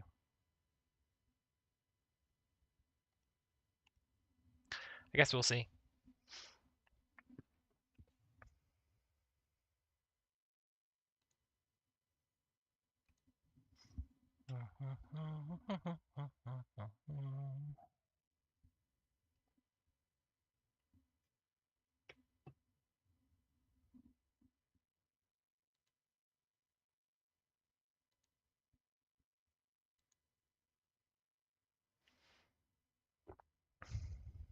Nope.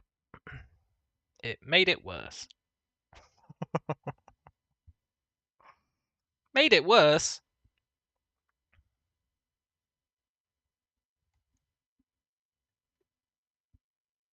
Times two! Times two!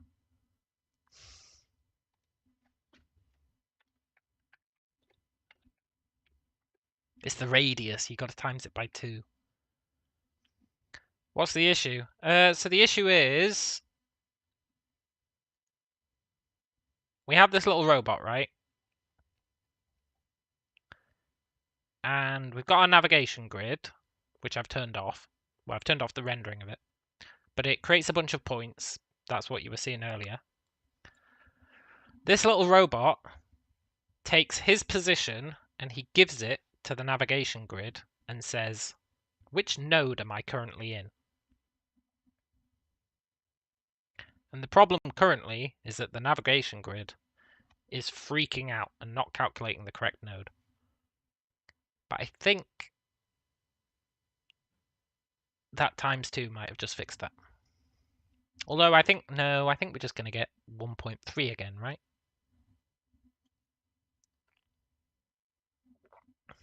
Are we just going to get 1.3 again?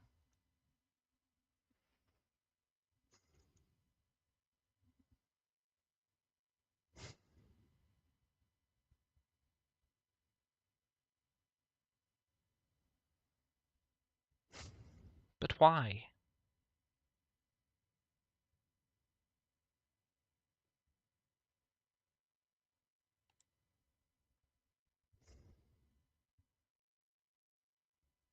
There has to be something wrong with the x calculation.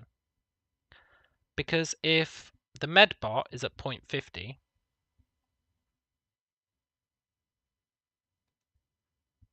Which it is. We know that this is inside the navigation mesh. We know it.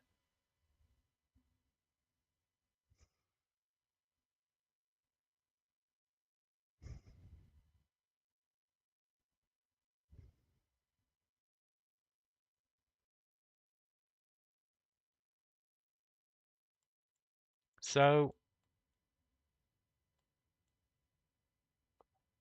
why is that thing firing out rays? Best not to question it, I guess.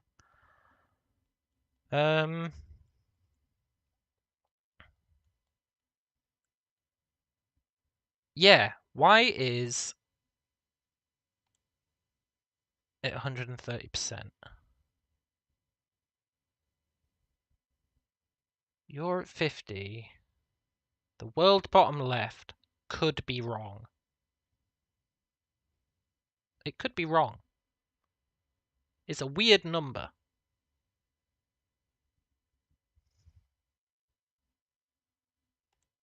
World bottom left is a weird number.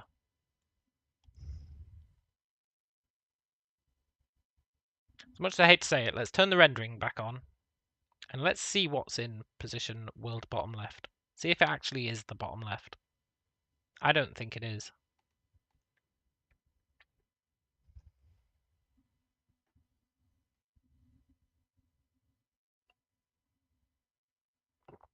There is a way to see the grid. I keep turning it off. Because it draws at every frame. And it really slows down the frame rate of the game. Here we go. This is the grid. So you can see that we're definitely inside the grid.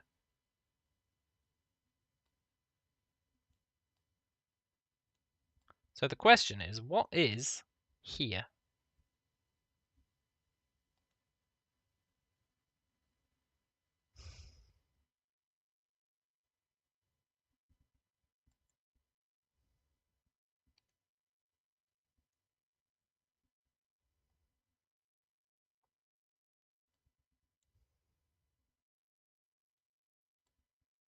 Come on, little game object.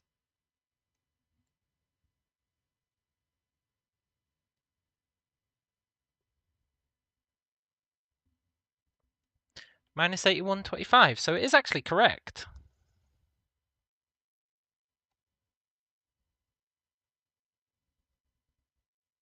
That is the world bottom left.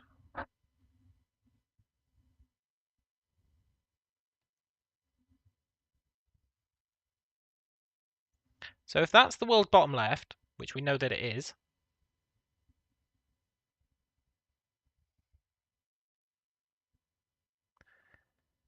why are we getting 1.3?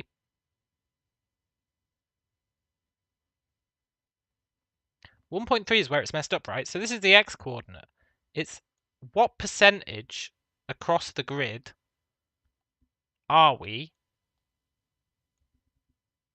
in the x direction? And we're definitely not 132%. We're definitely not 132%. We're like, what? 85%? Something like that?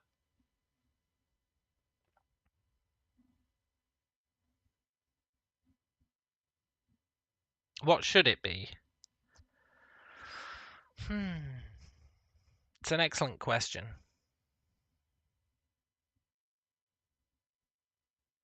I'm not entirely sure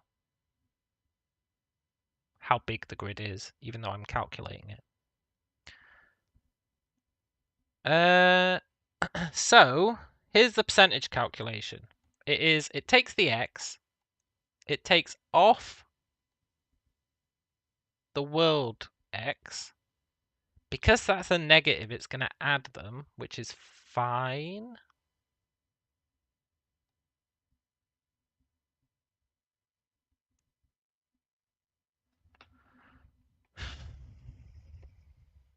No, it's not fine.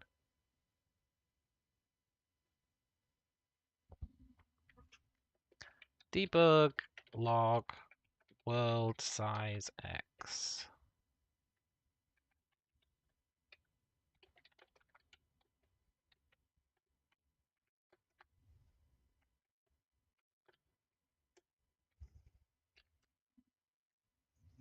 But there's no way that that has to be a plus.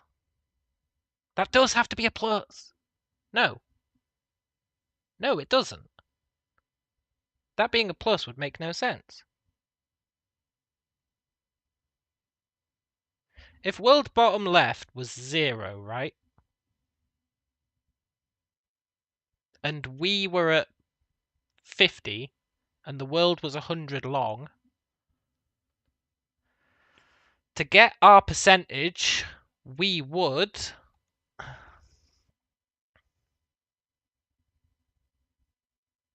just divide by world size x. That's all we would do. We would take x and we would divide by world size x. But because it's shifted, we need to modify that, which is what this first half is doing. So if the grid started at 10 and it went from 10 to 110 and we were at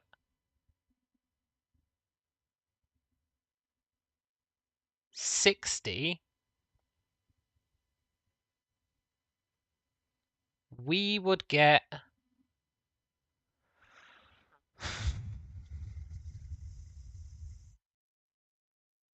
point x would be 60 minus 10 would be 50, and it would be correct. Percent x would be 50%. If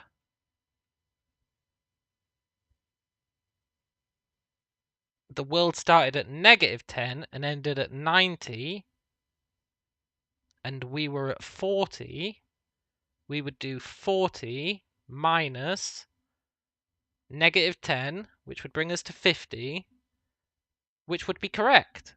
I think these are correct. But they can't be correct. Because they're wrong.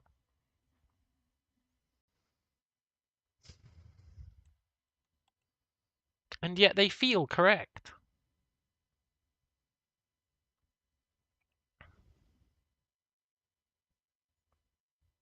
And yet they feel correct.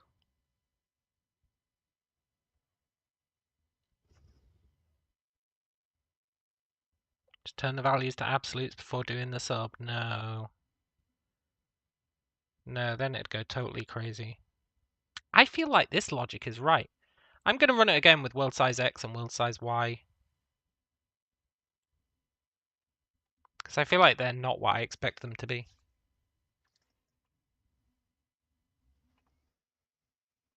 I think the percentage calculation is working.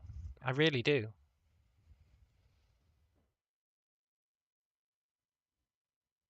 World size x is 100.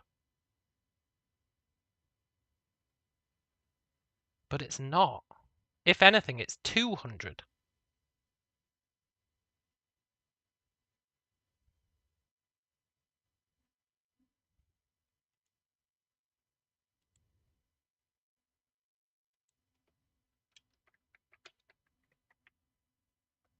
Hmm.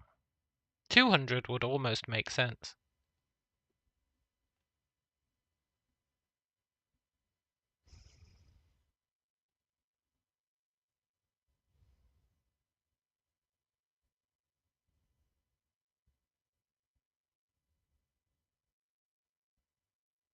Why do I need to know the percentage?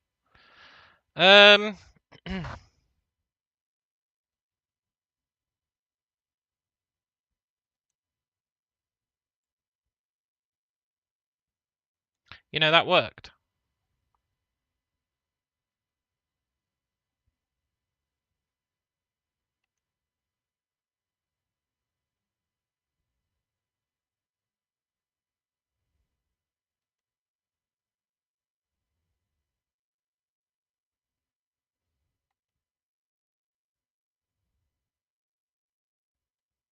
I can't see the path.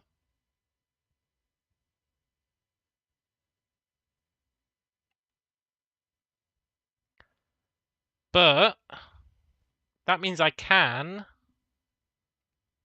put a breakpoint here.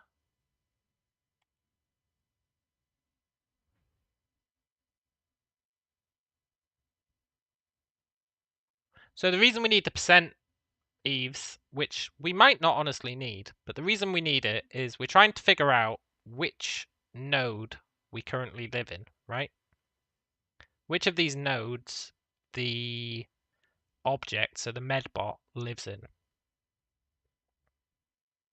So the way it's doing it,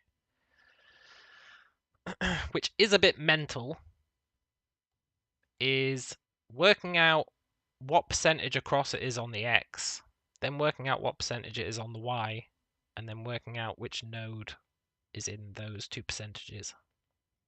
Which I agree sounds batshit insane. But I think it is working. And isn't that what truly matters? So, let's see what current path has in it. Well, let's see what our start node and end node are.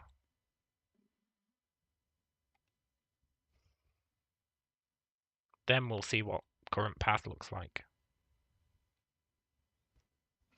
Start node is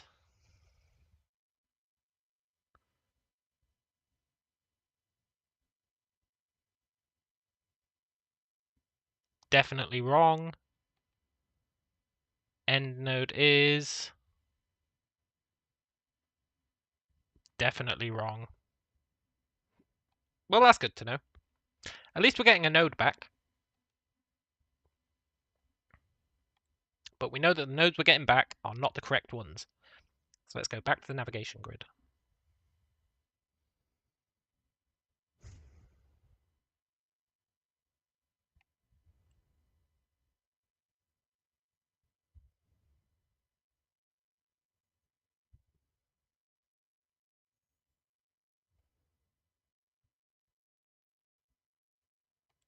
But why? 0. Well, that's the player, so that one actually makes sense. 0.66% of the way across the X. I don't think that's true. That doesn't feel like a 66%. There's no way that's 66%.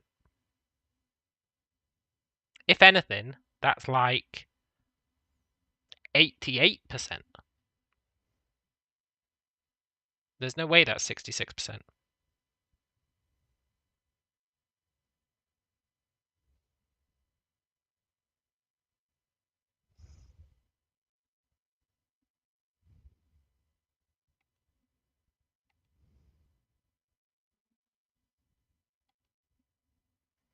Mr. Tools, I appreciate that.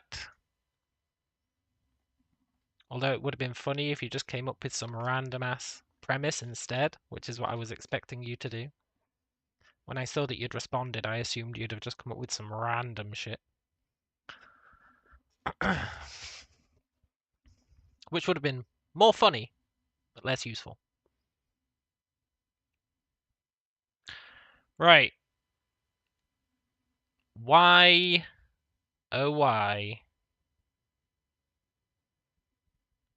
does that think we're 66% of the way across? Because I really think that percentage thing is correct.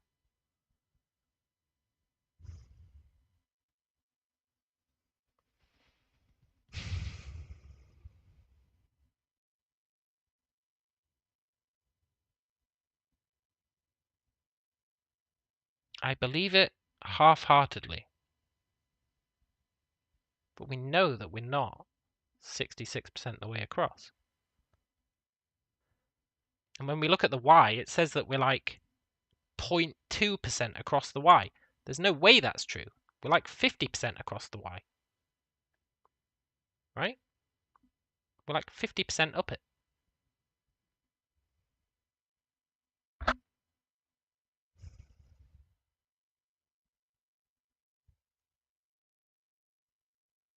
So the y is 200 big.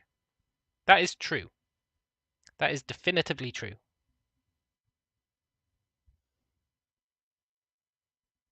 And we are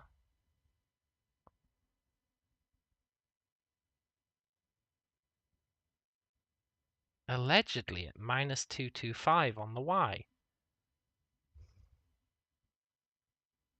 But we're not. We're here.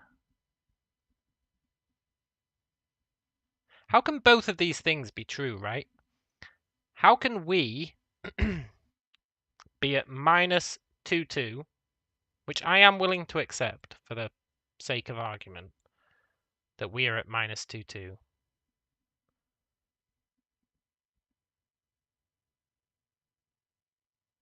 No, I'm not, because 0, 0 is like here. Hang on.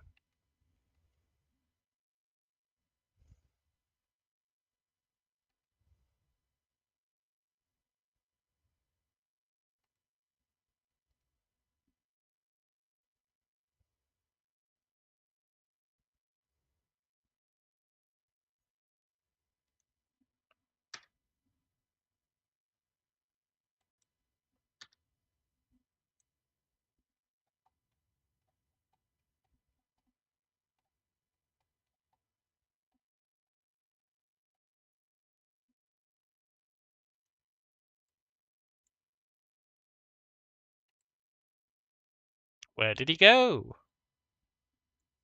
All the way over here, which, would you believe it, is probably outside of the map. You could almost say it's 130% of the map width.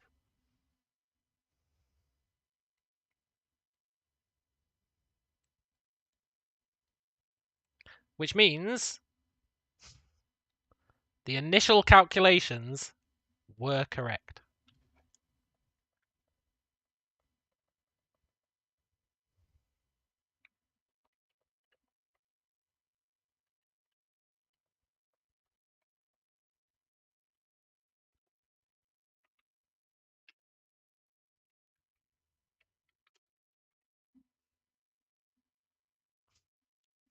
It was right all along.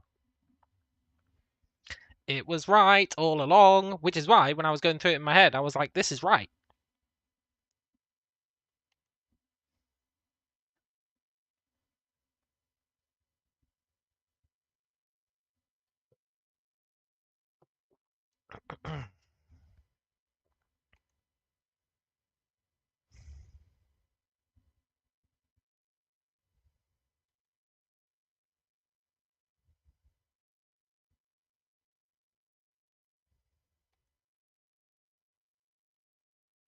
Right, let's have a look what we get back now in the medbot.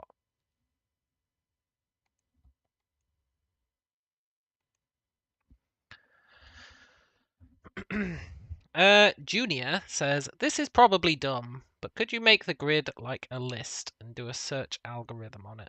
I don't know, I only know Python.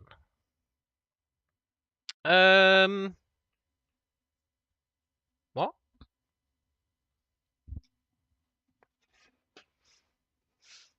I feel like you missed out an important part there, Junior, which is, what is the search algorithm?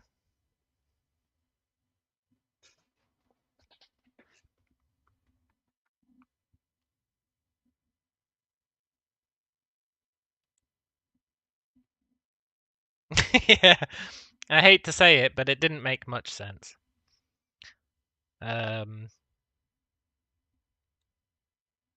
Right, what nodes did we get?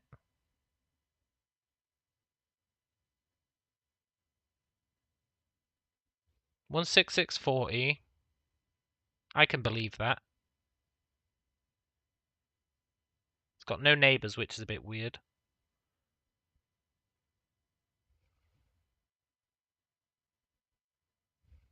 5788. I can believe that.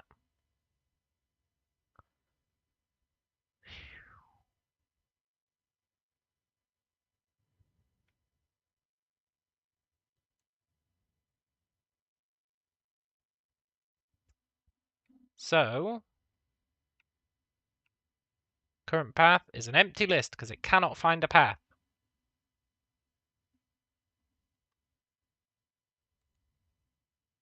Which, if you think about it, makes a lot of sense. How is this guy going to find a path over to this guy when there's boulders in the way? He's not going to, right?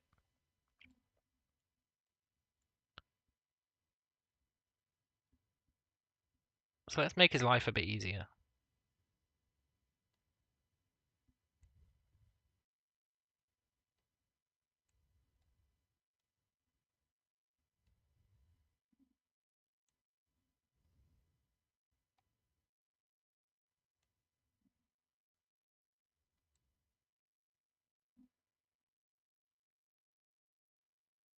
Mm-hmm.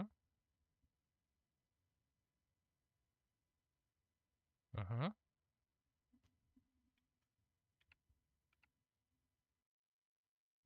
Mm-hmm.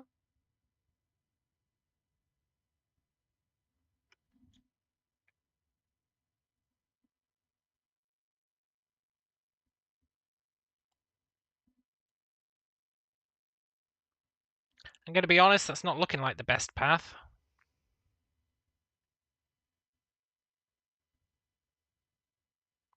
You could almost argue it's a terrible path.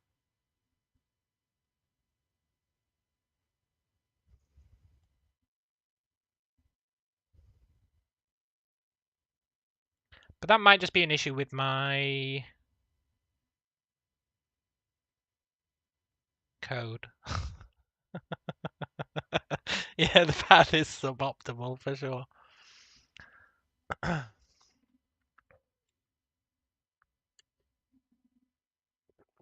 Okay, that's fine.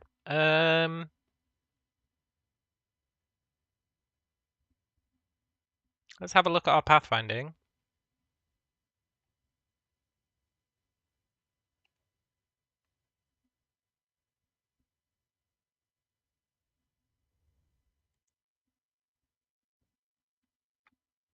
And see what the hell it's doing. So, we got our start node. We put it in the open set. That's fine. We get our current, which is, we've only got one, so it has to be that. The end is blocked, but we have neighbors, so it continues. It adds the current to the closed set, which makes sense. So it goes through each neighbor, gets a score,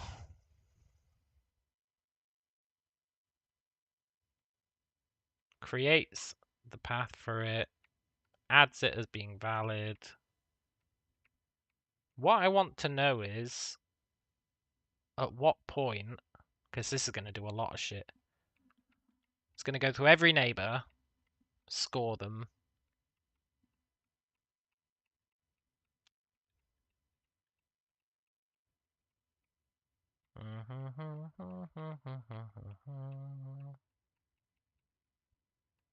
I need to know. I mean, it might be correct, right? The end result was what? 13 squares? It was 13 nodes. 1, 2, 3, 4, 5, 6, 7, 8, 9, 10, 11, 12, 13. I think it's just my debug drawing of the path that's screwed, which makes sense because I half-assed it. Right? I just kind of pulled this out my ass. Although I feel like it should work. So get the first node in the path, then go through all the path nodes. If it's the first one, do nothing.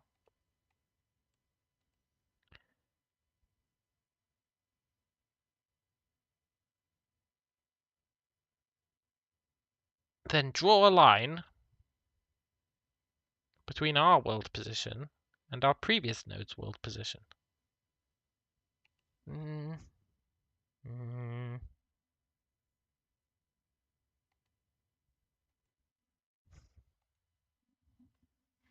I don't know. I feel like the path's correct. We need to have a look at the x-y coordinates of the different steps.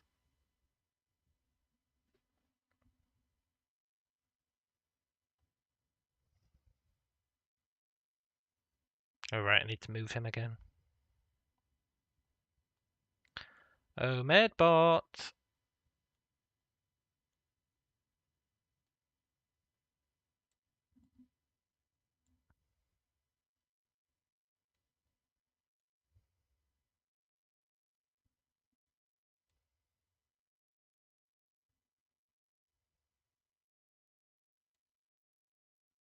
You know, we still haven't figured out how we're actually going to make him walk the path.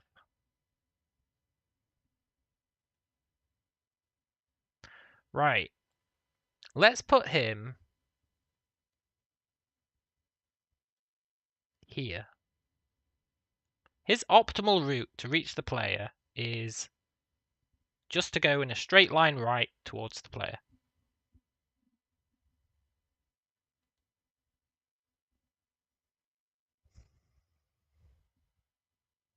Start node 5087. End node 5788. Oh yeah, the Y, sure. They're one different Y coordinate. Sure, whatever.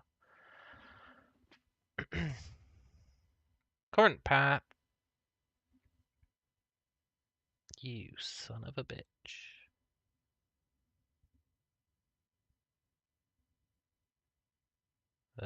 Where are you, Medbot? I just want to see what current path is. Is 7 long. The first one is 5186. Second one is 5285. What?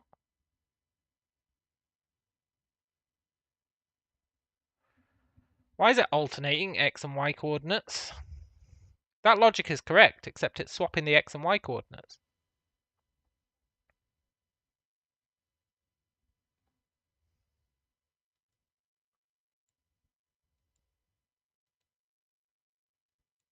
It's swapping the X and Y coordinates.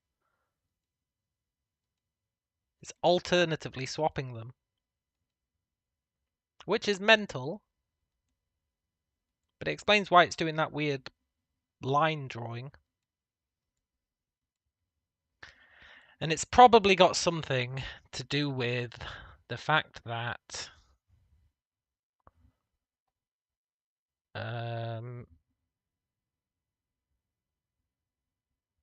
you know, we stole pathfinding from my other project. In my other project, X and Y were reversed. So there's probably still some logic in here that is flipping them.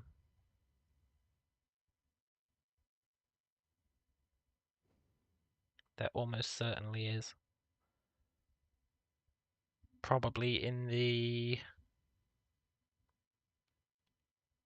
navigation grid at the point where we generate the neighbors.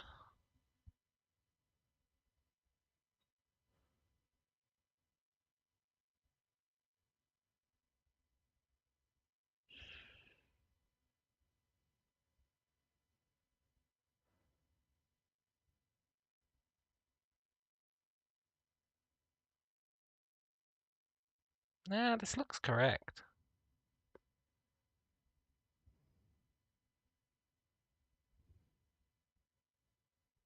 Maybe at the point where we're actually populating the grid.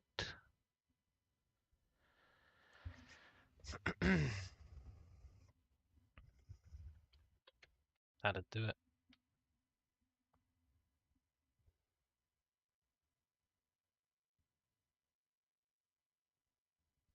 One last hurrah. Could it work this time?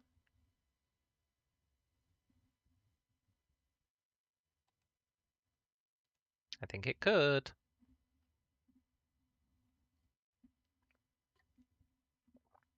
I was giving each grid square neighbors from a different area, which was obviously not going to work. Okay, Medbot. Come back over here. I should just make him stay over there, really.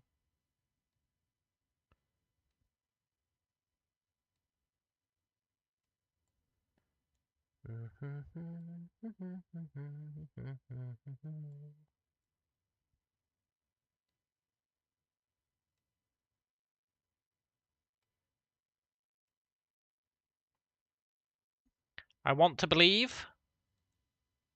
Let's go! Look at that.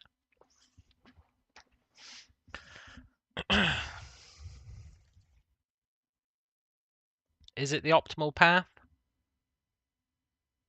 Probably. Let's put some obstacles in his way that he can walk around. Let's go. It's not taken into account his size, but that's fine. Let's put a corner in the way. Let's go. Let's put these boulders in the way. Yeah, now he can't find a path. Which is fine, I think.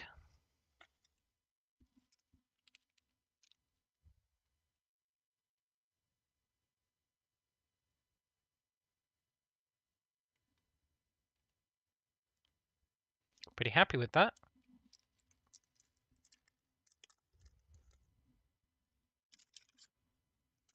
Pretty darn happy with that. So, then we'd need to actually make him move along the grid.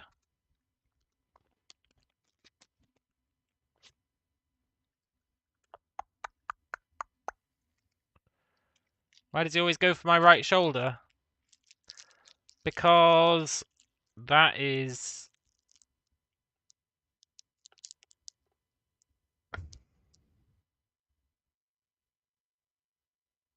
I'll be honest, that's an excellent question.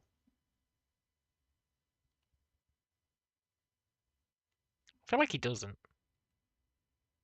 Look, sometimes he goes for the left shoulder.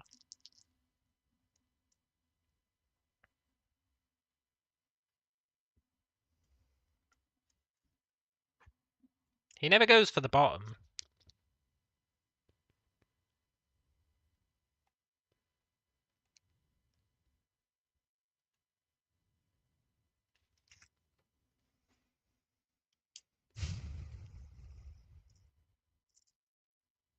It's because he tries to get as close to the center as possible. Like, think about this, right? So the player's center is here.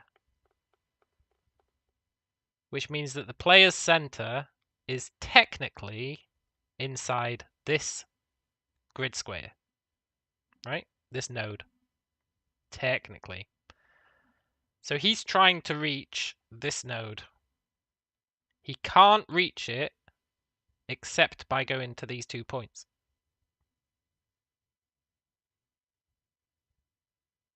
Everything else trying to get to this node is fully blocked off. So he has to go through one of these. So that's why he picks one of those. It's not ideal.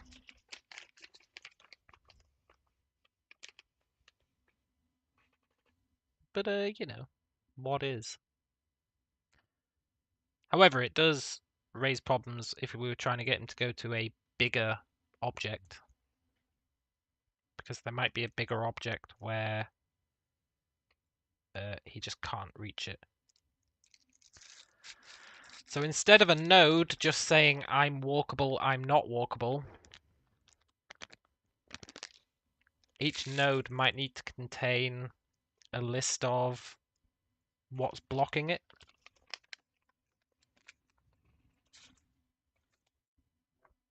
And then you just go for the nearest node that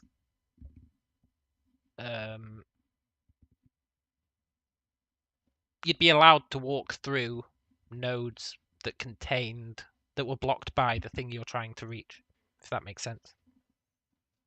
So if I'm trying to reach the player and these nodes are blocked by the player, it doesn't matter. We can say, well, just let him through anyway.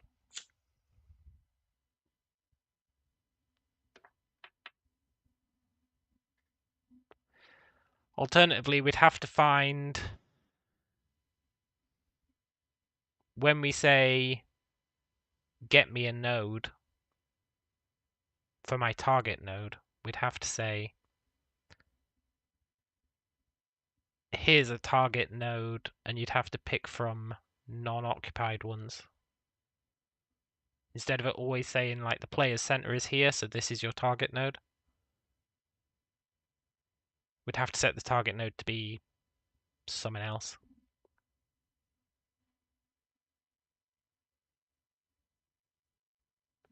However,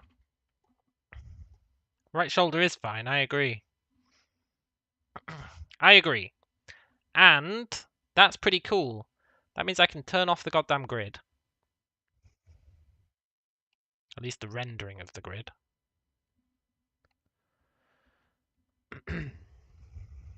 Get our frame rate back up. And get rid of these logs.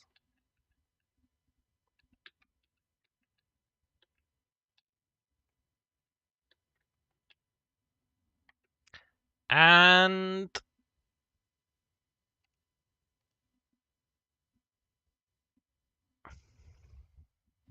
why did we just create a pathfinding system?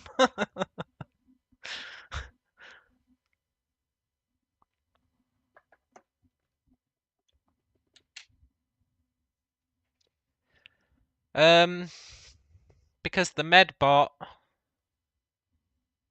is going to move towards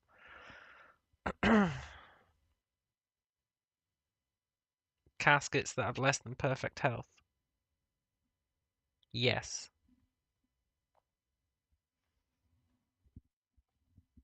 So I think the navigation mesh thing is too crazy to use for the whole map. I think it's too crazy to use it for the whole map. But I do think we could make a medical bay that has medical robots in it, and we can have a mini navigation mesh that lives inside the inside the medical bay. That the nurses use, the medbots use. Won't future general purpose bots need a map of the ship? Maybe.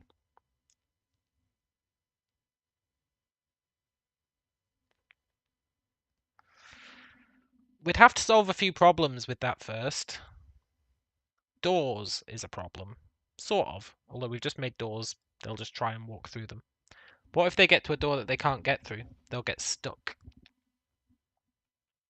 Barricades are a problem. Because these are here, they say that they cannot get there. Which is true. So maybe it's fine.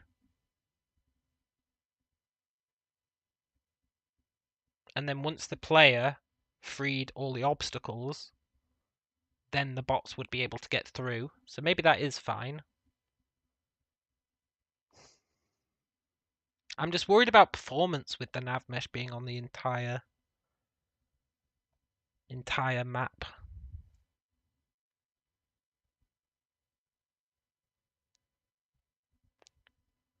I'm mildly concerned about performance.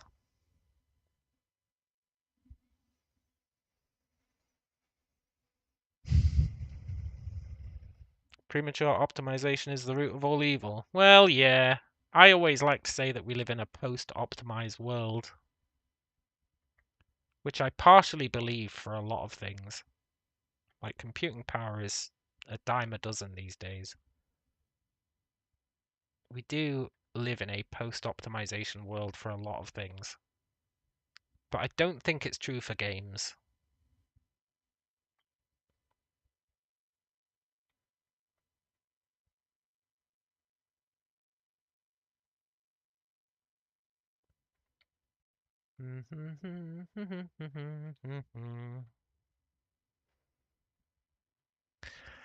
So, for the navigation mesh to be usable globally, first of all, we need to make it update, or the nodes that are not static need to update on a semi-regular basis.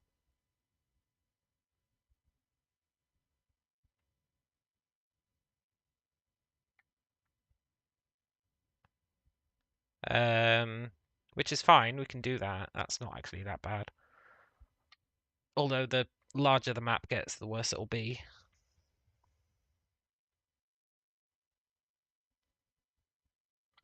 Although we could make it do it in shifts. So like, the nav mesh updates part of itself every frame. I guess every fixed frame. So it doesn't update the entire mesh in a single frame. It like cycles through it and does it bit by bit. That might help spread the load. Share the load, Mr. Frodo, you know? That'd help with that. The pathfinding should be fine. It's pretty sleek. So I guess what are my issues with having the navigation mesh across the entire map? I'm envisioning a big map.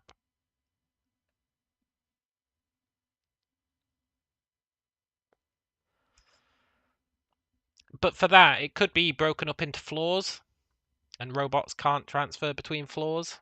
That might be okay. It would be a cop-out. It would definitely be a cop-out. But it might be an acceptable cop-out.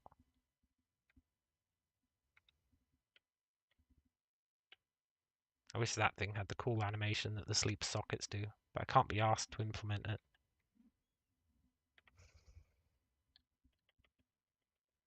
Wakey, wakey, little doors.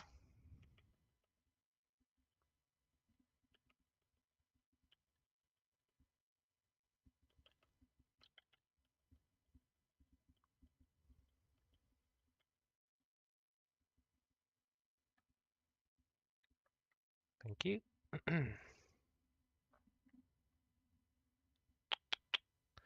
So, right, we have our nav mesh. We can have a medical room. We will need to... Oh, look, this guy's probably dead. He's almost certainly dead.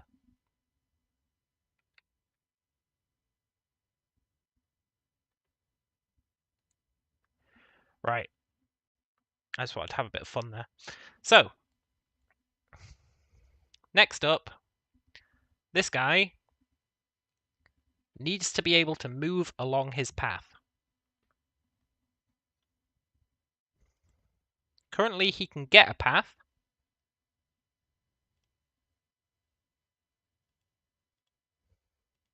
That shouldn't really be called move to location. It should be called get path to location.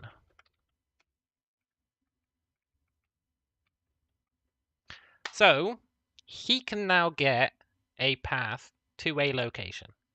He then needs to be able to move to the location.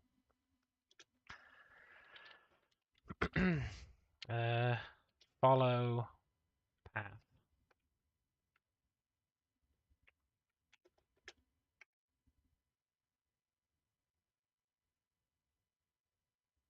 And this is where it gets awkward. So he needs to move towards the initial node. Then he needs to, when he reaches the initial node, nuke it and start moving towards the next one. Maybe updating his pathfinding each time he reaches a node or something. So, to make him follow a path, it's kind of awkward, because I want their movement to be physics-based.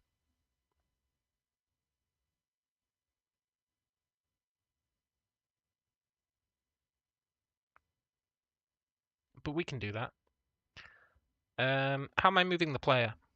I'm applying a force.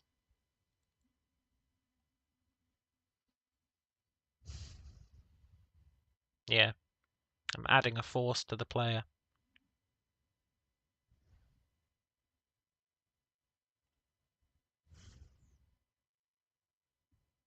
Well, yeah, totally. You don't want to say when he gets exactly to a node, especially if we're using physics to move him.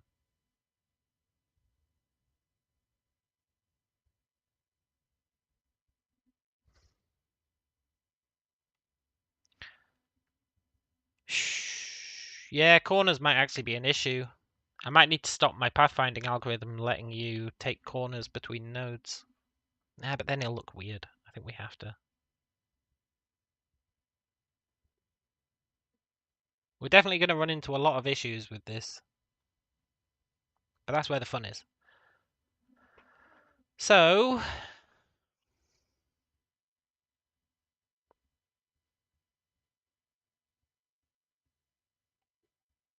I'm trying to think if I can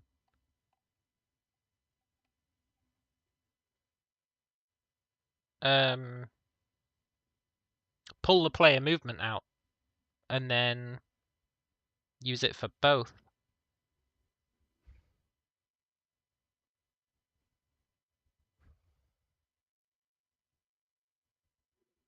That says move in a direction. We can calculate a direction based on our current position and our next node's position. That would give us a movement direction. Then they would move towards it automatically.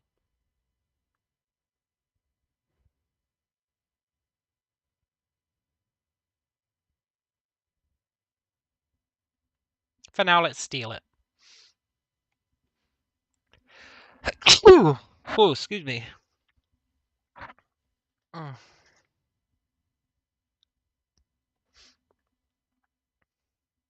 Yeah, issues are for solutions. I agree. Problems are opportunities for creativity. So, a problem is just a solution you haven't found yet, or something. I said that to someone at work and they were like, wow, that's so profound, man. And I was like, yeah, I guess it is.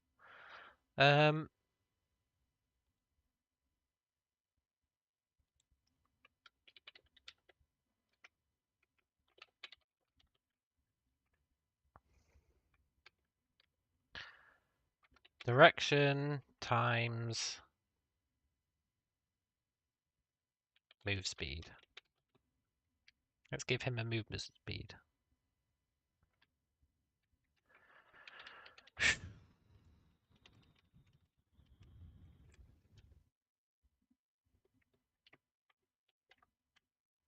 Sure. Max speed equals move speed. He needs a rigid body. That makes sense.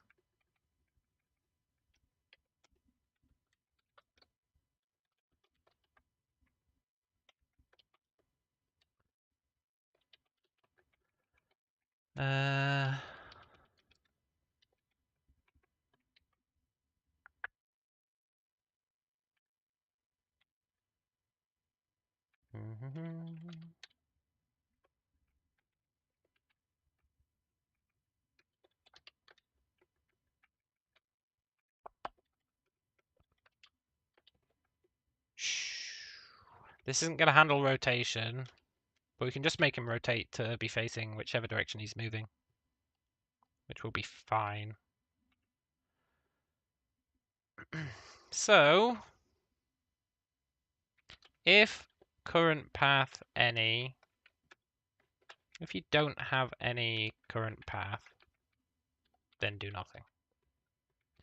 Otherwise, next node equals current path first.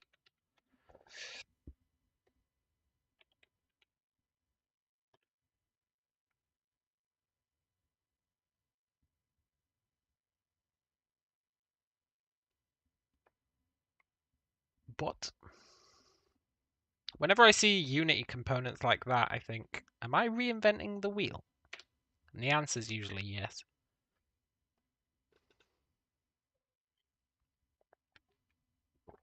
But I don't mind reinventing the wheel. I think it's all right. What did I call that function? Apply movement to next node, next code, world position.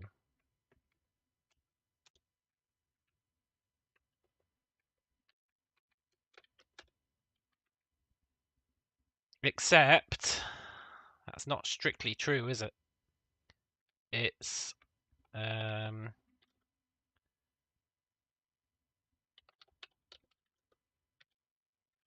next node dot world position minus this dot transform dot position.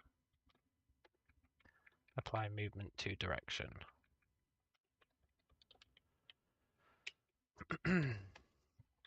If direction magnitude is less than 0.1, let's just throw some random values in here. Current path dot remove at 0. Live the dream, right? Maybe? Out of curiosity, why don't I do any 3D Unity stuff? Because if you think I'm bad at making sprites, which is a totally valid, justifiable opinion to have, imagine me trying to deal with 3D models. It's not going to happen.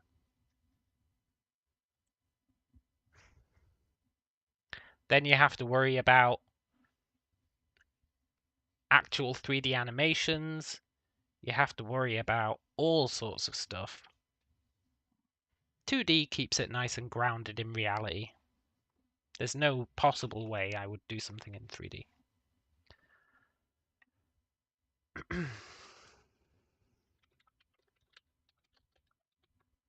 In the fixed update, we want to, whatever I called that, follow path.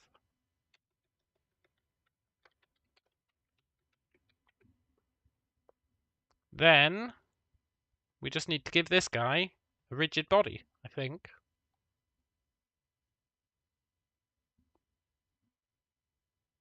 Maybe. Also, let's bring the player down here.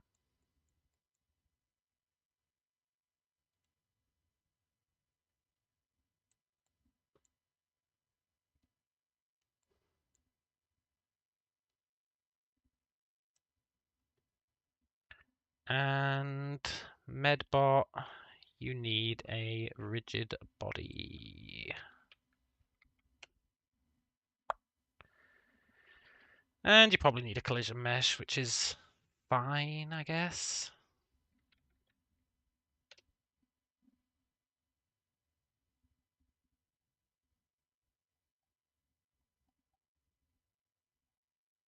Yeah, that'll do for now.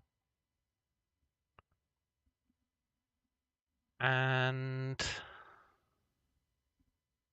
we're going to freeze your rotation for now.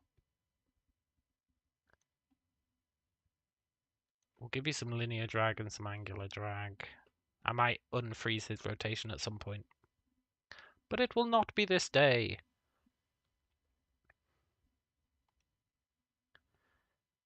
Now, what do you reckon the odds are that he actually walks towards us when I click this button? I give it 20%.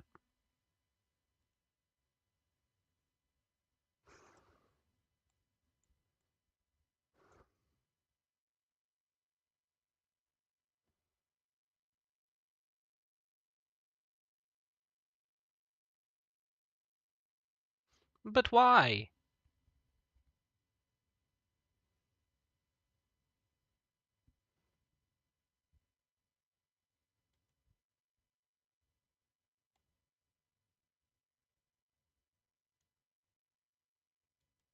As much as I gave it 20%, I actually thought it might work.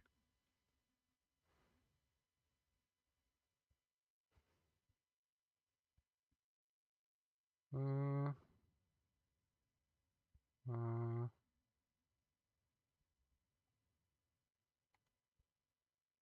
To be fair, I'm not seeing the path, right?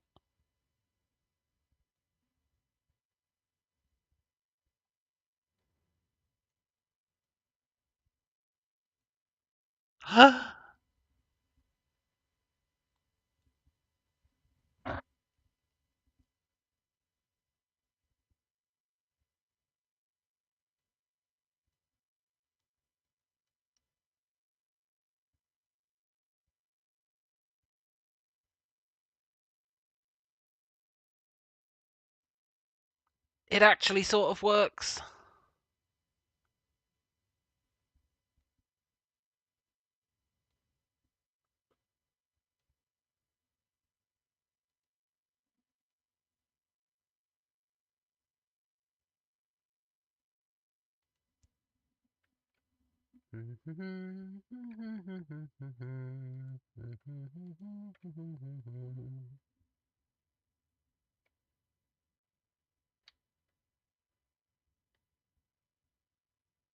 Okay, we need to give him a real collision mesh.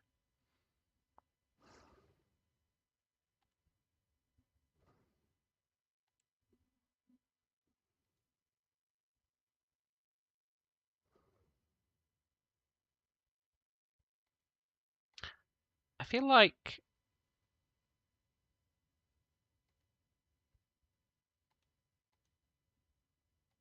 Well, whatever.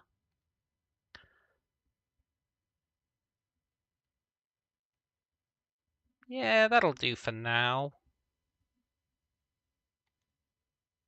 It's not as clean as I'd like, but it'll do for now.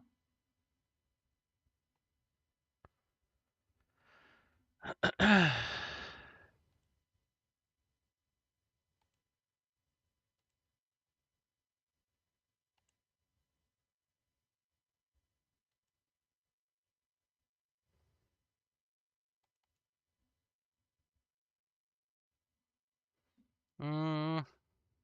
Mm.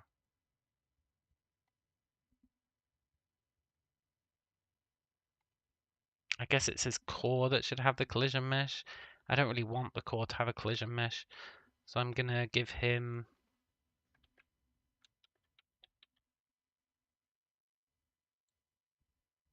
a renderer. I'm gonna give him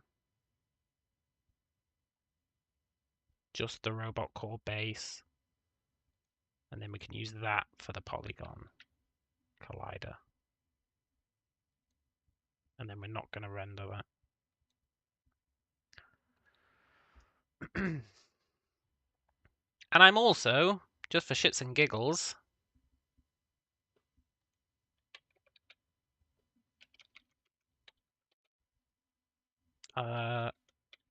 make him grabbable.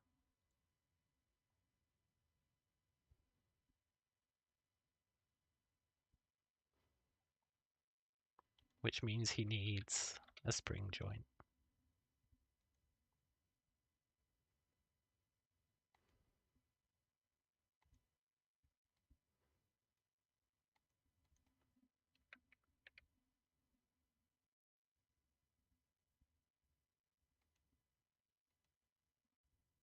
Cool.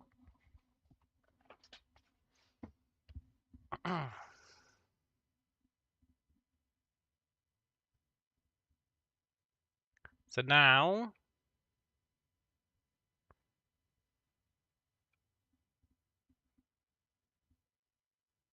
we can drag him around. He's only got a mass of 1, so he's not that hard to drag. We can have him come to us. I'm not sure why he's suddenly walking so weird.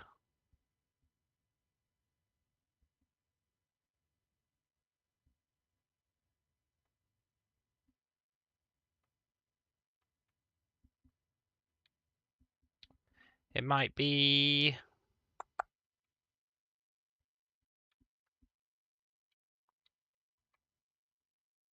Oh, it's because I gimped his move speed. I think I just need to give him a better move speed.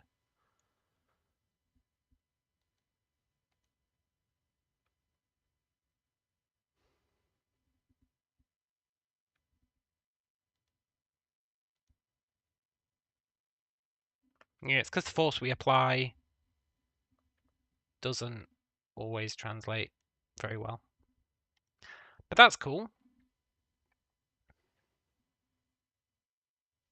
For unsettling feeling's sake, you ought to have his eyes always on his target. Yeah, definitely, right? Definitely. That's a good shout. But for that, we haven't actually made a medbot controller yet. This is just... So we're creating the functions that...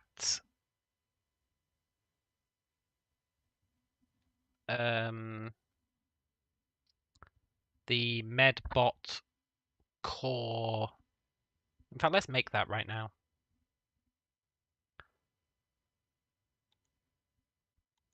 I'm going to copy... Well, I'm going to take inspiration from my own one. So it's a door core role. So we need a...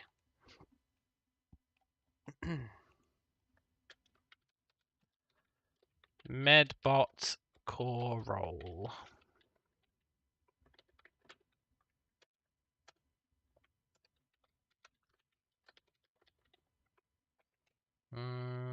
Which takes a medbot and a robot core.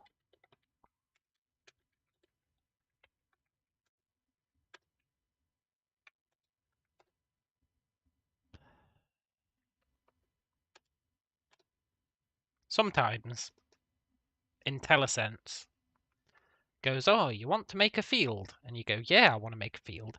And then you go to the other property and it goes, instead of the top one in the list being make field like it was the first time, it goes, oh, do you want to make this a property? So you instinctively just hit the first option on both and you end up with a field and a property, which is really annoying. But anyway, I don't think we need to do anything on initialization. And on update,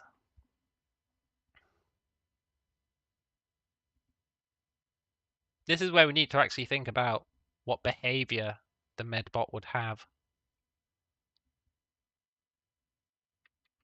So for that, we might need to think about it a bit more. Like if we're saying they can only heal caskets that have been brought into the medical room, then we probably need some sort of a sensor in the medical room that will keep track of caskets that have come in. And then it can query. We can pass that sensor in when we create the role. And then it can query for any caskets that have been brought into the room. And it can start working on them.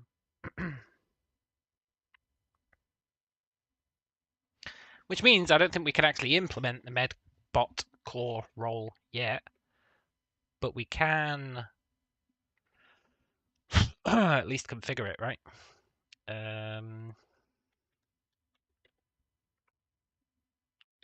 This robot core set role new medbot core role with this and the robot core. Cool. So now it is being controlled by the robot core. It's just the robot core has nothing to actually do with it.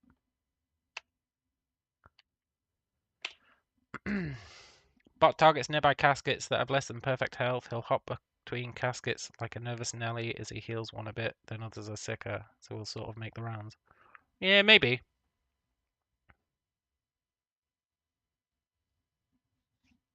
Maybe. Oh, and then an angry one can hurt them instead, and you'll have to watch out for if your medbot goes rogue. At which point you have to drag him to some sort of station that fixes him.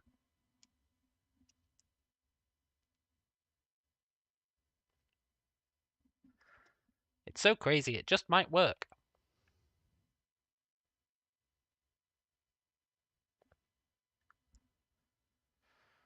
And then if you want your robot to focus on a given casket, you could literally physically drag him over to it, which would be cool.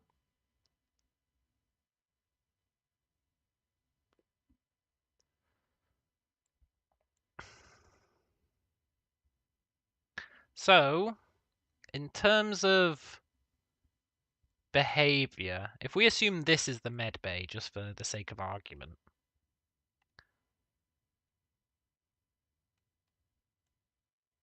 then I think we do need some sort of a sensor. We need like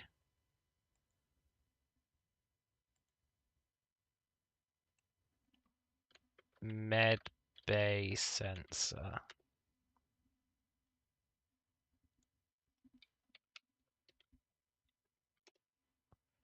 And that just has a collider, which is like the size of the med bay.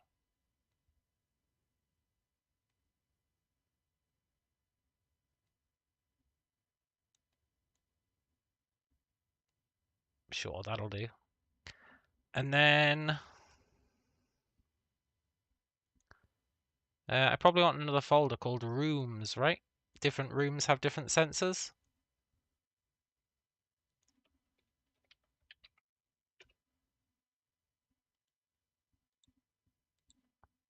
Med bay.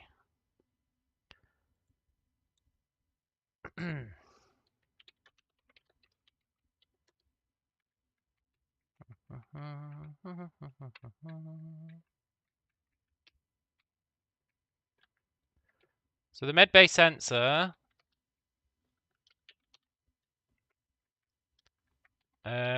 contains a list of caskets.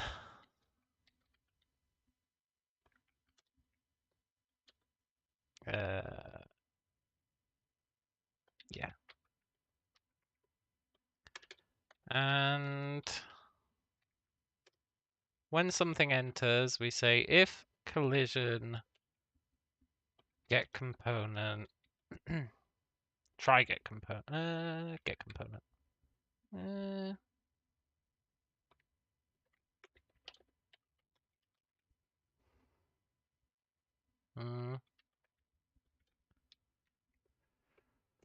if casket does not equal null, so if it is a casket, then we add it to the list.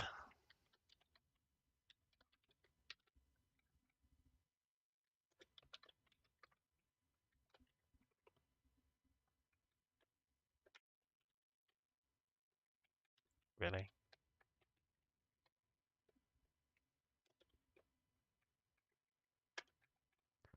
And then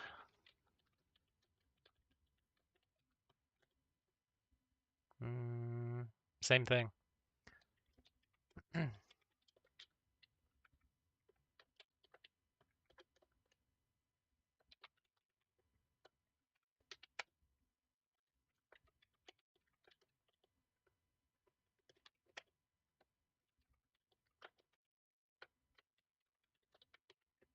So now we can have a sensor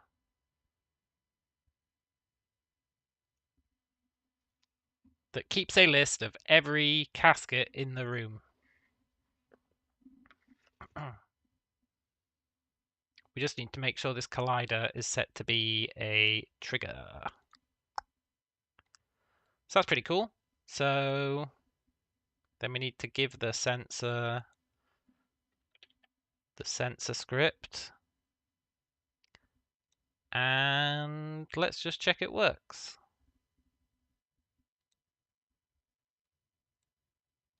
It should do.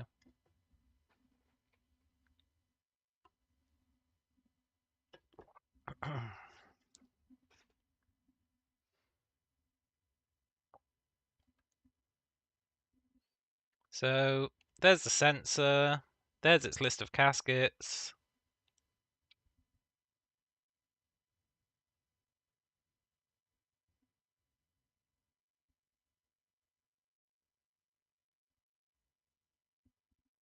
Look at that. Sleeper casket 1. And then when we take it back out, list is empty. Awesome. So then who has the med-based sensor? I think the robot does. I don't think the core does. I don't think the role does. I think the actual medbot has the sensor.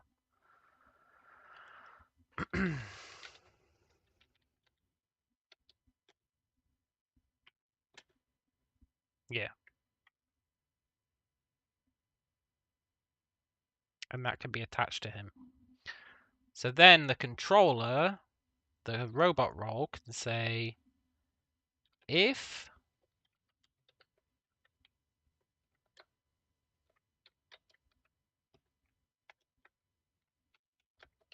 there are any, actually, for now, damaged casket equals this dot bot dot sensor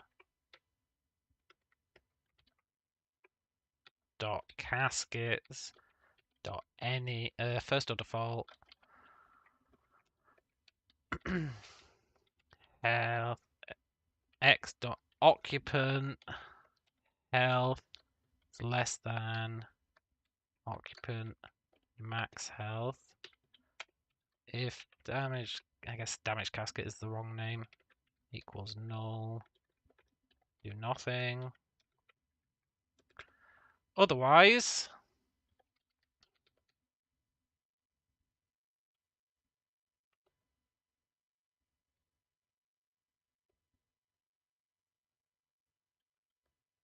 I can't remember what I called that method.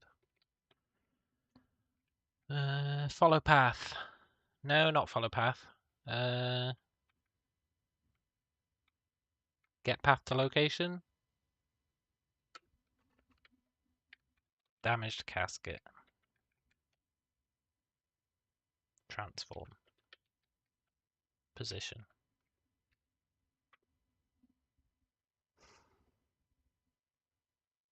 Now, he should walk towards the nearest damaged casket. Or the nearest casket with a guy who has no health. So,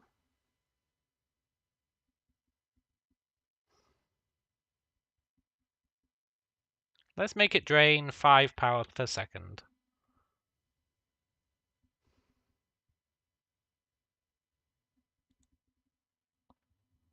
And let's see what happens.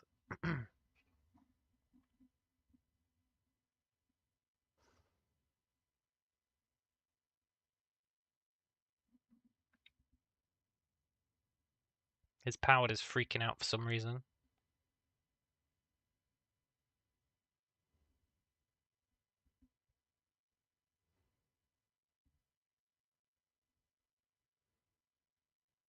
Why is his powered freaking out? I don't know, but it's run out of power, which means that he's getting damaged.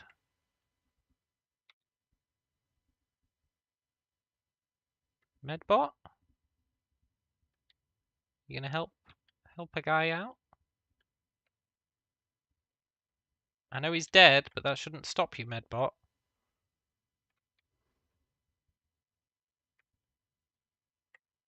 Oh, Medbot, you sat and you watched this guy die. His death's on your hands, oh Medbot. You have all the tools required to fix him, sort of.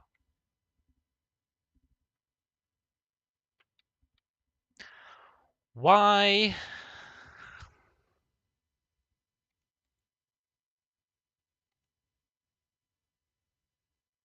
Maybe he couldn't find a path.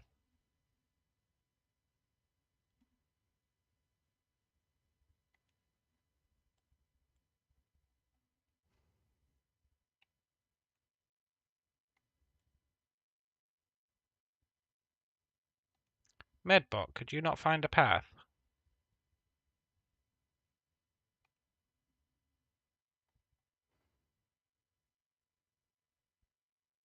Alright, I didn't hook him up to the sensor. Whoops.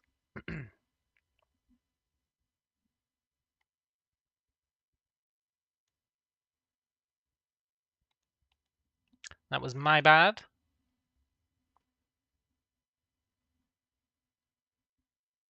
I guess his death was on my hands.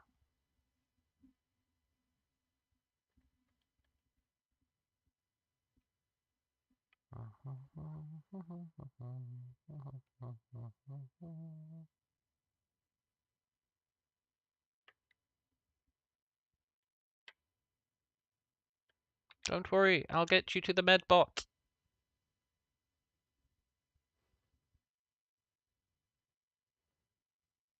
Medbot, he's dying.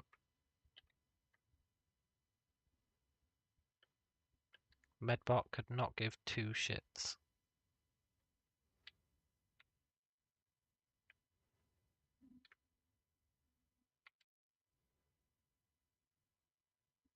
Look, Medbot, this time it is your fault.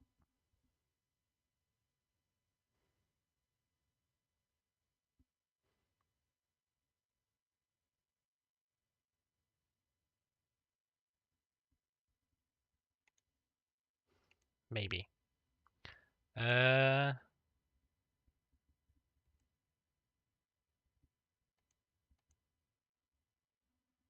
Is that getting called? I know we had a lot of issues with update not getting called earlier.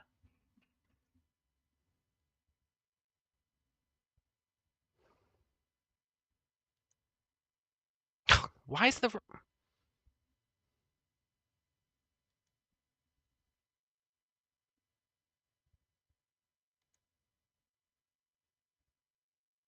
Oh, the rope... Oh, it's that goddamn follow me thing. Hey, Medbot.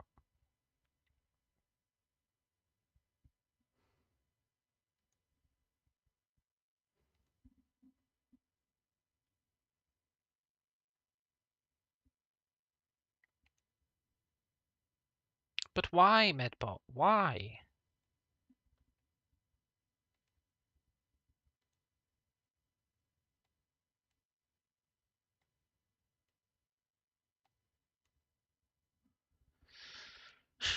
This is never getting called.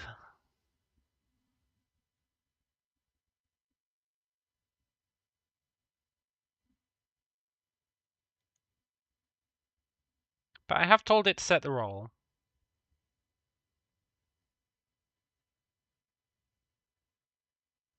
We're back into that loop from earlier where it just wasn't running, but the reason for that in the past was because...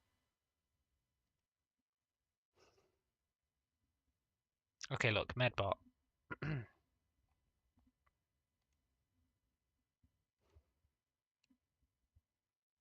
Initially, you can look at yourself.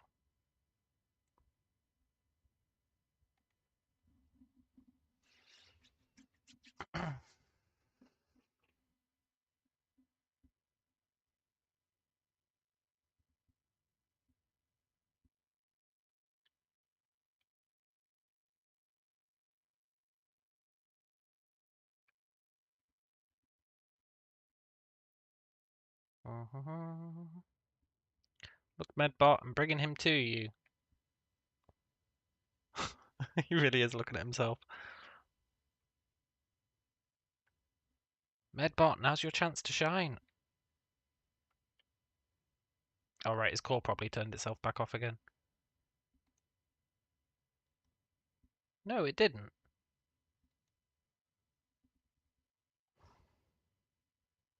He has the sensor. He's got no target. He's vibing, yeah. But why?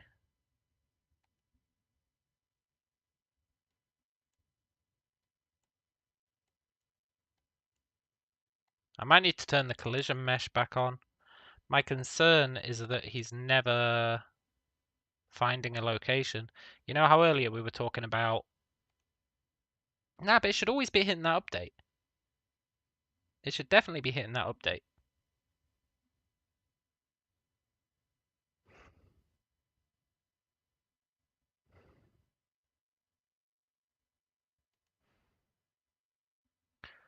Why is it not hitting the update?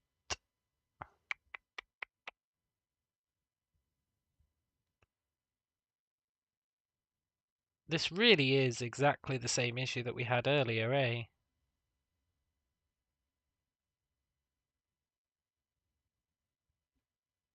It's interesting that that is not set.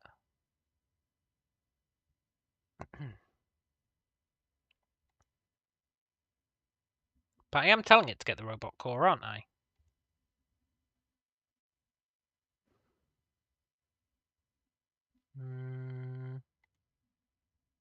Yeah. Oh, get component from child.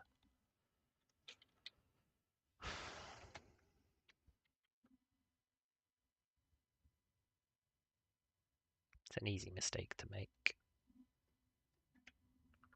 Sensor malfunction Star Trek sounds, yeah, totally. Beep, beep, beep. I don't know what I'll do for audio in this game. I feel like I'm going to have to make it all myself.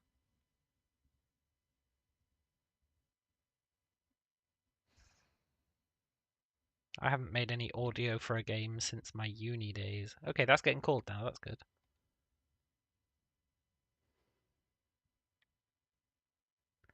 Okay, Medbot. I know you're not going to deal with this guy. You're going to have pathfinding issues, but that's fine.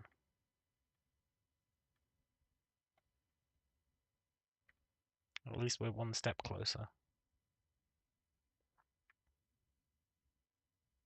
Medbot! Now's your chance to shine.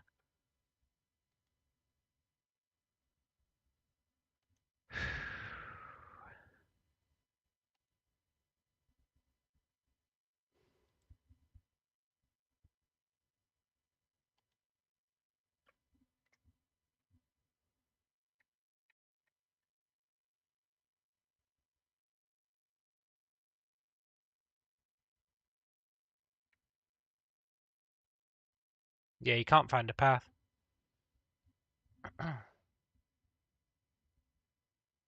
Which makes a lot of sense. Like, if we turn, as much as I hate to do it, if we turn on the navigation grid again so that we can see it.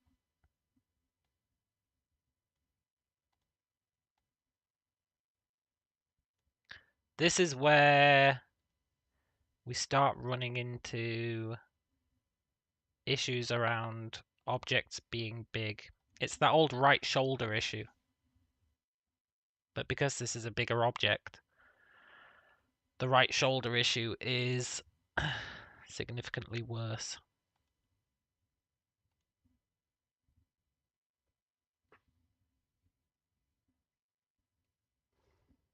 Although it shouldn't be, because we're not updating the collision mesh.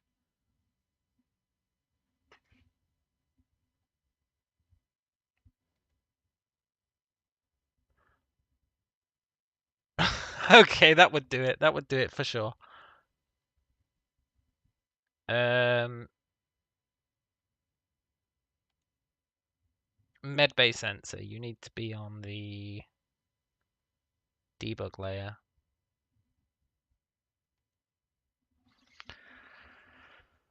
The sensor itself is a collision mesh.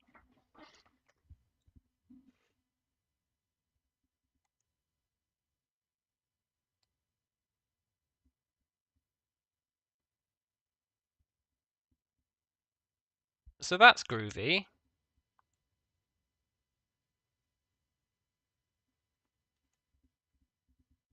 Now if we move this guy in our terrible frame rate, I need to add the ability to turn on and off that render mesh at real time without having to comment that code out. He's doing it!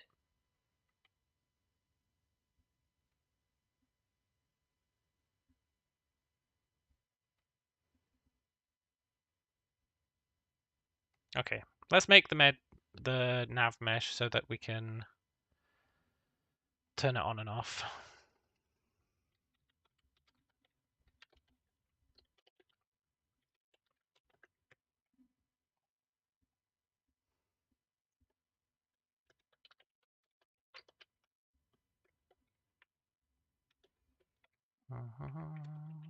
Should have done that a long time ago. It's true, he didn't look at the casket, but we never told him to.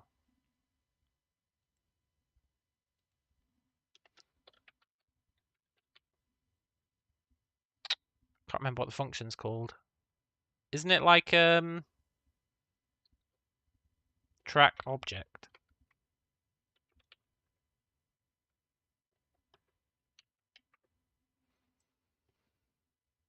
Now he'll look at the casket.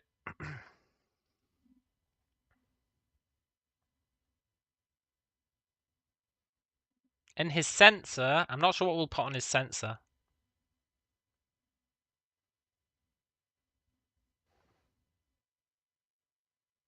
Something.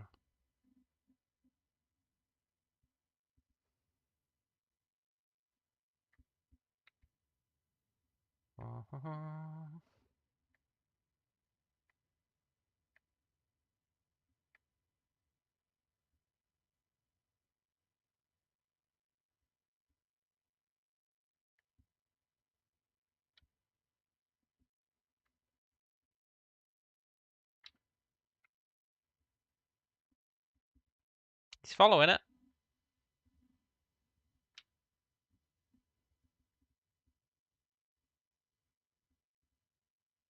It's actually working.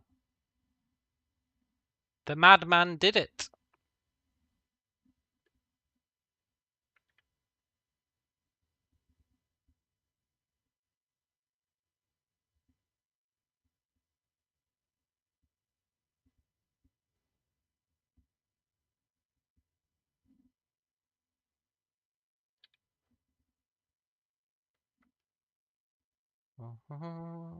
Now he's focusing on the bottom of the casket, which is not ideal. We probably want him to focus at the top of it.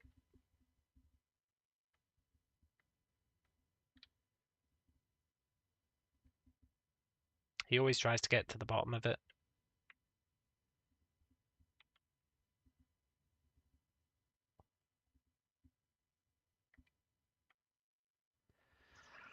But currently the collision mesh isn't updating, so he's just ramming through it. Because we're not updating the collision mesh on the fly, right?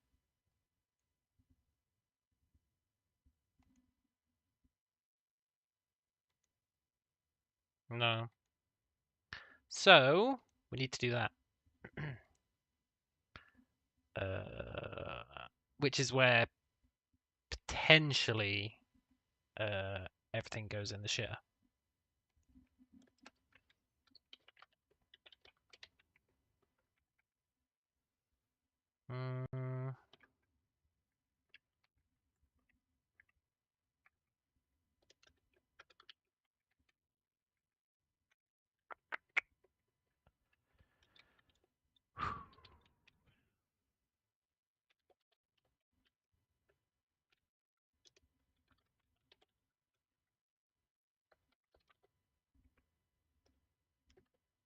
If the node is static, just continue. Otherwise, we need to redo this.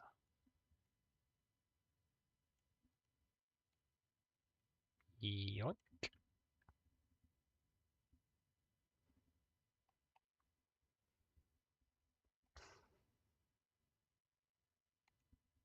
Which is not ideal, and there's probably nicer ways for us to do it.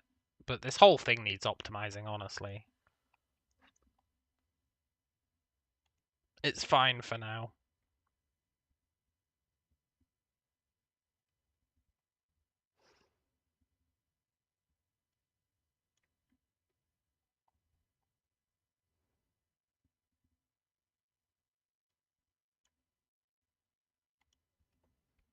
That should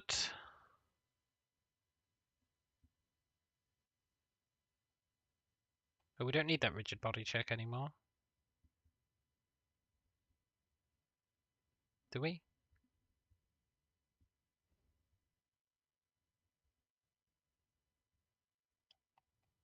No.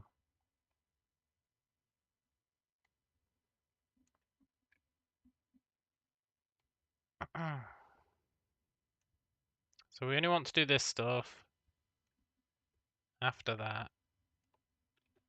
If collision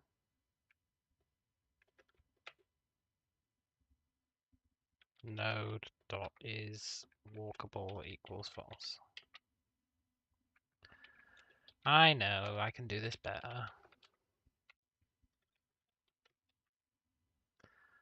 Now this might tank performance. We'll see what happens. This is every single node that is not static doing a collision check every frame. So we'll probably want to break that up. But let's see what happens.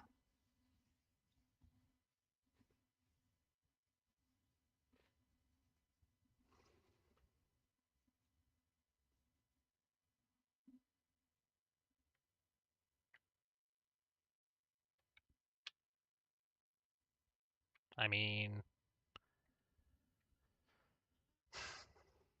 question is it's doing its job?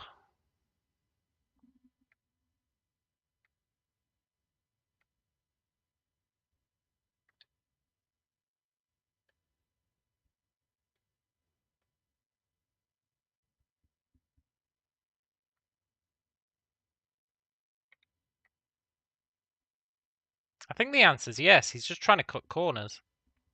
You know the corner problem that you were talking about earlier, James?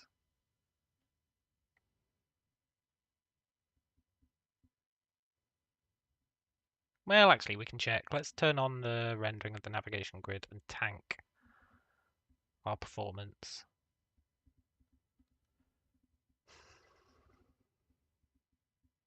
Okay. I guess the grid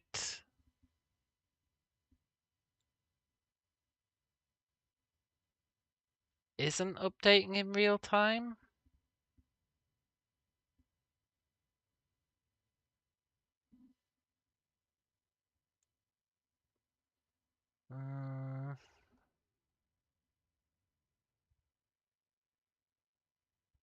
The grid is not updating in real time. But why?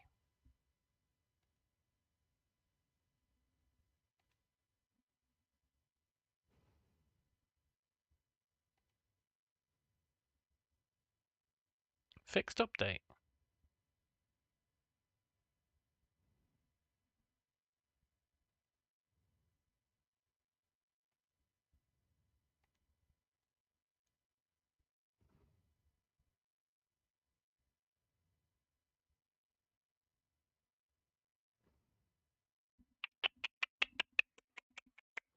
I'll be the first to admit there's probably some logic wrong in this fixed update. I did just kind of YOLO it together.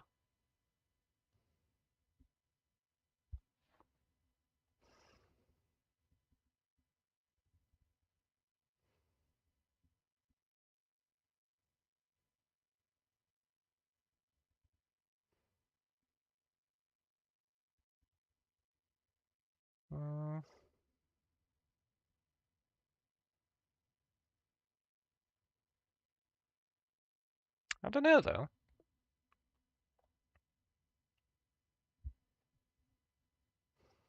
Go through every grid slot. If it's static, we don't need to worry about it. Otherwise, get our point,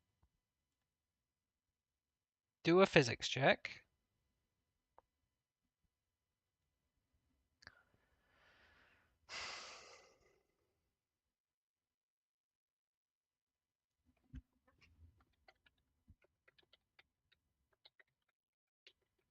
This might spam us hard.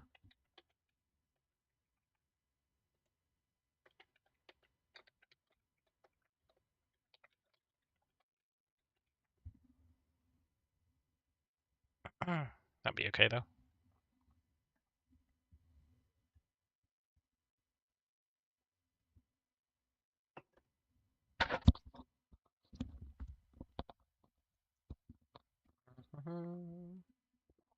Let's see how much we get spammed. If we don't get spammed at all, it means the function isn't getting called.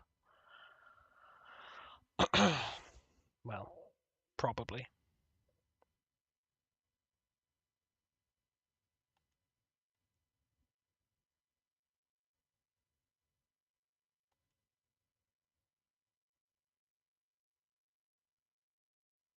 I think it's uber spamming it, which is kind of what we want.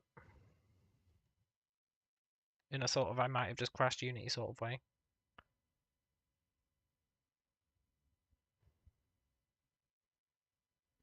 I mean, it's just trying to render 10,000 of these messages every update. It's no big deal. How hard would it be to add a graphic representation of the sensor collision mesh so I could see when I cross the boundary? Oh, super easy. Super easy. In fact, we will be doing that. We'll be giving the medbay sensor some sort of graphic to show that it is a sensor or whatever.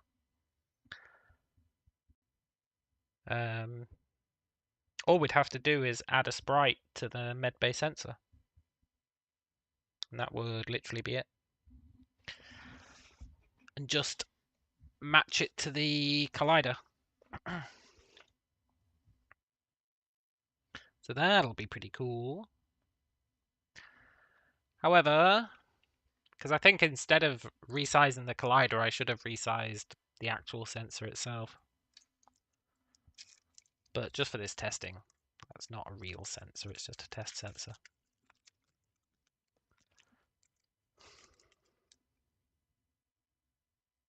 So these debug nodes were a bit excessive. However, it did look like it was going through everything.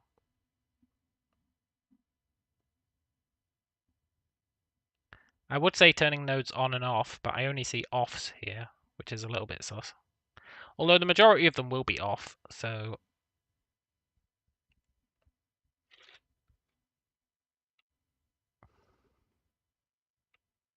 it never turns a node on.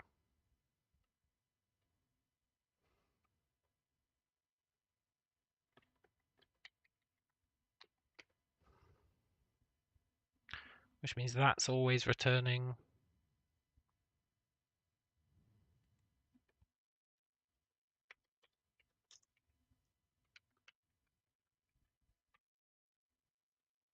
something.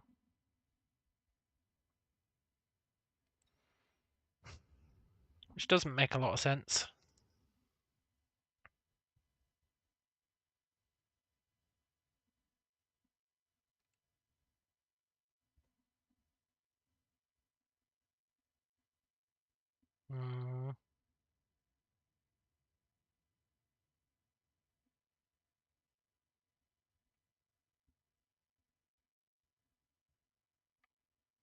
Let's turn on the navigation grid.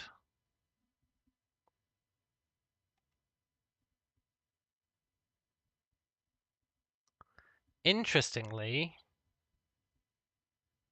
you see how we don't have it?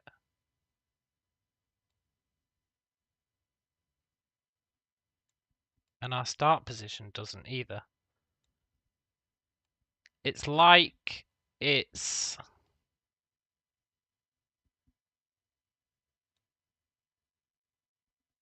always turning stuff off but not on. So if I turn off the grid and I move this,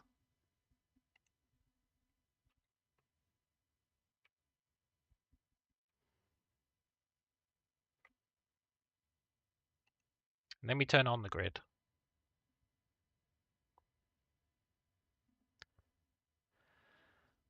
and then I move this again,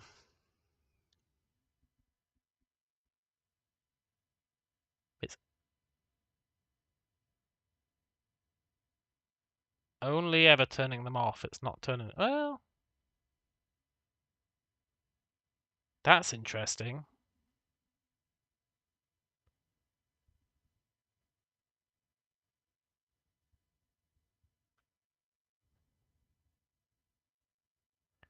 I think there's some misplaced logic. Yeah. I know. Misplaced logic? What? In my thing that's deciding whether or not something is static.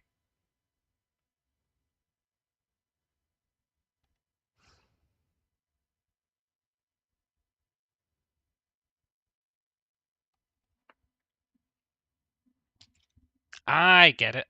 Catch you later, James. Collision does not equal null and rigid body is null. That's what it is. If there wasn't a collision, of course it didn't find a rigid body. But it was saying, well, there's no rigid body. That means it's a static node. But it's not a static node because it did find a collision. The static node is it found a collision, but there was no rigid body for that collision. Means static. So this time that might tank the frame rate a lot more when we have this turned on. But that's where potentially smaller navigation navigation meshes will come into play. But let's see how it performs now. I expect it to start chugging because it's doing those collision checks every frame. Every single frame.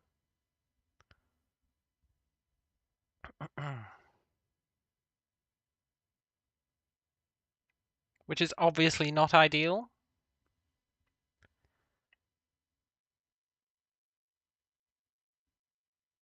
However,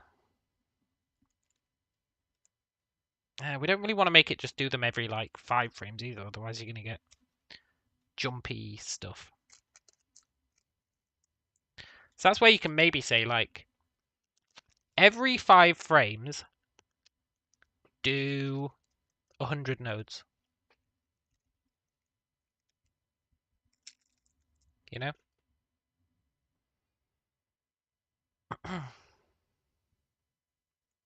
That'd maybe be okay.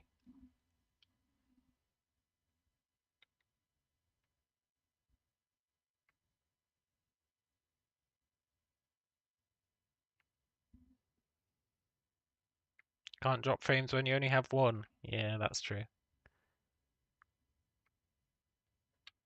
I at least want to see if the pathfinding's working now. Why did he wink? Why did he just wink at us?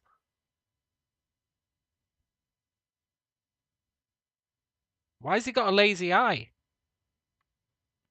I think the low frame rate is really screwing with him.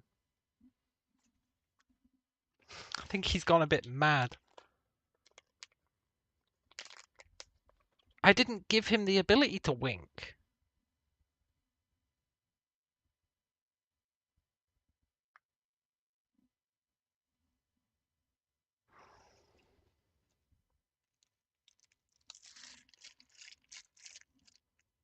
Life finds a way. Well, that's certainly true. It's going to be low frame rate for sure. But I do want to... This is going to kill the frame rate even further. But I just want to check that the collisions are at least sorting themselves out. So let's tank the frame rate even further by turning on the grid. Yes, it's at least accurate now.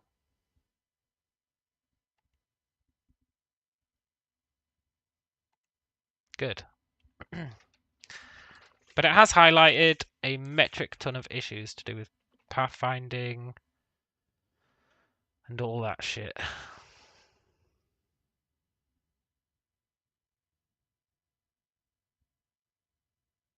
So let's just comment that out for now. We do need to solve that issue.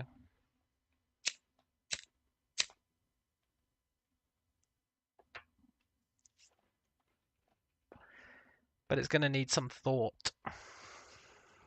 Some sweet, sweet thought.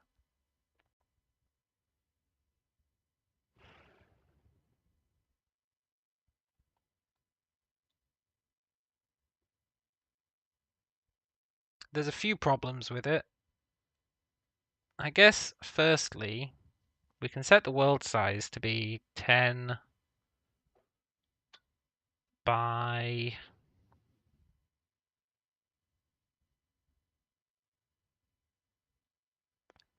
20.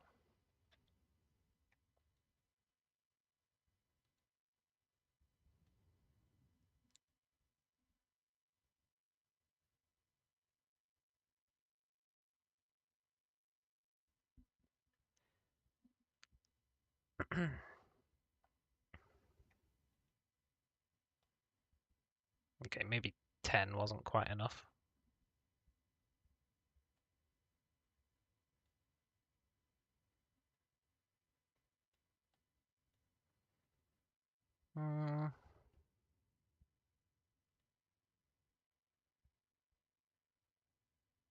It's weird that 10 wasn't enough. Oh no, it's not weird that 10 wasn't enough. 40. No, 40 is crazy. 20 by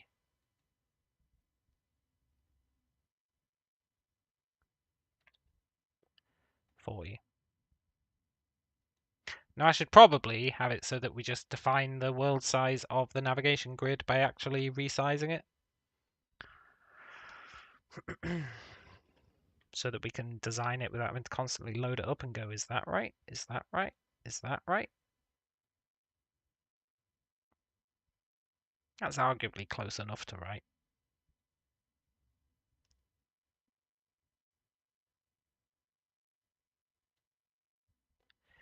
Then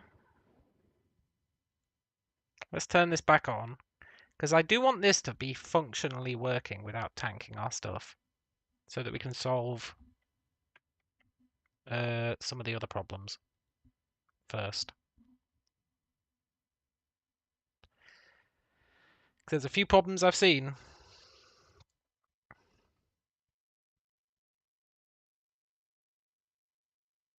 One of them is this robot guy keeps, you'll notice he starts wiggling back and forth. And it's because the pathfinding is saying that he can't walk through himself, which is a fair point, but it shouldn't really be applicable. Like, it's not relevant that he can't walk through himself. Not really.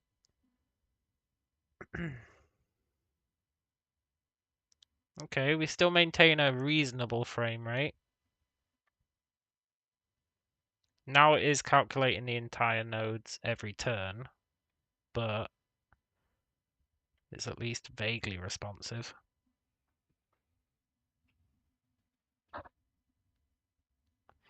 We could make the test area even smaller. And this is where optimizing the navigation grid is going to really be important. So, see how he's just bouncing back and forth? Oh, it's running slow because I'm drawing the grid. You see that? See what he's doing? He's trying to move somewhere, and then he's blocking his own path. And then as soon as he moves out of it, it becomes the optimal route again.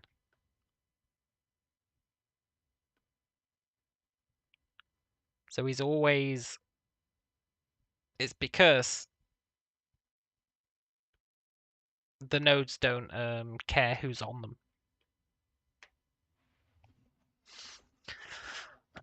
So...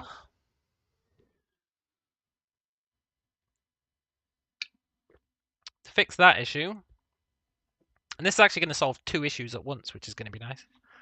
Well, maybe. It might solve two issues at once.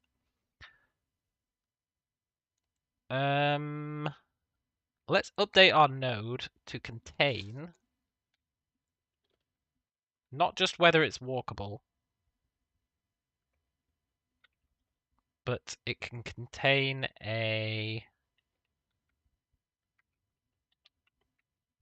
collider. It can contain a collider.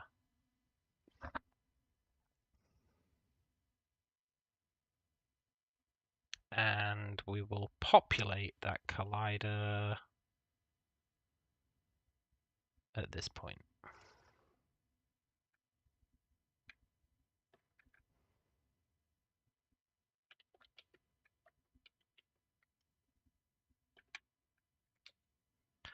This is all uber hacky, but that's fine. So now every node, as well as storing the fact that it's blocked, it also stores who's blocking it.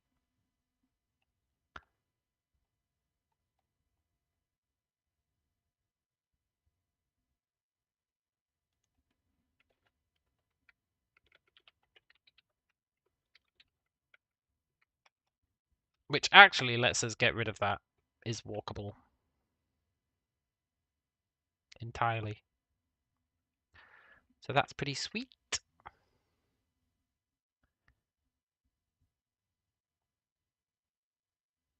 Although we will keep is walkable.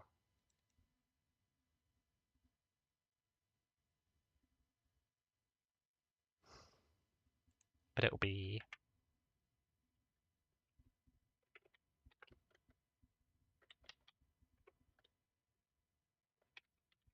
collider equals null.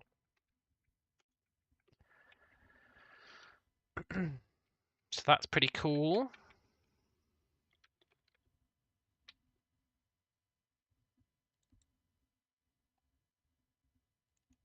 So we don't need to pass that in anymore.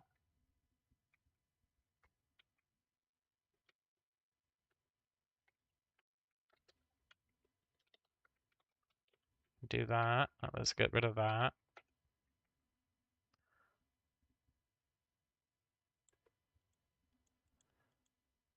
Then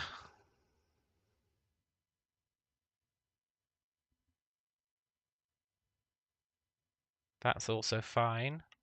And then in the pathfinding,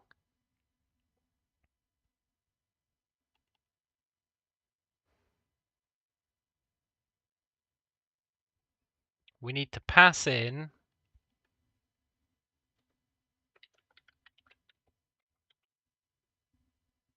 me, myself, Irene, myself.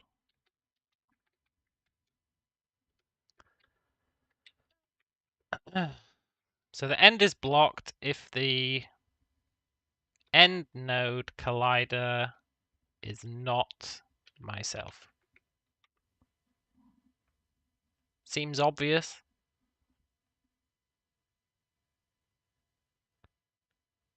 And its neighbor collider does not equal myself.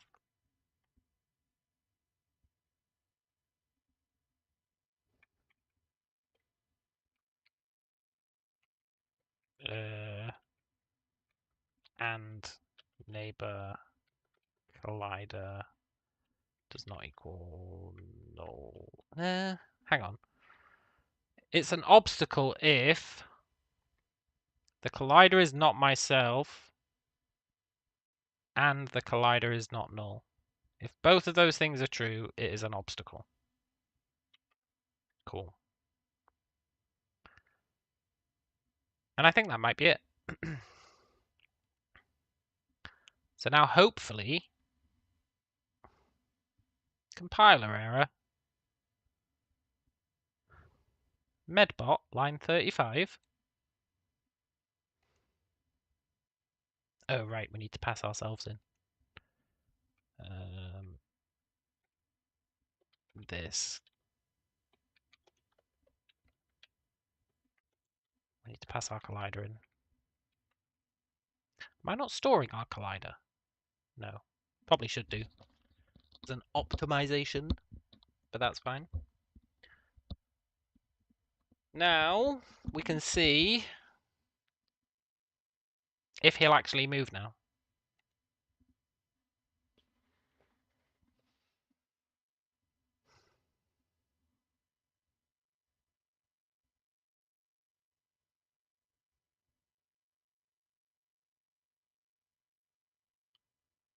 This sort of slow frame rate is only because we're drawing the grid as well, I think. So if we turn off drawing the grid again, does it go back to normal? Yeah, cool. That drawing the grid uses so much stuff. Even with a relatively small grid. Okay, friend, are you still having issues? Yeah, he's still not able to walk through himself. I thought I fixed that. I thought that's literally what I just fixed.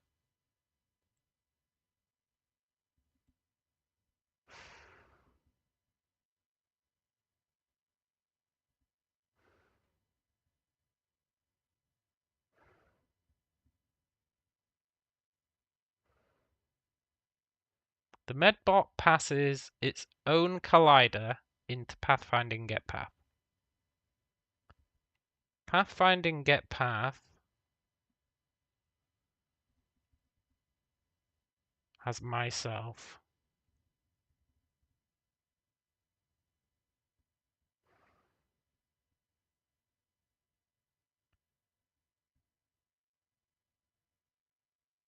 Why have I got a knot there?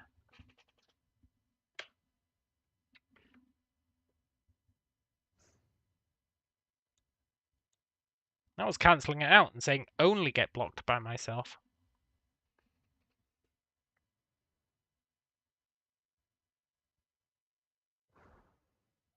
So maybe, just maybe, now it'll work. I think he'll still have issues with navigating to the casket, but we'll see. We might be pleasantly surprised.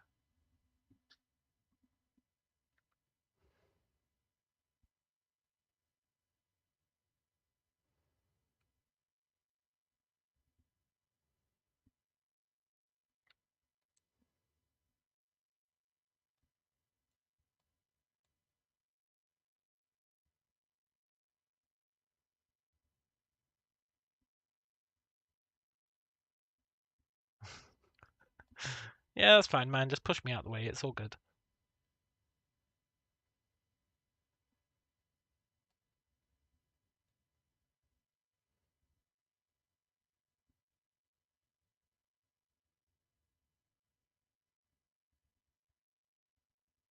It's working surprisingly well, right? Let's turn off the grid and just dick about with him for a bit. Try and ruin his life. Oh, look, he's doing that weird squint again. I swear I haven't given him the capacity to do that weird squint. Why is he doing it?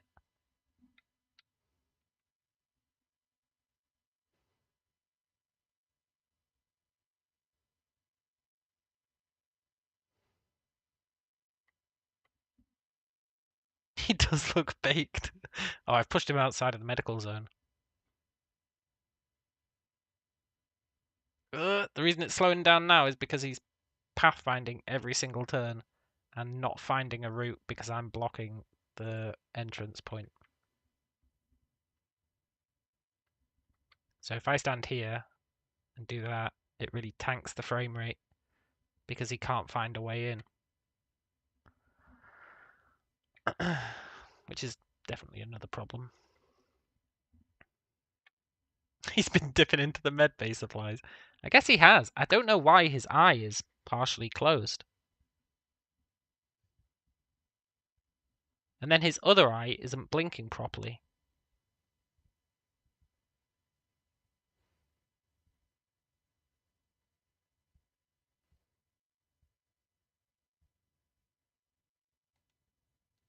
But I haven't told him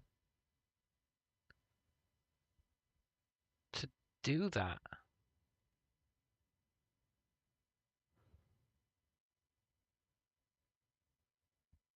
His open and bottom Y are correct for the right eye. What about the left eye? They're correct for the left eye as well. Which means that shouldn't be happening.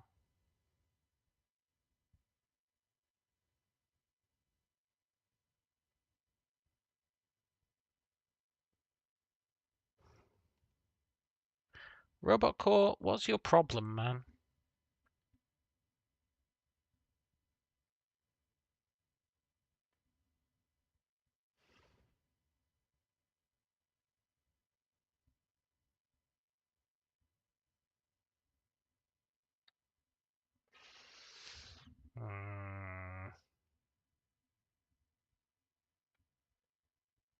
It only started happening when...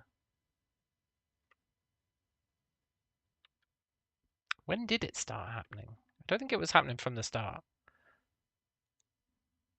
Let's turn off the grid. Let's see if it's a frame rate issue. If it is... Yeah, I think it was when the frame rate took a hit. So if that's true, then this time it shouldn't happen.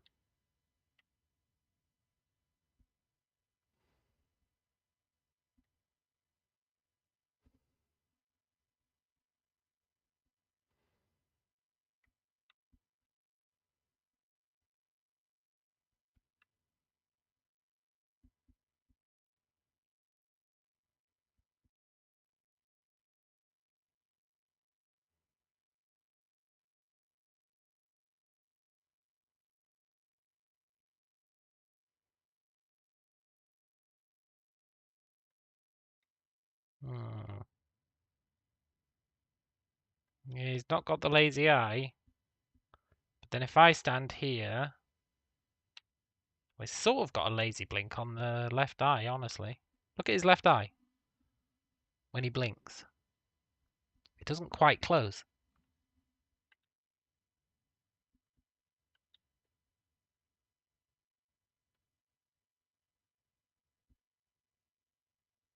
There it is.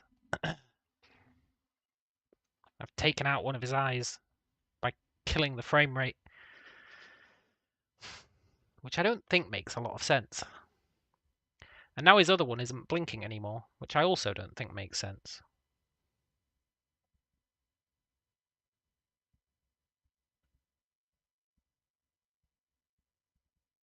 But, whatever, I guess.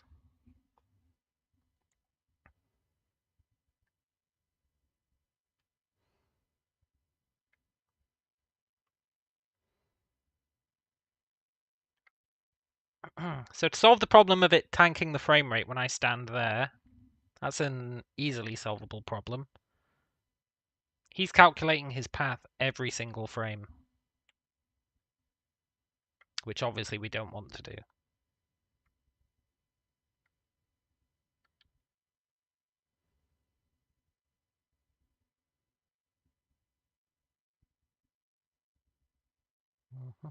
We can also break the game by dragging him outside of his navigation mesh, I think. Oh no. I feel like that shouldn't be working. Oh wait, the navigation mesh extends up here. Come on, little guy.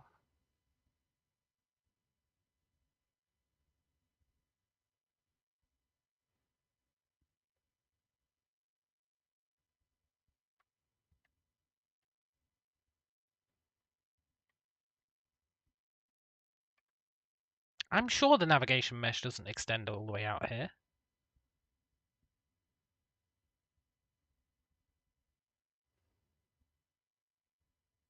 Oh, he's really fighting me for control. Oh, Jesus, look, he really wants to get back. So if I try and pull him too far outside the navigation mesh, it doesn't actually let me. That's the physics stopping us. It applies a greater and greater force on him to push him back towards the navigation mesh. You can cheese it. And then if you let go... Oh, I guess now he is broken. Sorry, dude, I'll bring you back. There you go. Brilliant.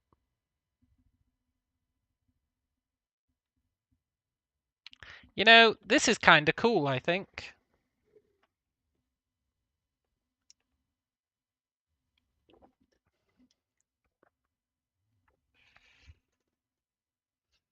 You can't deal with corners.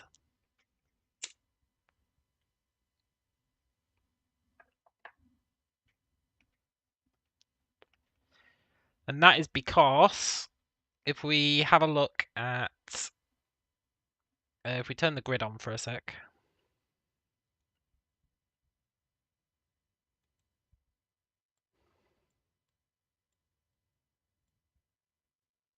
See that? He's got himself trapped.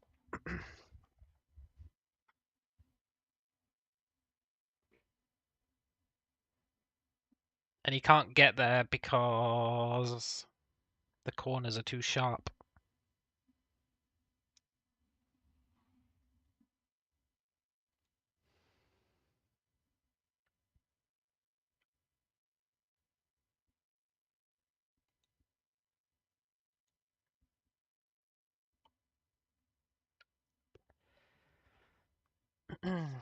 I must be doing something somewhere that is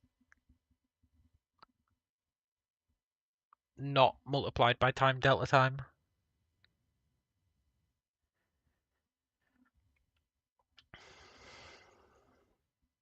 I think I might need to increase the size of the nodes, which will help with performance. It'll help with quite a lot of stuff, actually.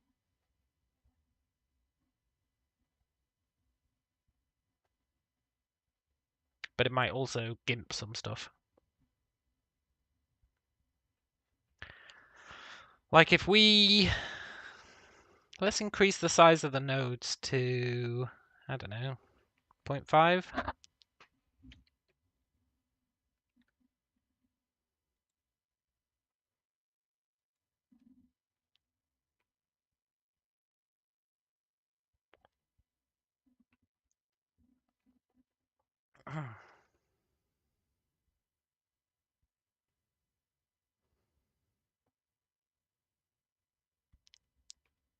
We get our nice frame rate back. Even when we draw the grid, it doesn't go down that much. But look how big the pathfinding squares are.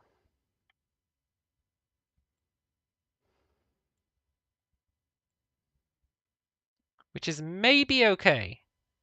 It'll definitely help the corner problem.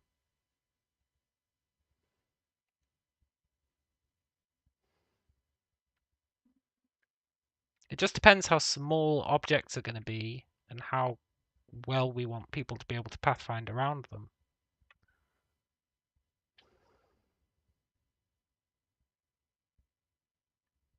As he just cornered himself again somehow.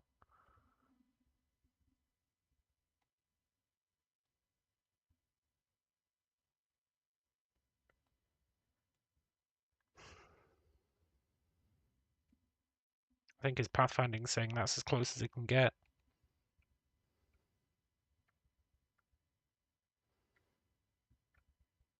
But the pathfinding, right, it doesn't have to be perfect.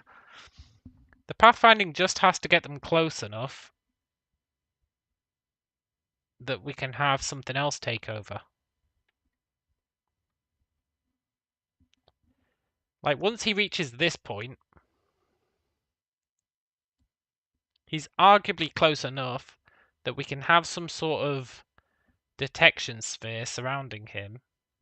And when it hits this trigger point, it can go, oh, now I'm close enough. I'll go over there and start working on him without pathfinding getting involved. Potentially. We only need the pathfinding for moving reasonable distances.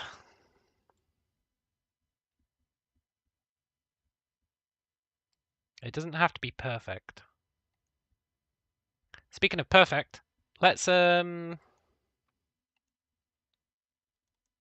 make it so that this guy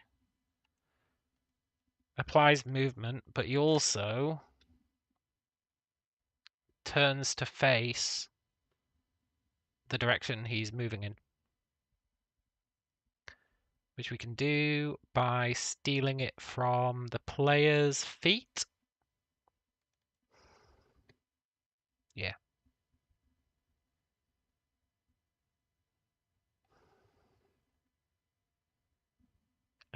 Feet.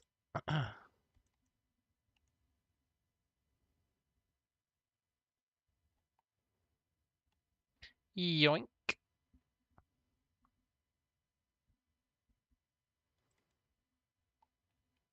Let's steal this from the feet. But instead of being rotate feet, it'll be rotate me. And then rotate me. And we'll pass in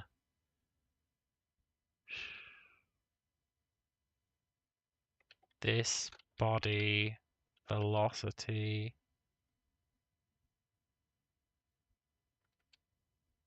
Sure. Maybe? I don't really know. Let's see what that does.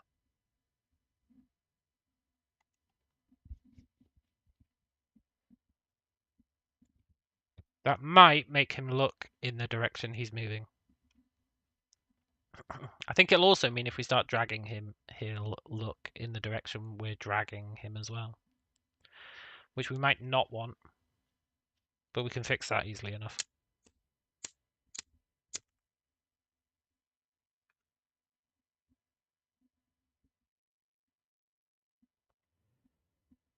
Mm-hmm.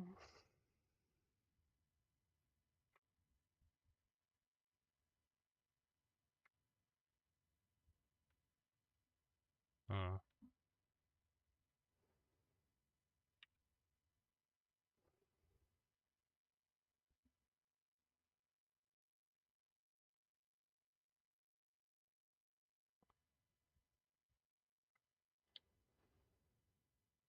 Way, look at that.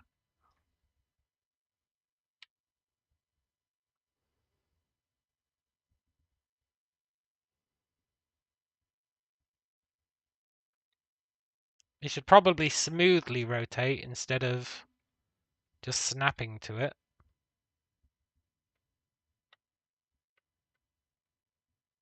Oh, he really freaks out when we grab him. It's like he doesn't want to be grabbed.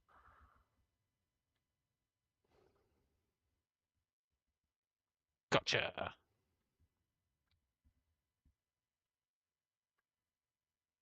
Oh, he really doesn't want to be grabbed. That's kind of cool.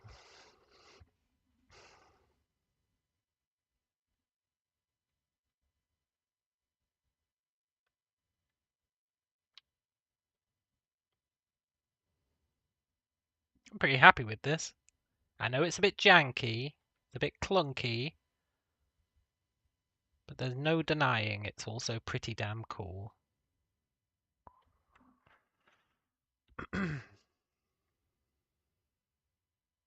I got your casket. Hey, look, it's not killing the frame rate anymore.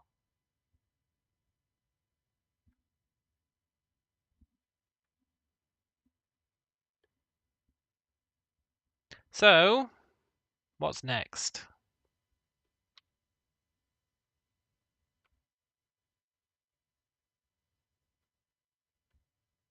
I guess making him be able to heal someone is probably the next thing. Yeah, actually healing.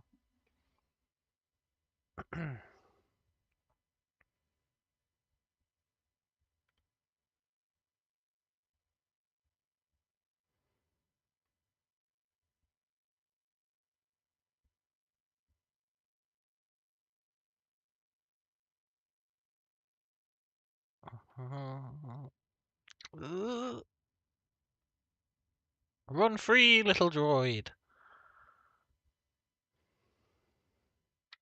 I'm blocking your path.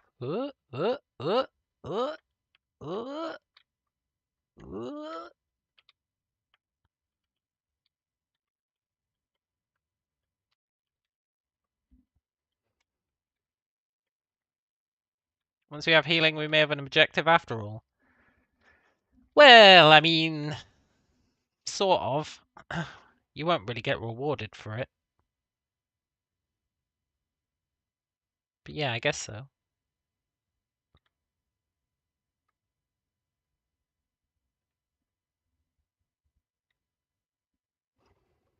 Why is he content being there?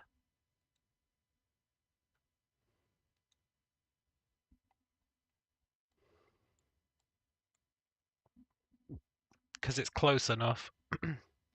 Because his target point can't be reached, so he's happy going to 1 square away from his target point. Which is fair.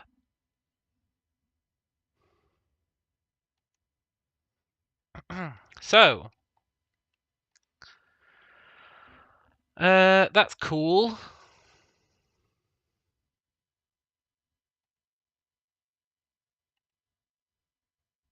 So, if we need to say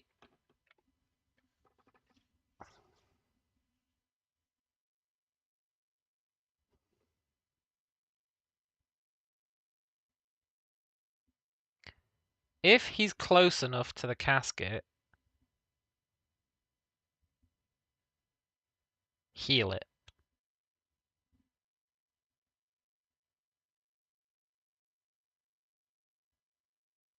Yeah. Yeah. Yeah. Um,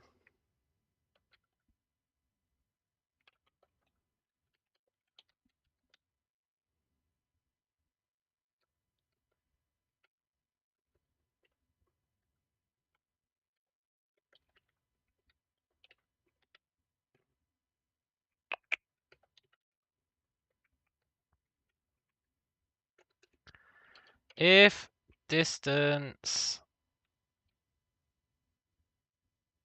magnitude is less than 1,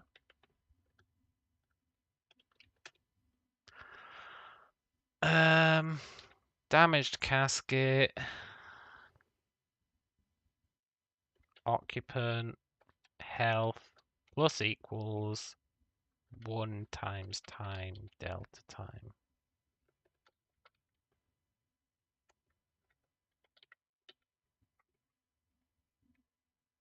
That'll arguably work. Yeah, let's make it 5.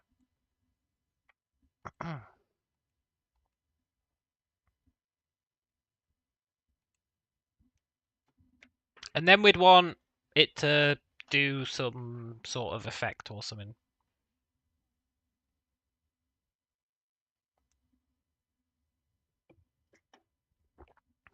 But let's see if it works. We'll know if it does because the sensor on the casket will start to light up. It does mean he can bring people back from the dead.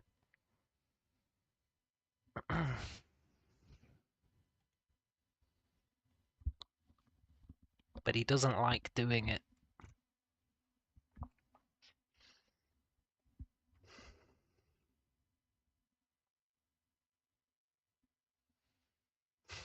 We will make it so he can't bring people back from the dead.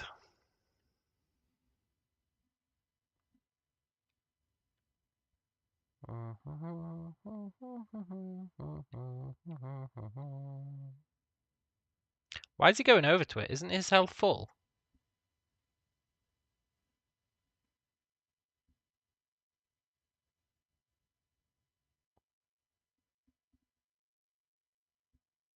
I think he's dying faster than he can be healed.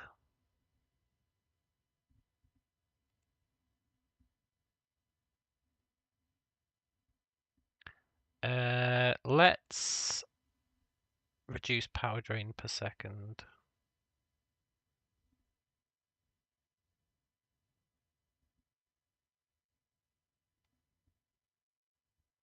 Because that is what I'm using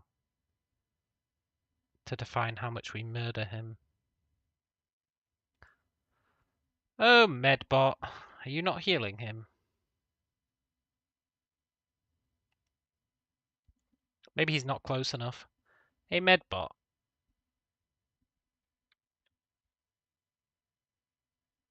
Now he's healing him.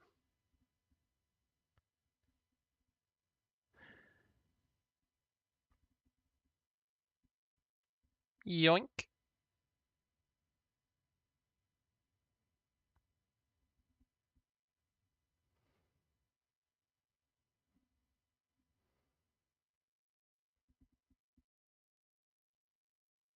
See the health going down.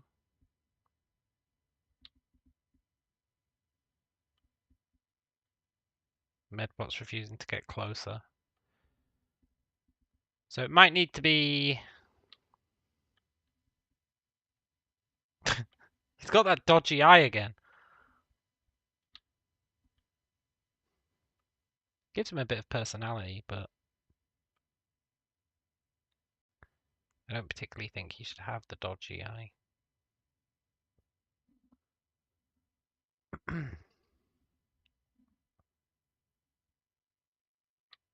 So technically we have a medbot now who sort of works.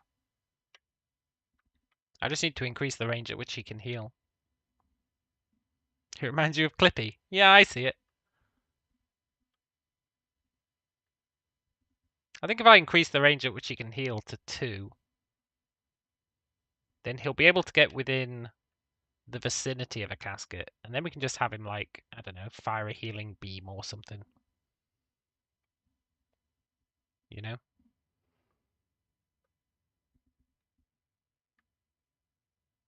The old healing beam routine. That'd be pretty sweet.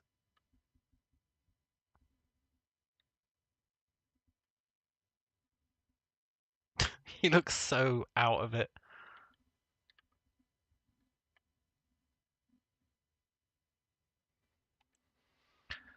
So, if we had another room that was full of caskets and wasn't surrounded by doors, if we had another room that had caskets in it, those caskets would never lose health.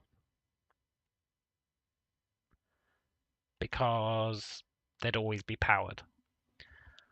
But if one of them was unpowered and they did lose health, then we'd be living the dream. We could take them to the med bay. The medbot would heal them whilst probably pulling a weird facial expression. And then we could take them back and plug them in. And the tricky part would be all the time that they're unplugged, they're losing power, making it a race against time to an extent.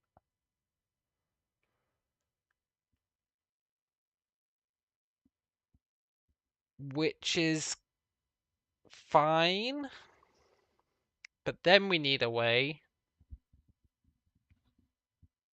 for the caskets to lose health without being plugged in. Or without being unplugged, maybe. And that's where maybe we have the psychotic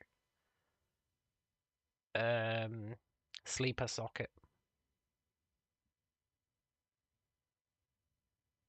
that starts poisoning the people who are in it. And then when you're doing the rounds, you'd be like, oh shit. Or there needs to be other ways of it going wrong and reducing the health so that the medbay has a purpose. If the medbay's only purpose is take people there when they're low on power or when they've run out of power for a little bit, that is a use for it.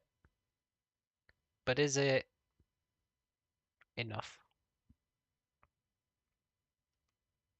But then I think we can start putting other stuff in the medbay, like the medbot. I think it should have a certain amount of power, and then we should have a little charging unit for the medbot, and it has to go back and charge every so often. So if you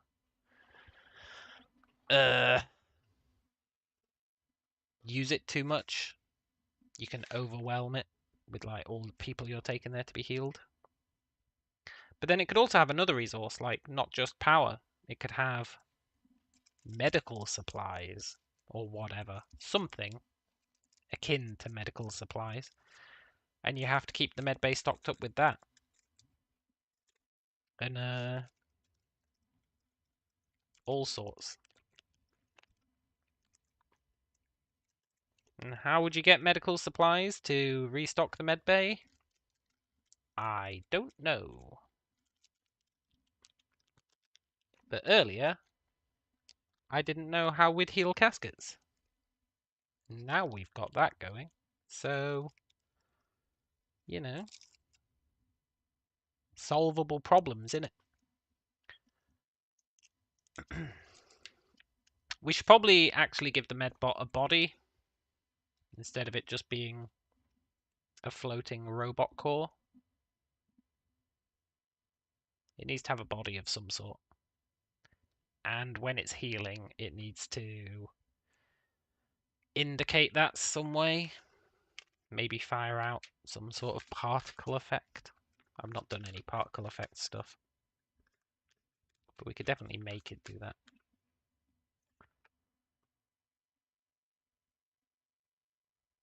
Make it do something to show the fact that it is healing and who it is healing. That'd be pretty nice.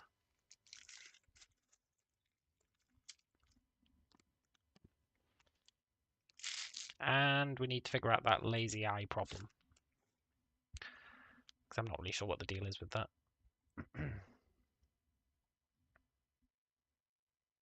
I think I'm happy with having reduced the navigation mesh, though. Like, or increased the size of the nodes, rather. I think I'm okay with it. It does massively help performance. I'm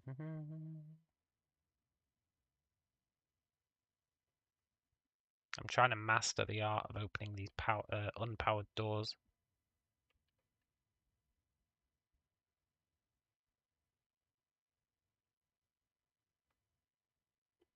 It's hard not to get stuck.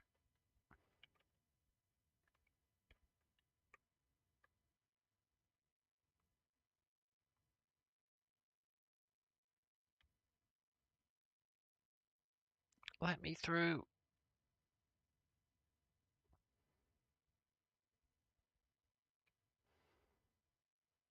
No. You need to like build up stamina, build up a bit of momentum. Open the door a bit, then use your stamina to kind of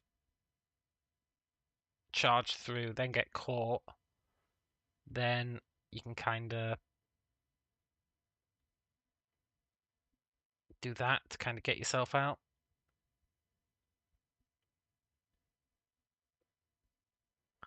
Which works surprisingly well.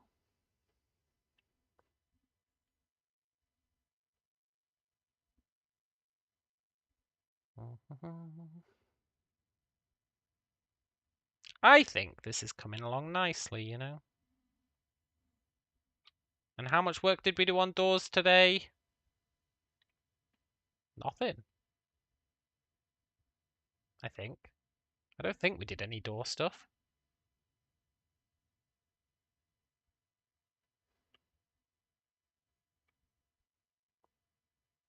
I think we actually stuck to the plan.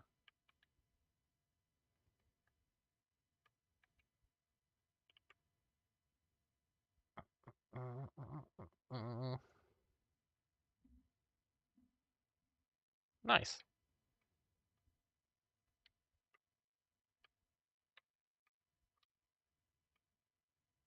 Right.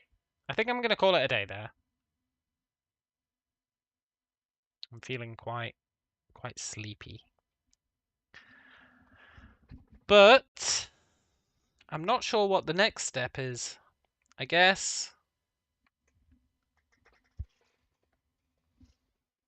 giving the healing guy a body.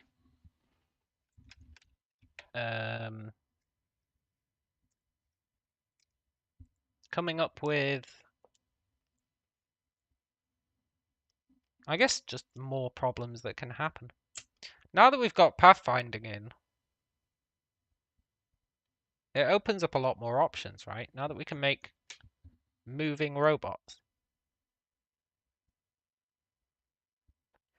It really opens up our options for what we can do.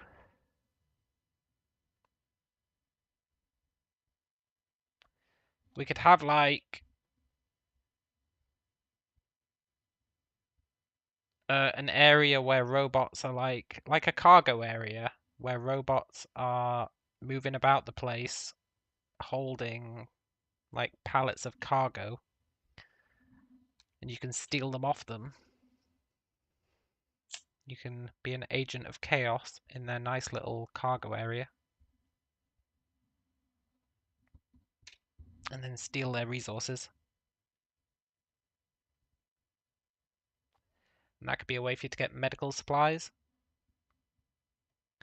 Or I'm trying to think what else we can do with the pathfinding stuff. We could make a little robot friend who follows you around. We could definitely do that.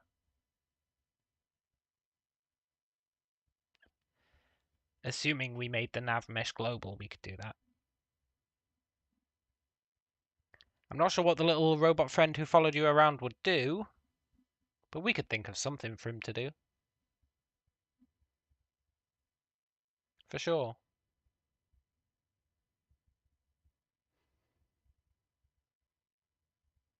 We could even have a little robot friend who follows you around and is a utility item. So you don't have to drag them around. They just follow you around and then you can plug them into utility slots. Stuff like that. We can start combining all these mechanisms together into one.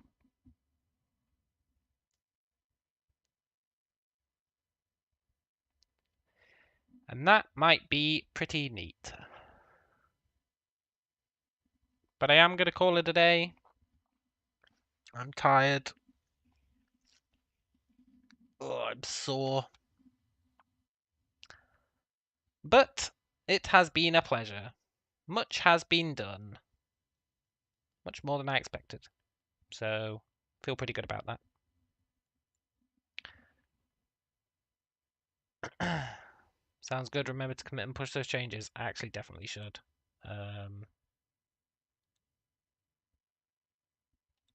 What have we done? Added navigation grid and medbots to heal injured casket occupants. I think that's all we've done. Yeah, when you put it like that, it doesn't sound like much. But what change have I made to the doors? I swear I didn't touch the doors. I swear.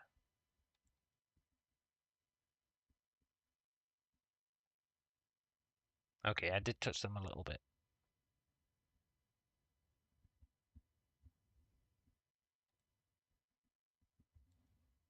Nice. Right, I'm off to bed. Enjoy the rest of your night. And I'll catch you later. Adios.